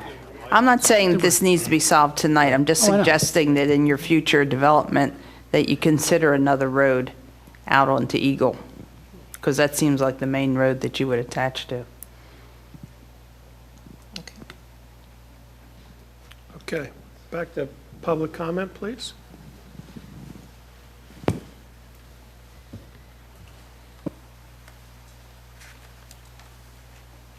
Hi, my name is Colleen Price, and I live at 352 Shimoni Road in St. David's. I'm just trying to follow the parking calculations. It sounds like we lost 23 spaces because they added green space to the big lot, and then they added 37 spaces. I see a net gain of 14. we lost 10 on the green space. What is the net gain? That's what I'm trying to figure out. Initially, you opened up with, Additional parking spaces? how many new spaces are you going to add for this building? We're adding we need 28 with losing the 10, and we're adding, the proposal on the plan was to add 37, so we're adding 9 more than what was required by code. How many total spaces are you adding? Take out 20 what, 37. including that you're going to lose 23. No, we're losing 10. Okay, so then you really only had 27 as a Right, gain. 27. Because it's a 40,000 square foot building, and on the minimum standards of parking, it's 1 per 1,000. So I don't know how you get away with less than 40. I want to go back, hold on one second. Before it was quoted, there was the 1,041 spots, and when we're all done, there would be 1,082. No, we currently have 1,082. Okay, Currently, plus 28. Thank you. right now, required by codes, if you go through the codes and the parking requirements, we are required 1,041 spaces. We have 1,082 spaces. And that's what the proposed development, or just No, today? existing right now, as striped on campus right now, is 1,082. So we have 41 spaces more than what's required by code. The new student center requires 46 spaces. Additional? Additional. So we already have 41 extra, and we're required 46 spaces for the new student center. So we need 5, and then we take 13 away for the pedestrian walk, 10 away for the islands, so we'll need 28. Gotcha. So if we didn't do the pedestrian walk or we didn't do the islands, we would only need 5 spaces. Okay, that's the problem with this plan. They're already short, and they've testified before the zoning hearing board that they're 47 spaces short today. They've been leasing over 150 spaces on the west campus. They're not short today. There are They're not short. 47 spaces is what they testified to. You can get up and comment later, but let me just have my say here. That's what they testified to, and it's for freshmen with special need. The township has closed that lot. They got a cease and desist, and they sent those kids out, and they parked all over our neighborhood and caused mayhem in our streets. So if they're already short 47 spaces, Nick, let her finish, please. if they're already short 47 spaces, I don't know how they can tell me that, they already had an abundant a number of spaces, and they can just add a few more and add a new building. And this whole exercise is based on the contingency that you believe that someone's going to close a center that's in the newspaper with 330 students, 132-unit apartment building. They're going before the Lower Merion Township Zoning Hearing Board on April 20th to get relief to make that an apartment building, to move those 330 students out, and according to the paper, they're all coming here. I've been saying it for a year. I believe that's what's going to happen here, and we have to get real about accommodating them. There's really no point in saying that they're, it's 90, maybe some are going to Henry Street, maybe they're going in the graduate school. The graduate school doesn't even exist. You're not going to build it for 5 years. So let's just get real about the numbers, who's coming here, where they're going to go, if we're going to work with West Campus, and how you're going to work with the neighborhood, rather than coming up here and making statements that everyone knows. It's just ridiculous. And then on top of it, they're building on top of the softball field, and they've disclosed that they're going to build a softball field up on Valley Forge's land. You can't build a softball field in the Valley Forge's land. It's interdifferent, and it's restricted residential zoning. You'd have to go get special permission for it, and Valley Forge actually testified before their zoning hearing board that they would never lease it to somebody else for a softball field. I mean, how bizarre it was. It was the one random question that somebody asked at the zoning hearing board. So again, just tell us the truth. I mean, right now, Cabrini has a softball field on Valley Forge's land. Cabrini's not allowed to do that. They have to have their athletic fields on their own property. If Cabrini's going to use that field, maybe Eastern's going to use the field, just tell us that. Let's work with it and see what the parking is, rather than just giving us, statements in the air that this really have no basis in fact. And on top of the whole idea with Eagle Road, part of their plan, if they put in a graduate school, is they're going to put a new entrance in on Eagle Road. So you're going to be tearing up Eagle Road on one end and on the other end. Maybe we should address that now with PennDOT, and let's talk about what's going to happen all the way down the line. That's the whole point of having these 5- and 10-year updates from the colleges, so we don't salami slice this and do one thing at a time and then stumble over the next hurdle. If they're going to be tearing that road apart, let's go through it and look about side access and how they're going to get out and where they're going to put sidewalks as they connect these 3 colleges. They all cross-register. They're all taking classes. They're going back and forth. Valley Forge is letting Eastern use their chapel. Eastern is renting Valley Forge's buildings over in Tredyffrin. So there's really like a nexus up on Eagle Road, and to really go through what's going to happen there and, just be upfront about it. And the other thing is, I didn't know that these plans were even coming up, and I asked if we can just get them available online. I mean, it cost me, Sue knows, $200 to get a copy of these plans every time. We're on our 6th round, you know, it's getting tight here, cutting into my pizza money here. And the other thing is on the Student Union building, they're acting like they're just moving it from the Walton Hall over to here. Then they're putting in, I think it's like another 175 tables, and chairs. So there's an idea on this campus, they were going to have at least another 175 people, which again correlates to the 330 people that are coming from the Palmer Seminary. They're not going to have anywhere to park. So let's just not run into that wall. And I mean, I would like to review the parking calculations because there's a whole lot of issues of whether, you know, they just go on this, oh, it's just the same student base, but they've told us they increase every year. And they actually gave us a plan that they expect to be at 2,300 students within the next, I think, 9 years, and another 1,700 online. And I have a friend who's going to take the online courses, and she said you have to come to campus 4 times per semester. So we're looking at 4,000 people. We currently have 1,900. That's a big increase in 9 years. And I think that's what the planning board should be looking at, is really what's going to be here in 9 years? What are we approving now? Rather than just, you know, sort of playing the game here that we're going to build a student union and there is really going to be, you know, only a couple more people here. That's pretty much it for now. Thanks. Can I ask a quick question? I agree or disagree, and I'm not sure. Where did you come up with the 47? And I'm not saying that I agree with that. I just was trying to understand the math. That you said that they were short 47 when they're saying that they have... At West Campus, they're right now not on their campus. They do not have enough parking for what they have existing uses on their campus. They said they have 47 that they have over at West Campus. So the math that you were using is that because they're using 47 spaces at another lot... That's under a cease and desist order. I just want to understand the math, that's where you came up with that number. It wasn't an actual calculation of the numbers they gave us. No, it's the number they told us. No, that's fine. And in the past, they've leased up to 150 spaces there. I have copies of the leases, and they've done it for the last 5 years. So they've had a deficit of up to 150 spaces for the last 5 years. So there really is a parking issue here. Okay, yeah, so that's where my 47 comes from. Thanks. Thank you. And just Any other? that's not calculated in our parking calculation. We're not adding those 47 in. She was referring to what's currently being used on West Campus. There's one more, just to clarify then, the 1,082 spots you have does not count the West Campus? That is correct. Correct. That is correct. And why are you leasing, are you leasing spots? Why don't we hang on a second? Let's get the public comment in, then we're going to get the applicant to respond to the public comment. Yeah, I'll just... However. Go ahead. Over there, right now, those spaces, approximately 47 spaces, they've been leasing those spaces from Valley Forge. They now own the property. That's why we're in this whole zoning thing as well. Those spaces are being used by freshman students. Freshmen are not allowed to park on campus unless you have a special need, such as a job or like family illness or something that you need a car for. And so that's where they're parking right now, is over on the West Campus site. So you're not leasing other spots other than those that you're in the process of owning? We own them now. We used to lease them. Now, you know, they're owned by Eastern. Thank you. Sir? Kevin Blackney, 211 Walnut Avenue. In general, I agree with Colleen to a certain extent that the plan that Eastern has put forth here meets code, and you guys are going to review it based on code, and technically it does meet code. The only thing is difference is that, as I testified before, Eastern has met with the neighbors 3 times.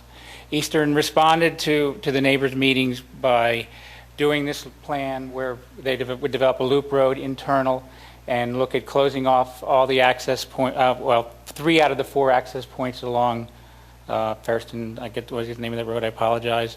And they also, on the West Campus, they did talk about eliminating the access on, making all the access come off of Eagle Road. And Colleen's right, that will mean that there is a lot more traffic coming off of Eagle Road. And the other thing that Colleen's right about, and that Dan needs, in my opinion, think about, is it'll create more traffic at that intersection of King of Prussia Road and Eagle Road. So in terms of global planning, in terms of what Eastern's looking at doing here, I think that there are some critical issues. I think my suggestion to you would be that you might move forward to move this thing past this position so we can get into some of the more detailed plans and final. I also wonder, I'm not sure if you can do this, you might, as one of the people that was asked by Eastern to facilitate the discussions, we didn't get specific as to when they developed the loop road. All we were told in the meeting was it would take 1 year to develop the plans. It was not specific as to when they would develop the loop road. I think the neighbors would like to see that moving forward in a more positive direction, putting aside the cost issues, at least maybe see the planning moving forward so we could really talk about it. And then what that might, and also, I believe that Eastern will work with us to try and address some of these parking issues. I may be proved wrong, but at this point in time, I think that they've said that they would work with us. If they're not, I'm going to be very disappointed. But they need to do more with their parking. So I agree with Colleen from that point of view. So I'll be done here in a second. So I guess my question is, I would suggest that maybe you might move forward with some notions that maybe they do move forward with the planning on the loop road to close that off.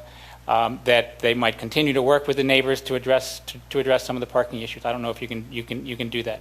And the only other thing, Kathy, about the issue is that when we did meet with the neighbors, the neighbors did kind of like the idea that there would be one access point, one controlled access point, kind of similar to how Villanova works, kind of similar to the way Cabrini works, but with emergency egress in certain locations. So I do think that that Eastern has a good plan to close off the roads. We just need to start seeing them move forward with some of it in a positive way and to address some of this parking. So, thank you.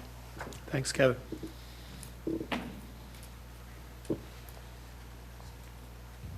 I'm Brian Price at 352. I disagree with Kevin. He's trying to get this pushed forward. I mean, you're talking about a traffic issue.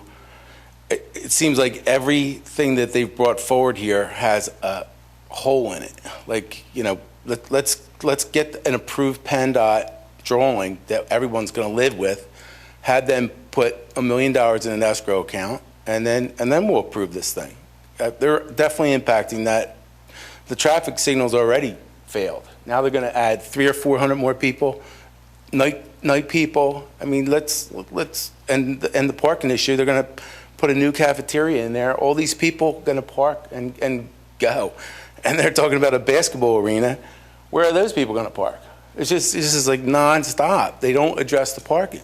And he's saying that freshmen are parking over in that parking lot. There's juniors and seniors that they told the parking lot was closed. They're parking in the neighborhoods, trying to get the neighbors pissed. Excuse me, sorry. So it's not just freshmen parking in that parking lot. And obviously there's a need for parking, or they wouldn't be parking over there, or they just tell the freshmen to stay at home. Like, don't park, come on the train, walk down the middle of Shimoni. And they're spending $50 million in this projected project, and they're crying about fixing a township or an intersection that's dangerous to everybody. And they're saying there's no sight line at one of the properties. There's no sight line. We'll dig into your property, open it up, and give PennDOT their sight line, and stop crying about making your own property safe. That's it. Thank you. Any other public comment? Nick, does Yapka want to respond? You don't have to, but if you want 2 minutes, go right ahead. On the cafeteria, Carl, if you can say why there's more seats in the cafeteria than Walton. Yeah, there is an extra amount of seats being built here because we have a huge amount of turnover and waiting at the current facility. It's an old mansion. It was built as a mansion, not as a dining service. So at lunchtime, the students have to wait to sit down. This will alleviate some of those concerns. It's not adding any students. We did an open parking space count. Never did we exceed the existing parking spaces in throughout the campus. So that hopefully addresses some of those concerns. Thank you. Discussion at the board. Go ahead. Well, I did have a couple of questions based on the public comment. So, I lost my train of thought for half a second.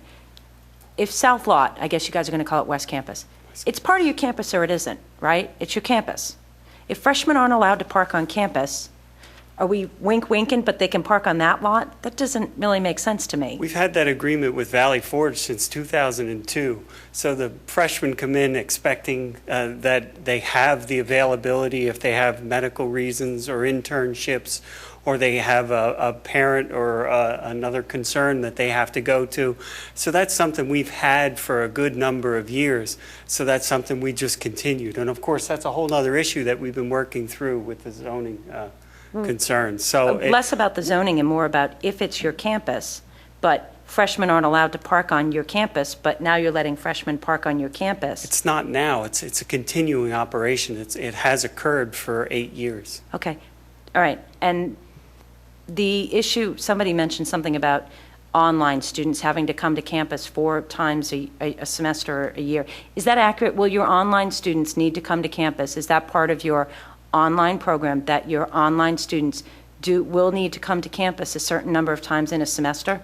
I don't know the answer to that We need question. the answer to that question, because that will impact the number of students coming to your campus, if that's part of your policy. This really has nothing to do with this project, and we meet the code requirement, and that's for parking. And so that's what we're presenting to this board. I think a big question that's been ongoing is trying to get a handle on the parking. We've spent an hour, maybe an hour and a half, talking about parking and parking counts.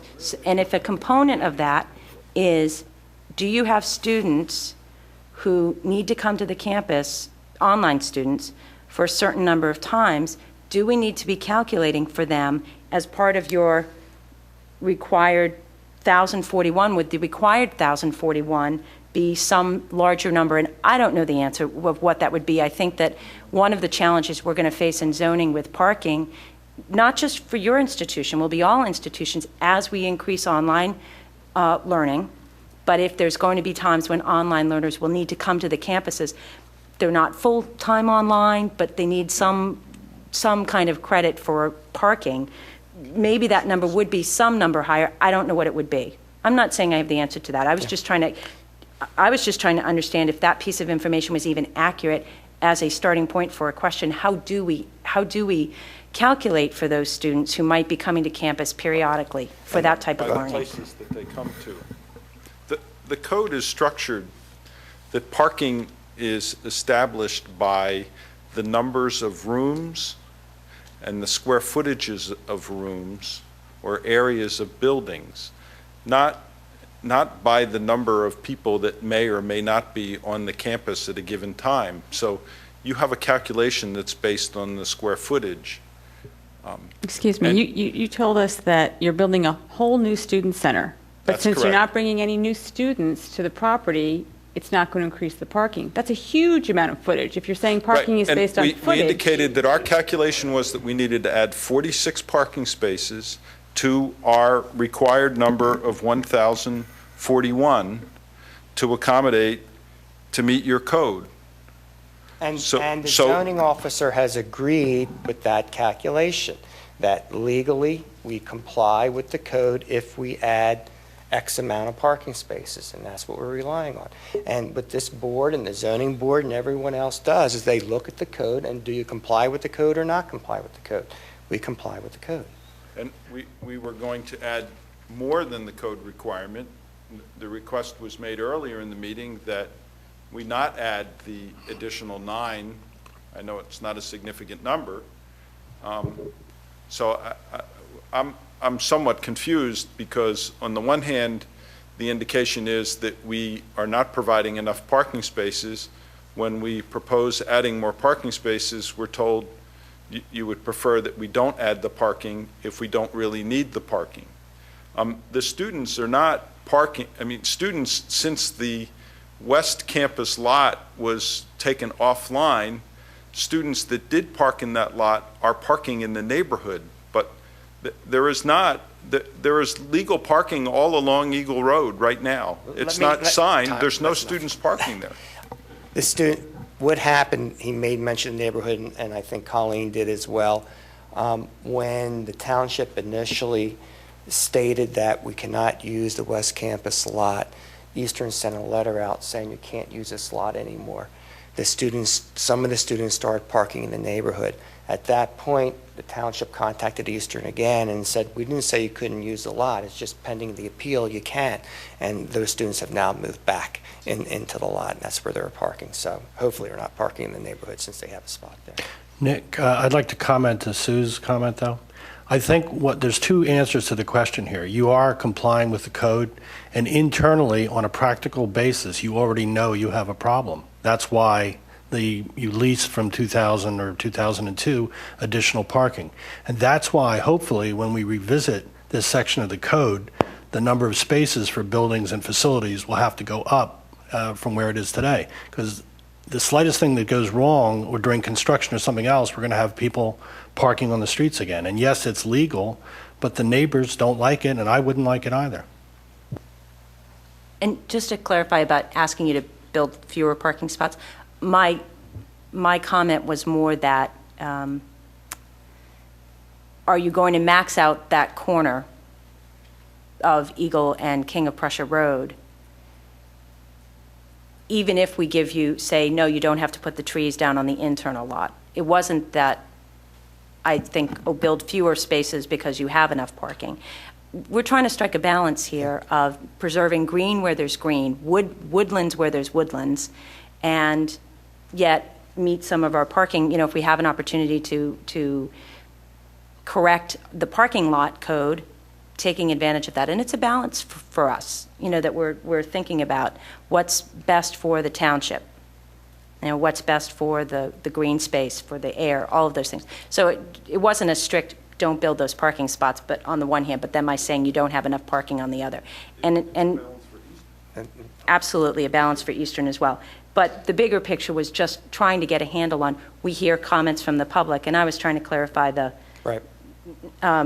trying to get a handle on the context for the statements. And that's all. Yeah, and Susan, if knowing that our parking is not, our parking requirements are not sufficient for this new era of online learning. Yeah, and I don't know. And that's not your fault. I'll ask you that. I'll get it up. But if you tell us just put 28 up at the Eagle parking lot, that's what we will put.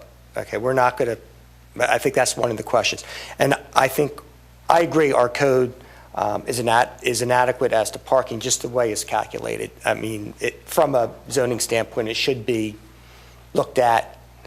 Again, it's not your purview today or our purview or anyone's purview, but the way the code reads for a lot of uses, you know, has to be revisited because things have changed.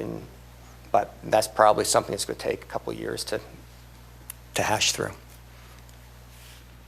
Before we start discussion, Dan, give us an overview. What are we trying to accomplish tonight? Clearly, with the traffic plans at the beginning, are we just looking to table this again for another month, or what is our plan here? Well, you need another letter of extension if you're going to Correct. table it. The intent was to approve this as a preliminary plan, where it would go to the Board of Commissioners for a caucus, followed by a resolution, if approved by the Board of Commissioners. And that would allow Eastern to come back at some future point, relatively soon, with final plans, and go through a similar process to have the final plans approved. Okay, thank you. With that discussion? I think I may have missed something. Do these plans close the access to the neighborhood in the southwest corner? No, these plans do not. One is and one isn't. One is closed now. Yes. One is closed now, was closed a couple of years ago. Sorry. It's not closed. No, the one is not and is not planned on being, correct, Nick? Yeah, this one here, parking lot, is not planned on being closed. And that's what we had discussed about, is in the 5-year plan, and there was some discussion about that this evening, too. I think part of the challenge here is that, you know, this student center may be code compliant, but it points to future problems. And as we keep going through one project at a time, we keep looking into the future to see what the future problems because all this stuff is related. The traffic at that intersection is related to the parking at the parking lot on the South Campus, which is related to the shortfall on the campus, which you have a problem there. So it's hard for me to get my arms around, this is step one of 12 steps that are going to happen. And how do we limit or understand what are, you know, mitigate the risk on the other 9 steps in the future? You're going to have another problem. You're just pushing the problem down the path to some degree. So this piece of it doesn't necessarily scare me, because I think on the math of it works in the parking, but down the road, it's pointing to problems that I think need to be somewhat resolved now or addressed in at this round before you can move forward. And the intersection is going to be the first thing that's to be the pressure point, the first one you feel. If I could just make a comment. I agree that the traffic is an issue, and at this point, we can address that intersection, so we probably should. However, I think probably a large portion of the parking problem is Radnor Township's fault for having inadequate ordinances. So until they get moving on it, and the sooner the better, you not only have a problem here in Cabrini and big time at Villanova, but that's an issue that needs to be addressed, and we can't expect the people who are before us now or in the next couple months until something's done about it to say, okay, I'll give you an extra 50 or 100 spots. It's not written that way. We need to write it that way. So the best we can do now is try to work with what we have and the rules that are in place and attack what we can attack, which in this case is the intersection. Because the rest, I think, basically complies with, and you've agreed to everything, correct? As I understand it, Dan's points. Now, the problem is, I think, how do we pick one of them? I don't think we can, because we don't have enough information. They don't have enough information.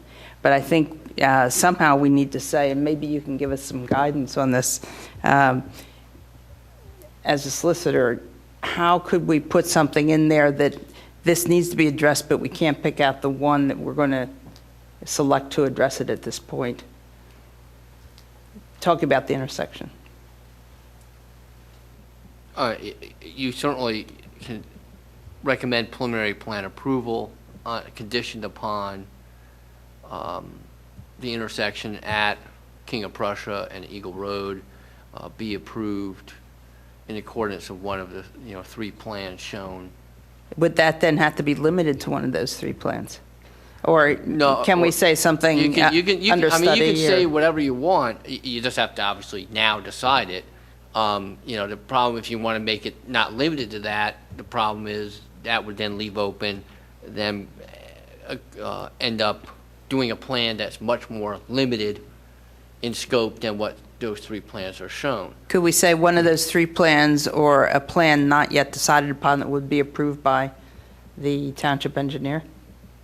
Well, I mean, the problem, what you have to realize, and what hasn't been discussed here, the 800-pound gorilla is PennDOT. PennDOT, right. PennDOT's going to decide what's going on in that intersection. We can try to influence them, the applicant can try to influence them, but in the end, they're the ones that are going to decide. So if they decide they want a 4-lane highway go through there, that's what's going to go through there, or else the applicant probably would walk away from the project saying this is ridiculous. But, the township can go to PennDOT and say, this is what we're looking for, this is what we like, this is what we want to get done. But ultimately, it's PennDOT that has to decide what's going to happen there. So, I mean, you can craft a recommendation at this time, however you wish to craft it, and if you want me, to craft it for you, I certainly can. But the more broad you make it, the more flexibility you give the applicant into designing something that ultimately maybe that's not what you're looking for. If you narrow it down. Do we have to decide on that now? If we said one of these or something similar, I don't really want to tie designers down. Maybe something better could come up. I have a question also. Is PennDOT going to move independently now? It doesn't matter what we say or do here? No, PennDOT, for the most part, does try to work with the townships. But I mean, once they've identified a problem, do they tend to want to hang on to it and fix it? And you almost have to push back to stop them? Or is this going to... Not always, Someone no. would have to pay for it, and PennDOT's probably not going to pay for it. Right, So that's what, yeah. I mean, that's the thing. PennDOT might have the $10 million solution to this problem, but PennDOT is realistic. They're going to know there's no way they're going to get $10 million of work out of Eastern. So, but, I mean, there's going to be more meetings with PennDOT. There's going to be more discussions with the applicant and the township, but ultimately it's PennDOT's decision. Has PennDOT factored in the expansion, the projected student growth into that plan? And have they also indicated what those changes would do in terms of grading? Yeah, they're not, I don't think this is, as I mentioned, Eastern's responsible for 7% of this intersection, the traffic in this intersection. I don't think PennDOT's considering that potential here is going to be that great that would affect what they're proposing here. As you've seen, the plans are pretty expansive plans that have, some of it has to do with our campus, some of it has to do with Cabrini, some of it has to do with Pine Tree Road for whatever reason, which is not, really isn't a problem at all. But, so that is the problem that we have is, yeah, and that's why I suggested that since we still have to go through final plan approval yet also, that some language be mentioned, and obviously before we get any approval, I'm sure there's going to be something more definitive than what we have here this evening. I mean, before we get final plan approval, it has to be something more definitive, but leave it open so that at least we can, the township and Eastern can discuss with PennDOT a possible solution to this intersection here. As I said, what's happening, why Eastern's caught up in it, even though maybe they're contributing 7%, is they're the one doing the project. So they're the ones that have, something in the game right now. Dan, the only point that I heard that was very good tonight, and I don't know if it was Kevin made it or someone else, was if and when they close off the other neighborhood road, I just wonder if that would cause any major effect on this intersection that may change the way we're looking at the improvements to the intersection today. Now, I don't know if we could approve that tonight subject to looking at that. And again, I think the intersection is the 800-pound gorilla to deal with tonight. But I'm just saying, I hate to come back in 3 or 4 years when they're finally ready to close that road and find out there's something else we should have done in the intersection and we missed it. So I'm not sure that whether the loop road / closing off Fenimore / a second entrance, whatever it may be on Eagle, could affect this intersection, but if it does, I think we should take the time now to look at it. Well, the intersection of Paul and Eagle was looked at, and I don't have the counts.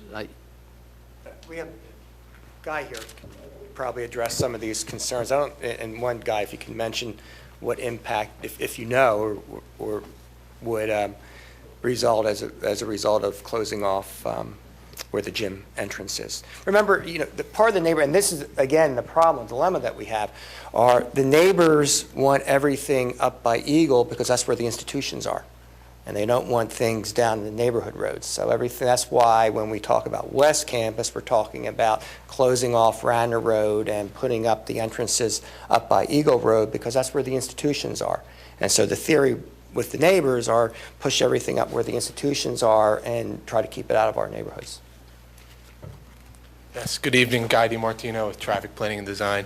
To address the question regarding the potential closure of the access to Fairview, I believe the patterns or the traffic volume that's entering and exiting Fairview that's coming from King of Prussia Road would be the same regardless if that access is closed and they're using the main access. Anybody who's coming from Eagle Road from the west would use the main access to Eagle Road and would not use the access to Fairview. So I don't believe the volumes would change at that Eagle Road and King of Prussia Road as a result of a potential closure of that access point. So you're saying that they're redirecting all the traffic that would go into that parking lot by the gym onto Eagle Road would have no effect on the intersection down at King of Prussia, is that correct? Yes, that's my opinion. Okay, so that there's no disadvantage. Yeah, because to doing that. And I think, Doug, just so you know, remember, those people are coming in from this way. Anyway, they're probably coming, the people who are entering here are probably coming from this area, or if they're coming from this area, that traffic's already existing. So I think that's what Yes, that's Guy's correct. saying, that, if they're coming from the west, they're still going to come from the west, and if they're coming from the east, they're still going to come from the east, whether that's open or closed. Thank you. It just clicked with me. If you're presuming 1.2% growth a year, then that means in just 3 short years, before you even come to us for the next plan, because I think it'll be 2 or 3 years before the next plan comes, just based on natural growth, you'll need another 37 parking spots. Is that 3.6% of about 1,000 or 1,100 is about 37 parking spots. We're always chasing our tail. We're allowing. Yeah, but Susan, it's not, we don't have any enforcement, if I'm getting this right. I'm not but- saying that we can enforce it, and I'm not saying beat up on them. It's just dawning on me, why are we always chasing our tail with parking? Because we have to. Because we have the redo same zoning codes code. we've had for years. Because parking is not allowing for growth. I'm not faulting you guys, it's just dawning me. Why are we always chasing our tail? Because you guys are having growth, you acknowledge it. Institutions have growth, I get that. In 3 short years, we need another 37 parking spots.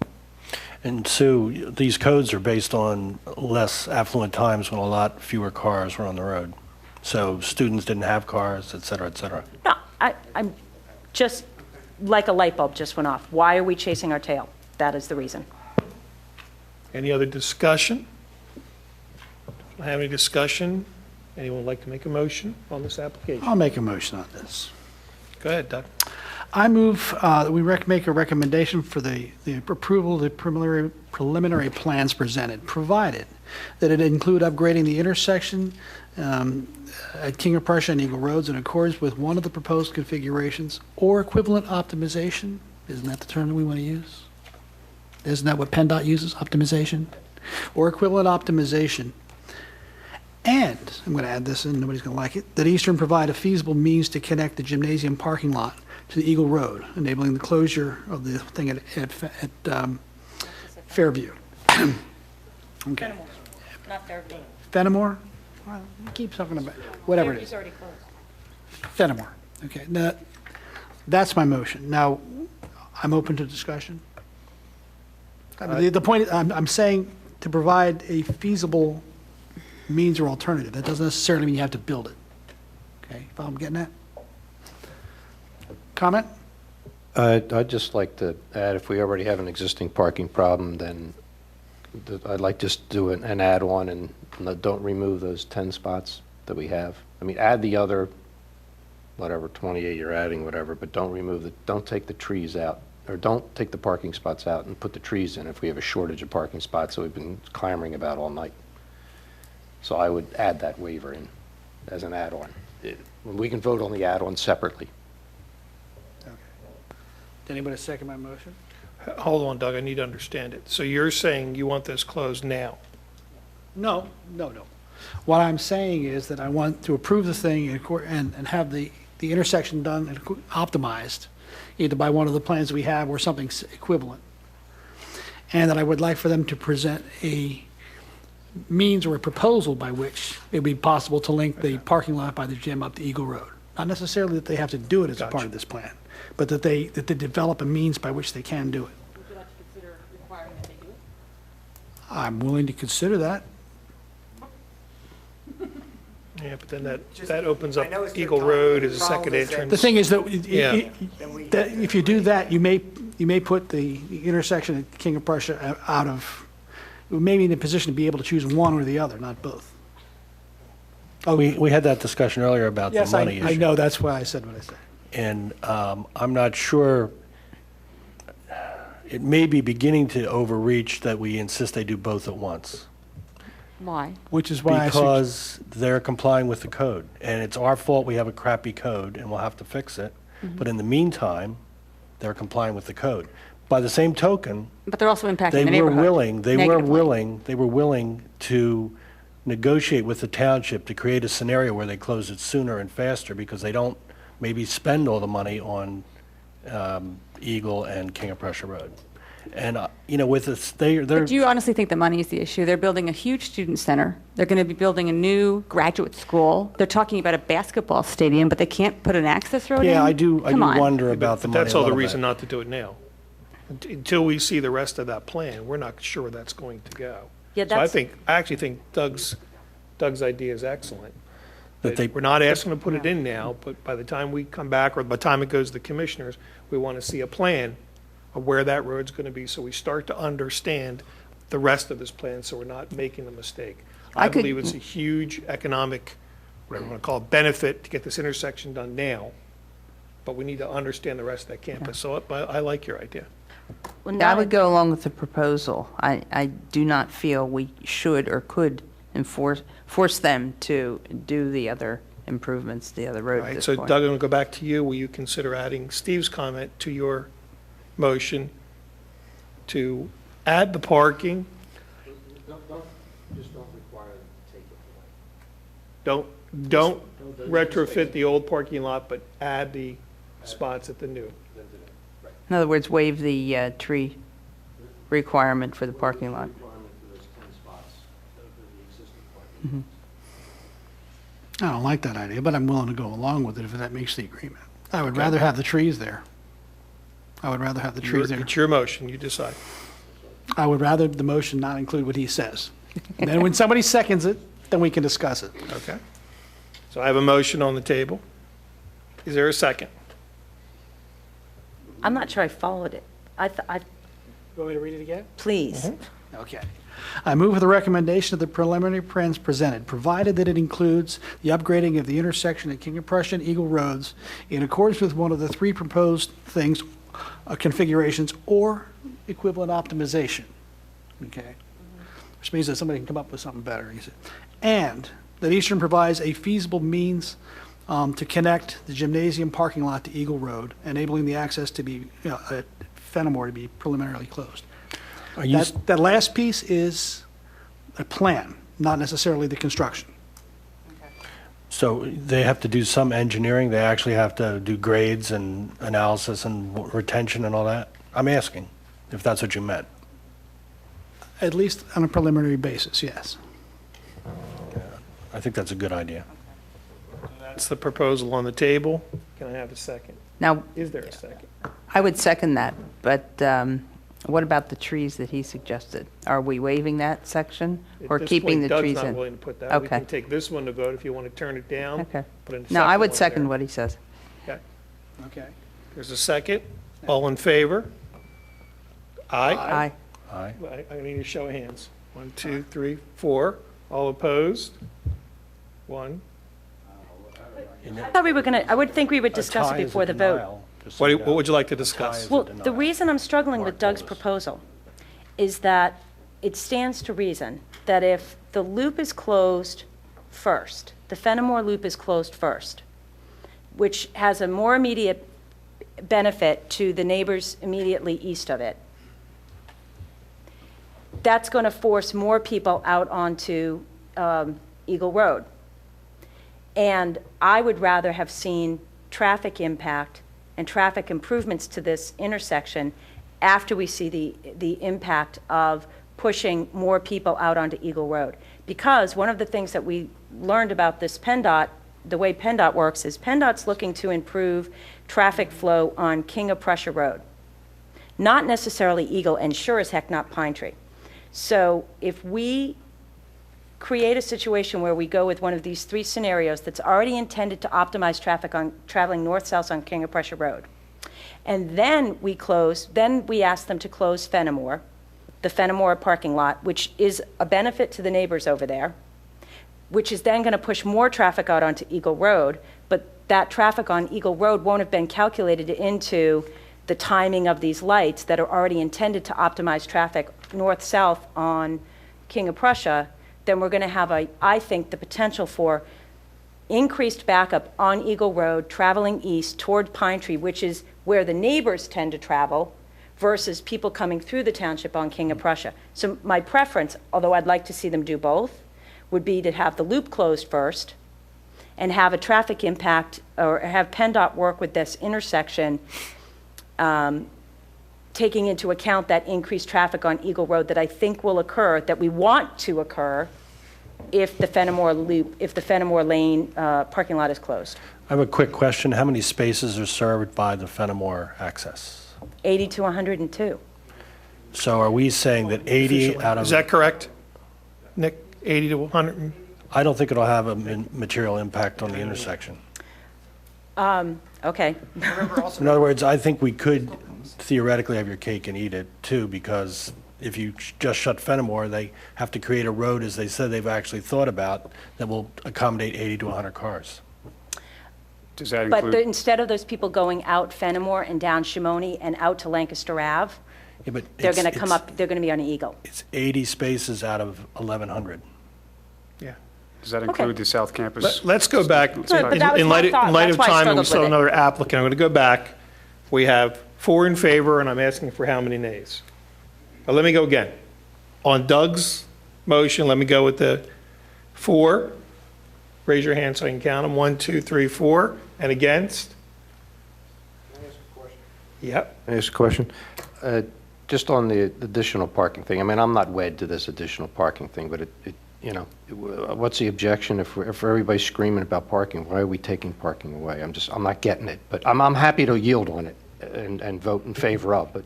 Well, I can, No, Steve, respond to your Just question. before we take this vote, I want to make a comment real quick. Ties are denials, according to Mark at a previous hearing. Correct. So everyone who's voting needs to know Correct. that if we tie, it's a denial. And we also want to just remind everybody, it's preliminary, so it's clearly going to go to the commissioners and come back to us as a final. So the one point, Steve, would be, I think we have another shot at that parking.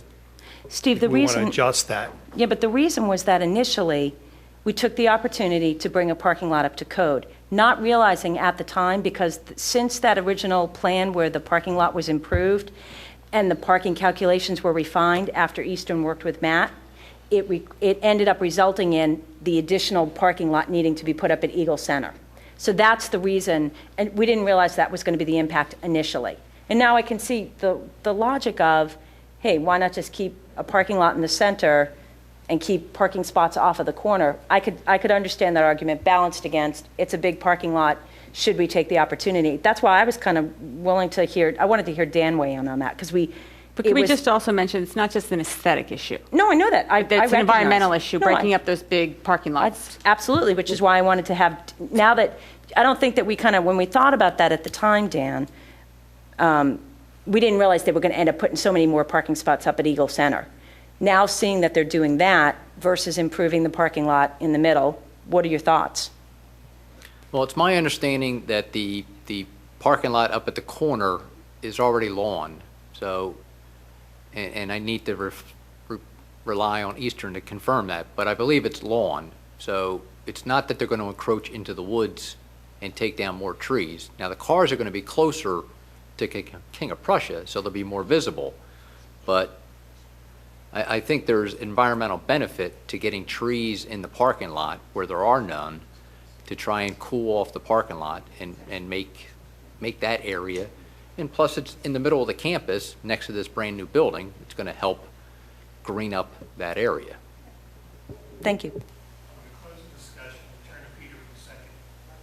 And Peter, just explain to us, if we do have a 4-4 vote, what is the outcome? Well, you're providing a recommendation to the Board of Commissioners. If it's a 4-4 vote, that's your recommendation. You've split. And they can take that as any way as they want. Now, I believe there might be something in the zoning ordinance or the plan, SALDO, that says you must provide a recommendation. But that's your recommendation. It's a split vote.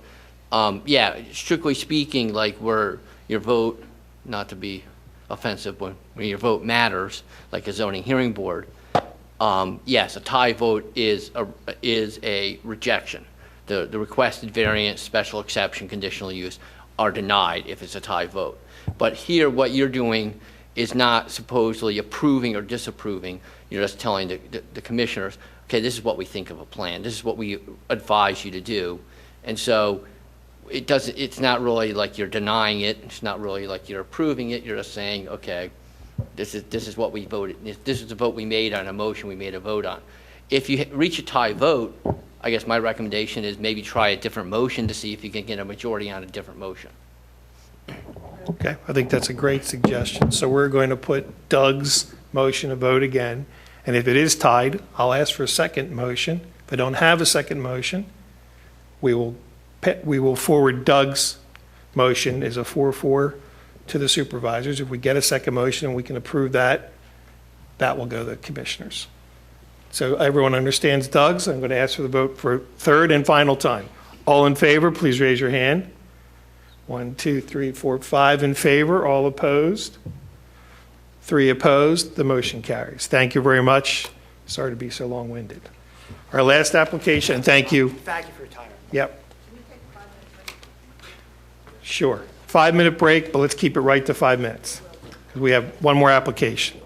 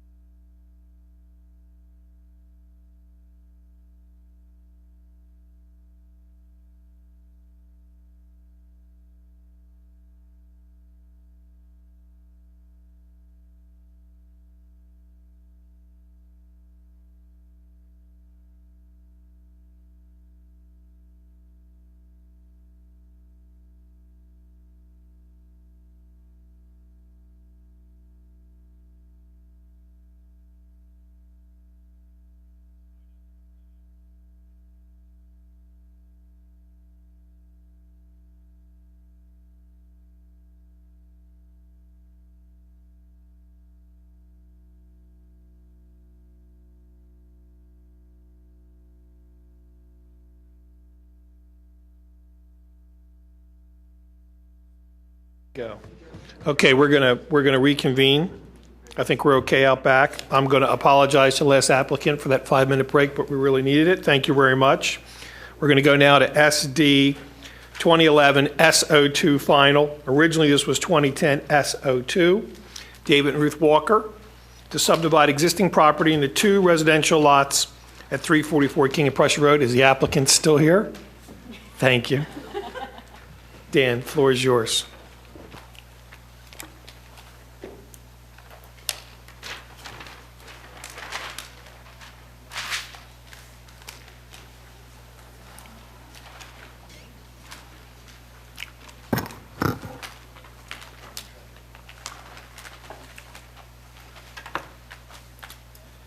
This is the 2-lot subdivision of an existing home at the corner of Glenmary Road and King of Prussia Road. Currently, there's an existing house here, and the proposal is to split the property approximately in half to construct a house with a detached garage shown in green with a driveway shown here in pink.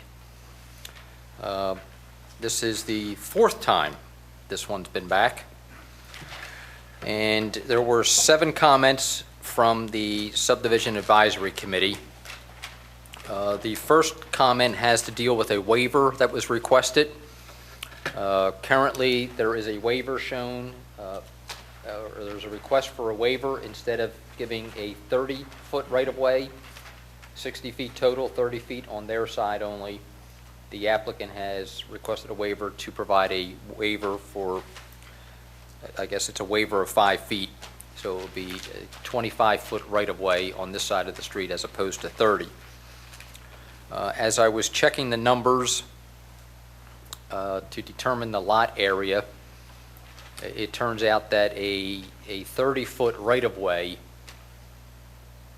would reduce the lots to a point where this property cannot be subdivided. So without that waiver, this property can't be subdivided unless they go to the zoning hearing board and get approval from that body to allow the property to be built with an area that is under the minimum that's permitted, which is 10,000 square feet. Item number 2, a written request for that waiver is required under section 255-11B. Asking the owner, the applicant, to confirm the area of steep slopes. There's a band of man-made steep slopes that's shown. Just, it looks like it's a little short. Item number 4 refers to the handicap ramp that is proposed at the corner. And I'm asking that the ramp be designed to accommodate pedestrians in both directions, to cross Glenmary and to cross King of Prussia. And that has to comply with PennDOT specifications. Item number 5 is the Shade Tree Commission's recommendation. If you recall, when we first saw this, the driveway was actually shown on this side of the property. Shade Tree Commission wanted it flipped to minimize any disturbance to these trees that are along the property line. So I'm still want to make sure that the Shade Tree Commission is satisfied. Item number 6 is to apply for a sanitary sewer planning module. They have shown the sanitary sewer line being extended up to accommodate the house. This house is on sewer now, but the plan, it does show an sanitary sewer extension. The fact that there's one new home involved, they're required to get planning modules. And the last thing is to get a highway occupancy permit. There is a kind of a half macadam, half gravel driveway that comes out onto King of Prussia Road, and they're required to get an HOP. Not because there's a change, but PennDOT has told me that anytime there's any development, they require a new HOP to be obtained. And that was it for the comments. Oh. Well, I don't. Am I looking at the wrong page? No, I have the same thing. 8 through 12. Yes. Just the minor.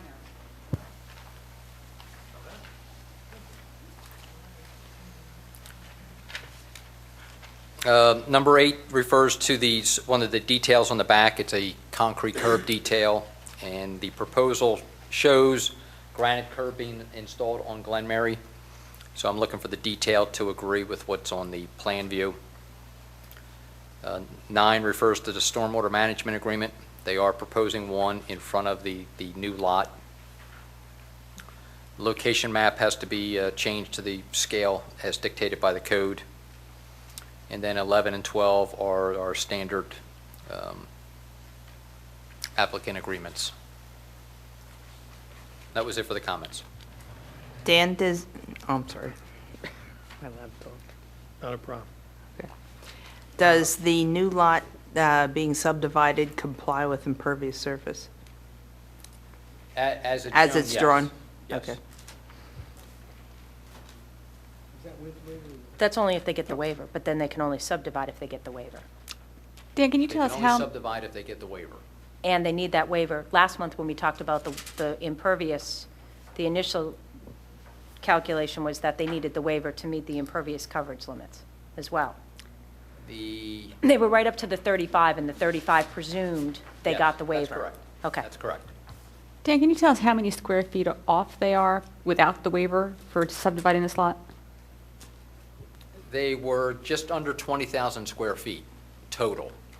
So each one was less than 10,000.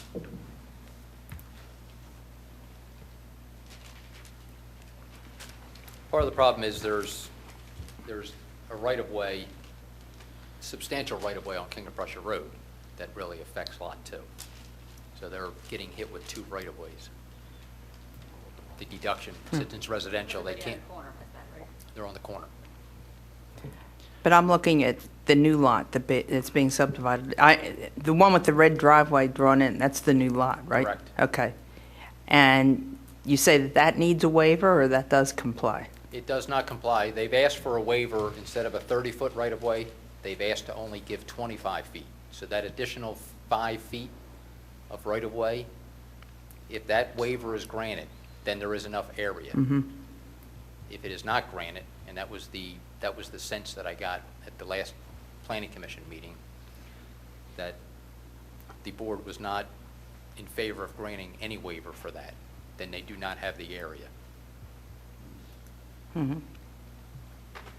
How much, or how many square feet, or what percentage of the whole property are we talking about this waiver? How much are they going to be short? Well, we have percent-wise? 20,000 square feet now, minus the. Well, they're more than 20, but when you start subtracting the right-of-way and the steep slopes, and with that right-of-way, it drops below 20,000 feet total. I guess I'm just trying to understand, are they asking for like a 1% waiver or like a 20%? It was more like a couple of percents. 1 or maybe It 2% was- or something like I that? won't say it was de minimis, but it was a very small amount. Very on the small side. Okay. It's somewhere along the line, I remember, because it's a steep slope in front, they were wondering about the water that's going to run down behind the garage, run down along the driveway and so forth. And one of the things that we had thought would be that the water would run down the driveway into the street, into the storm sewers. Does that ring a bell? And then, Well, there's a storm sewer down Glen Mary, down a couple of properties, and then it goes under the street down through the church's property. somebody was talking about the possibility of putting like an inlet drain and then running pipe underneath the driveway out to the street, or am I, Because of the swell, there was going to be a swell, but then they maybe moved things. getting this confused with Well, something one plan we else? had looked at when things were flipped, there was a swale here directing water behind the garage, and then towards the neighbor's garage. And then when things got flipped, it worked out a little bit better. This driveway is capturing the water coming off of Lot 2 and catching it and bringing it out front. There is a little bit of water, there's a swale shown behind this garage, so there's still a little bit of water flowing straight back. But for the most part, all the water from Lot 2 is being captured by Lot 1 and either directed to the street or into the stormwater management system. Is this increasing the rate of runoff? No, It's maintaining the rate of runoff? no, it's reducing it. Reducing, okay, And there's infiltration taking place. okay. So the volume's being reduced and the rate's being reduced. So are you saying that the lot owners that are adjacent to one will have less water coming on their property if this is built? Yes. Dan? Except for that swale behind the garage, Well- where it's not going to get captured, and that's going to Yeah, but run right there's into... less water going to be going to the neighbors. I mean, the lot 1 is going to be deflecting the water off of lot 2. Right now, lot 2 is draining all the way down here, and it's sitting in this backyard. So the way this is laid out, that this driveway and this house is going to deflect the water away from the neighbors. And the fact that they have a stormwater management system that complies with our code, the amount of water running off of this lot 1, the peak rate will be reduced and the amount and the volume will be reduced. Now, it's still going to get into the street and run down the street, but it will make the things better for the neighbor next door. But further down in the neighborhood, they do have significant flooding issues here. Isn't that correct? I am not aware of significant Oh, you're flooding not? issues. There's a small drain. I mean, I remember the last time we talked about this, we talked a lot about the water runoff issues. Right. But I'm not aware of a problem, let alone a significant problem. And on the, what's the reason to not, I mean, what negative impact of going from a 30-foot to a 25-foot easement? Would that hurt us negatively? Or? Well, the easement or the right-of-way is wide enough to accommodate the new sidewalk that's proposed. And I think that was the original intent, was to give enough right-of-way for the sidewalk. I don't typically ask for additional right-of-way because our Public Works Department can't keep it straight. And when there's a tree that dies, the township's responsible for any trees that are in the right-of-way. So by accepting more right-of-way, accepting more trees that we're responsible for. So when you go next door, they're going to have a narrow right-of-way, and this one will be different.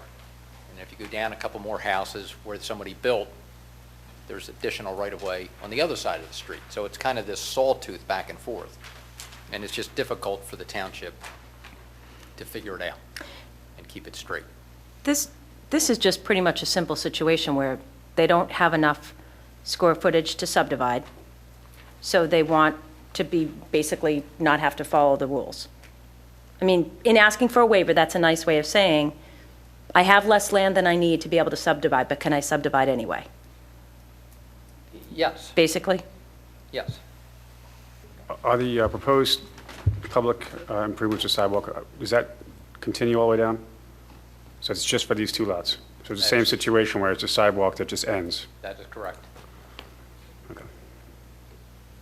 So the neighbor's smaller right-of-way that exists today, Next door.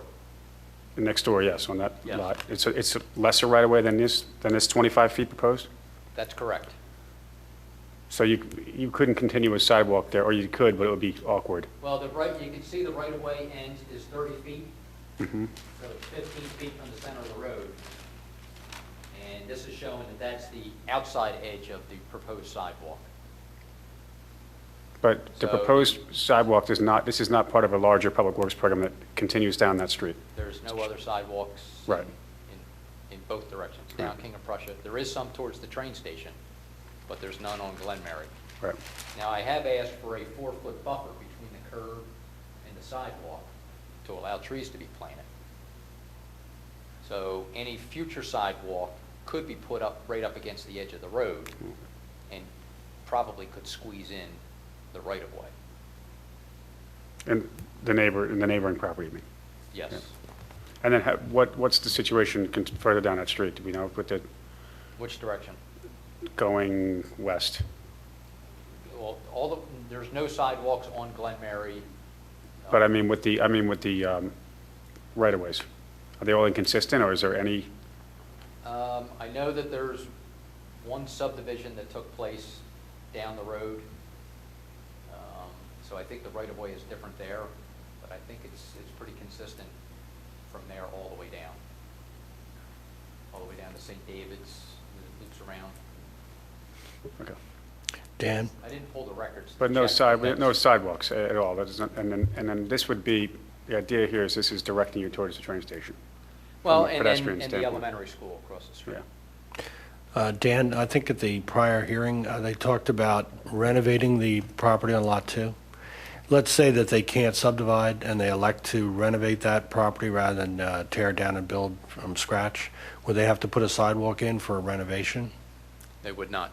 So we get water retention and a sidewalk if we let them deviate from the rules. And curb on Glen Mary, But we get an increased density in the neighborhood. yes.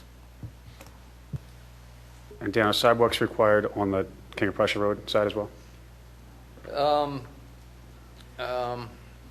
Or proposed, I should It's say? a state road, but I have to look to see, I think that's well, I was going to say it's a minor collector, but I think it's a major collector, so they are not required.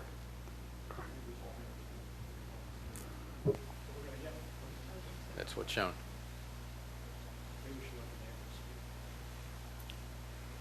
Any more questions for Dan? We kind of went out of order here. Dan, I just have one. Historically, giving a waiver for a right-of-way, clearly this is for lot size. When have we given a waiver for a right-of-way for other reasons, and what were those reasons?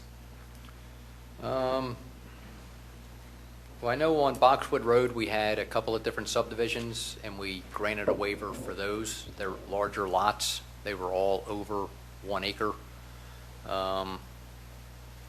That's the only one that's coming to mind, but I know there's been several instances where we've granted the waivers for right-of-way. Thank you. Applicant?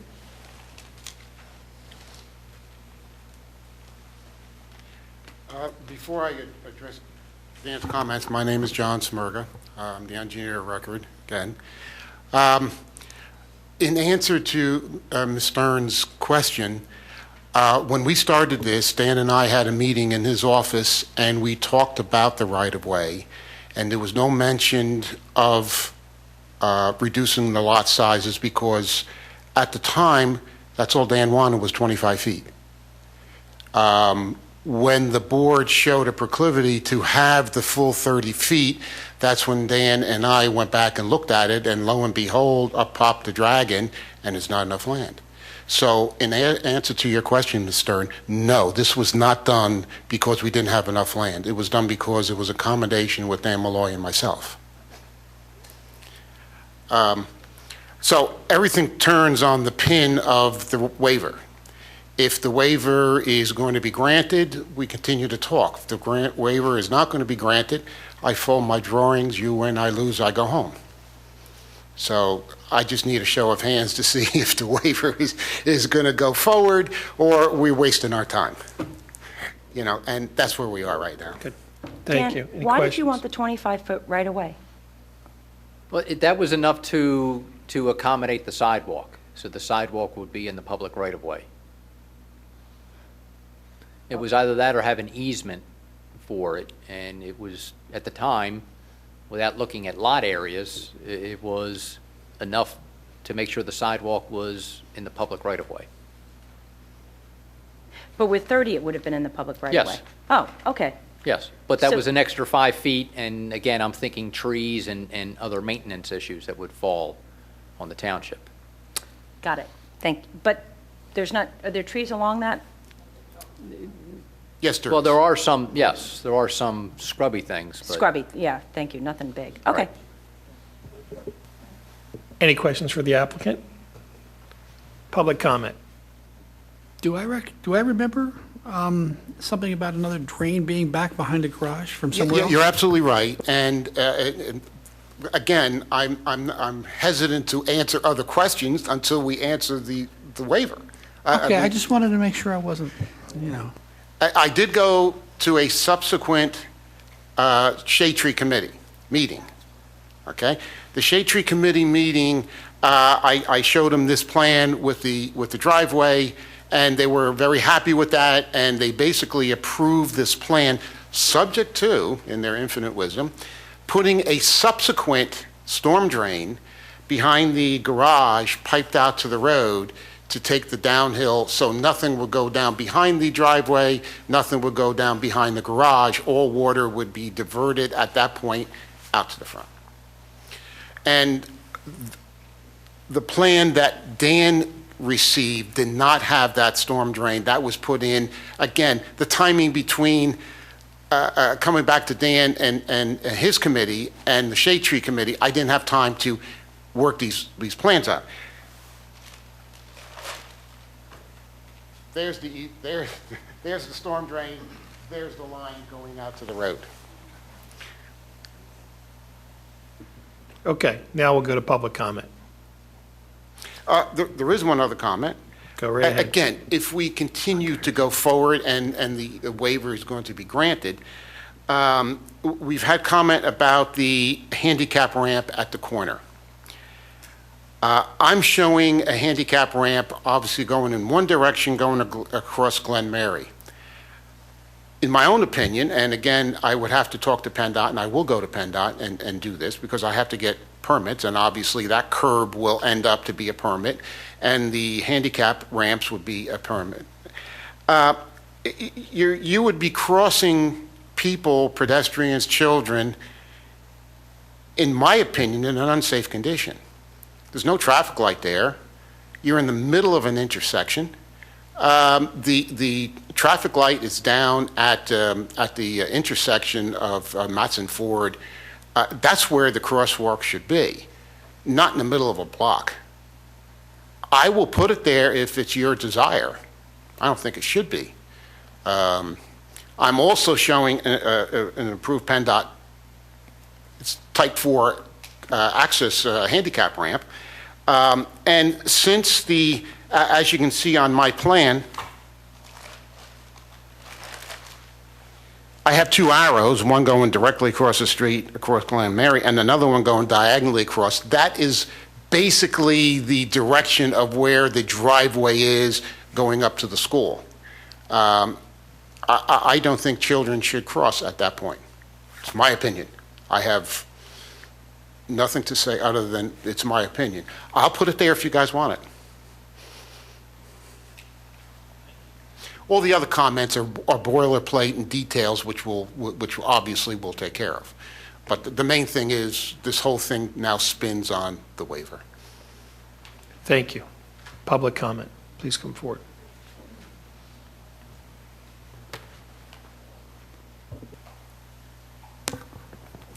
My name is Ina Shea. I live at 690 Glen Mary, which is just downhill from this plan. Based on my experience taking my trash out to the curb last night, obviously rainwater that collects on my property is a major factor.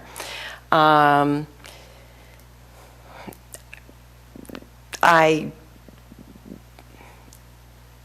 find it difficult, although I'm not an engineer, to understand how building out a slice of the property next to me with a driveway running the width of the lot and a garage in addition to a house that's built to the maximum is going to help my water situation, but I guess hope springs eternal if that's what happens. And I just want to say that the reason that these, I don't know what they are they regulations that govern how much property is needed to make a subdivision that is in keeping with the neighborhood that we live in. Those numbers were drawn at a certain point because you have to put a line somewhere. And our immediate cul-de-sac is composed of 4 houses in close proximity. So we're kind of maximally built up at that point, and we're all well, I guess there's another property owner here that I will let speak for himself, but in our cul-de-sac, most of us have had many issues with water infiltration in our basements. And at least in my house, those are ongoing and have been present from the moment the house was built. So any additional impervious surface in our neighborhood is very threatening. And my understanding is they date from the building of the Radnor Corporate Center. So that's all I have to say, and thank you very much.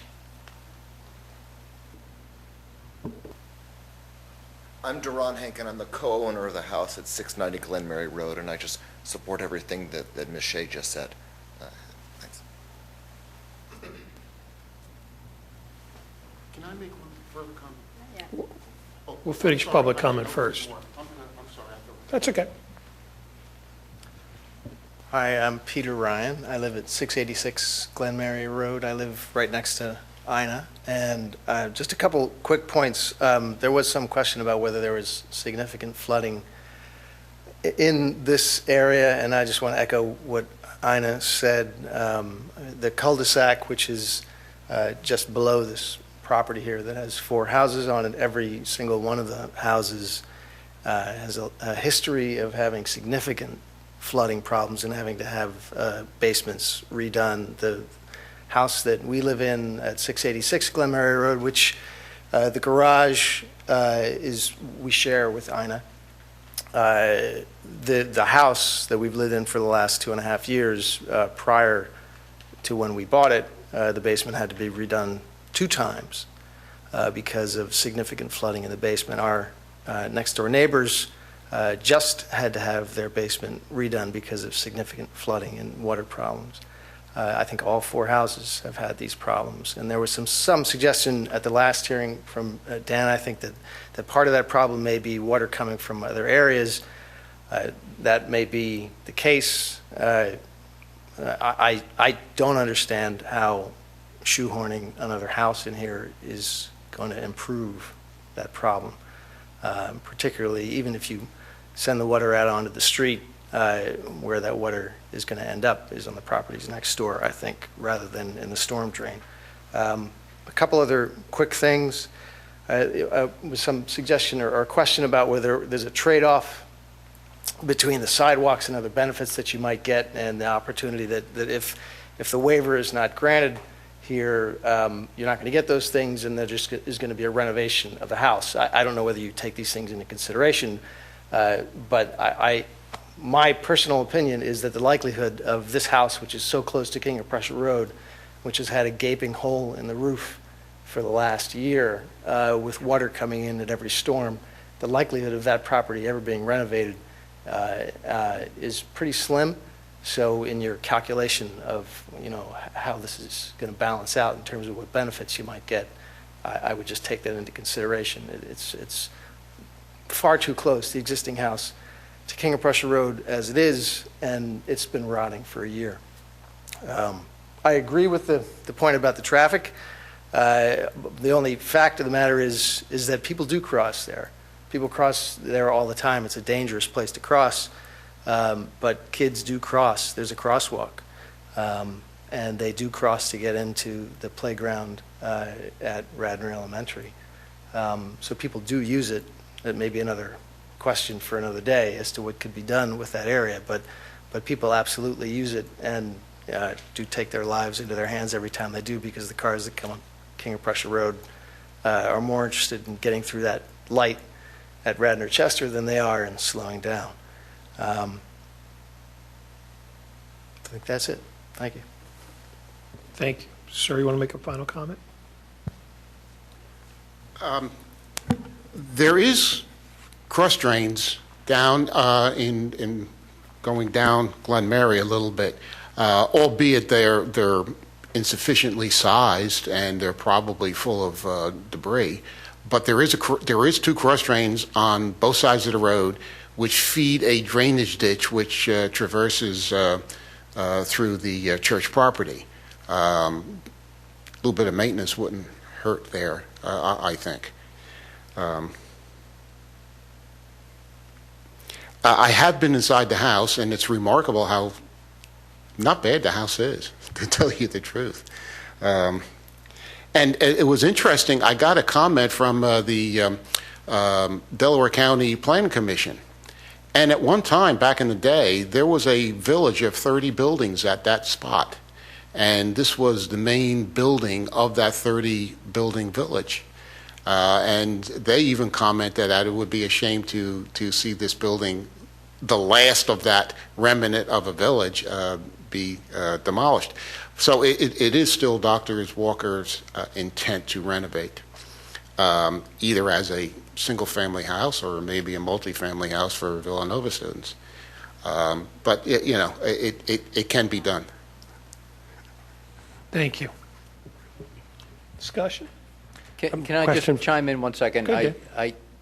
When we spoke about the water issue, I was referring to in Glen Mary Road, and I have been to some of these homes, and yes, they do have a problem at their homes. So I did want to clarify where I was coming from. And just a question, someone mentioned, the neighbor said that it would be unlikely to renovate that house. If the landowner decided to build a new house astride the two so-called lots here, would they then have to do retention and sidewalks? They would have to do stormwater management, but there would be no curb and no sidewalk installation. Because? It's something that we can only go after during a land development, and that would be a grading permit. Okay. Any other discussion? Yeah. I think we need to consider one thing. We are setting a precedent here of allowing infill that is very marginal. This could probably squeak by with the 25-foot front yard setback, or right away, I guess it is. But what kind of precedent are we setting? It's really built to the max. They may put a patio in. And we can't really address what may happen down the road. But by allowing a waiver, you are setting a precedent so that this could happen in other areas of the township with infill. And water is a problem all over the township. And I know they're making an effort to address that with the retention basin and so forth, but you are at the maximum there with impervious. So I think we need to consider what may happen down the road if we allow this at this point. It's also I don't know if we're allowed to consider economic impact, but years ago when Brook Farm was being built, there was testimony that back then a house had to be worth at least $300,000 to have positive cash flow in terms of expected school children, et cetera. And even allowing for inflation, probably marginal infill and lots this size don't pay for themselves, just like apartment buildings don't pay for themselves. Any other comment? Just a question, Dan. I mean, is it your opinion that the stormwater requirement, what they're going to address with the stormwater, would that, I don't know if it's going to solve their problem, but would it improve the situation on the lot? Well, the garage and the house the downspouts are connected to the stormwater management system. So okay. The water from those surfaces go into are your all system. being directed out front. The driveway, the way it's shown, 80-90% is directing the water out front. So it's blocking the water from flowing down to the neighbor's home. So theoretically, that should improve that situation. It should improve their situation. When I was over there in the fall, they had 4 to 6 inches of standing water in their side yard. I mean, they have a problem. Mm-hmm. And this will deflect a large portion of the water that's flowing in that direction. It'll From- deflect what comes from this lot. Yes. to them. Now, there is water from the back, from the commercial building behind them that's coming through, and I'm not sure if that's getting into their backyard or if it's going in one of their neighbors' yards. But I did see 4 to 6 inches of standing water, a large amount of water in their yard. And this will divert a good portion of the water that's flowing in that direction out towards Glen Mary. Okay. And Once it gets to Glenmary, though, where does it go? Does it go Well- into that ditch and? It runs down Glen Mary to the couple of inlets. And then Where it do those goes- inlets go? Then they go into the church's property, and they flow into a stream that bisects the church's property and runs, And that goes downhill down towards Eagle Road. yes, and it goes into Gulf Creek. Okay, I think at the applicant's request, what we should do is take a vote just on the waiver, whether we're willing to grant it or not. If we're willing to grant it, then we'll consider the whole application, and if we're not, then if the applicant chooses to take this to zoning, that would be their next step. Everybody in agreement with that? So with that being said, by show of hands, how many would vote to grant the waiver? 1, 2, 3. How many would vote to deny the waiver? 1, 2, 3, 4, 5. So based on that, we're going to deny the waiver. Thank you very much. Let's get back to the agenda. Any old business? Any new business? Any public participation? I have a motion to adjourn. So moved. I have a second. Second. Best part of the meeting.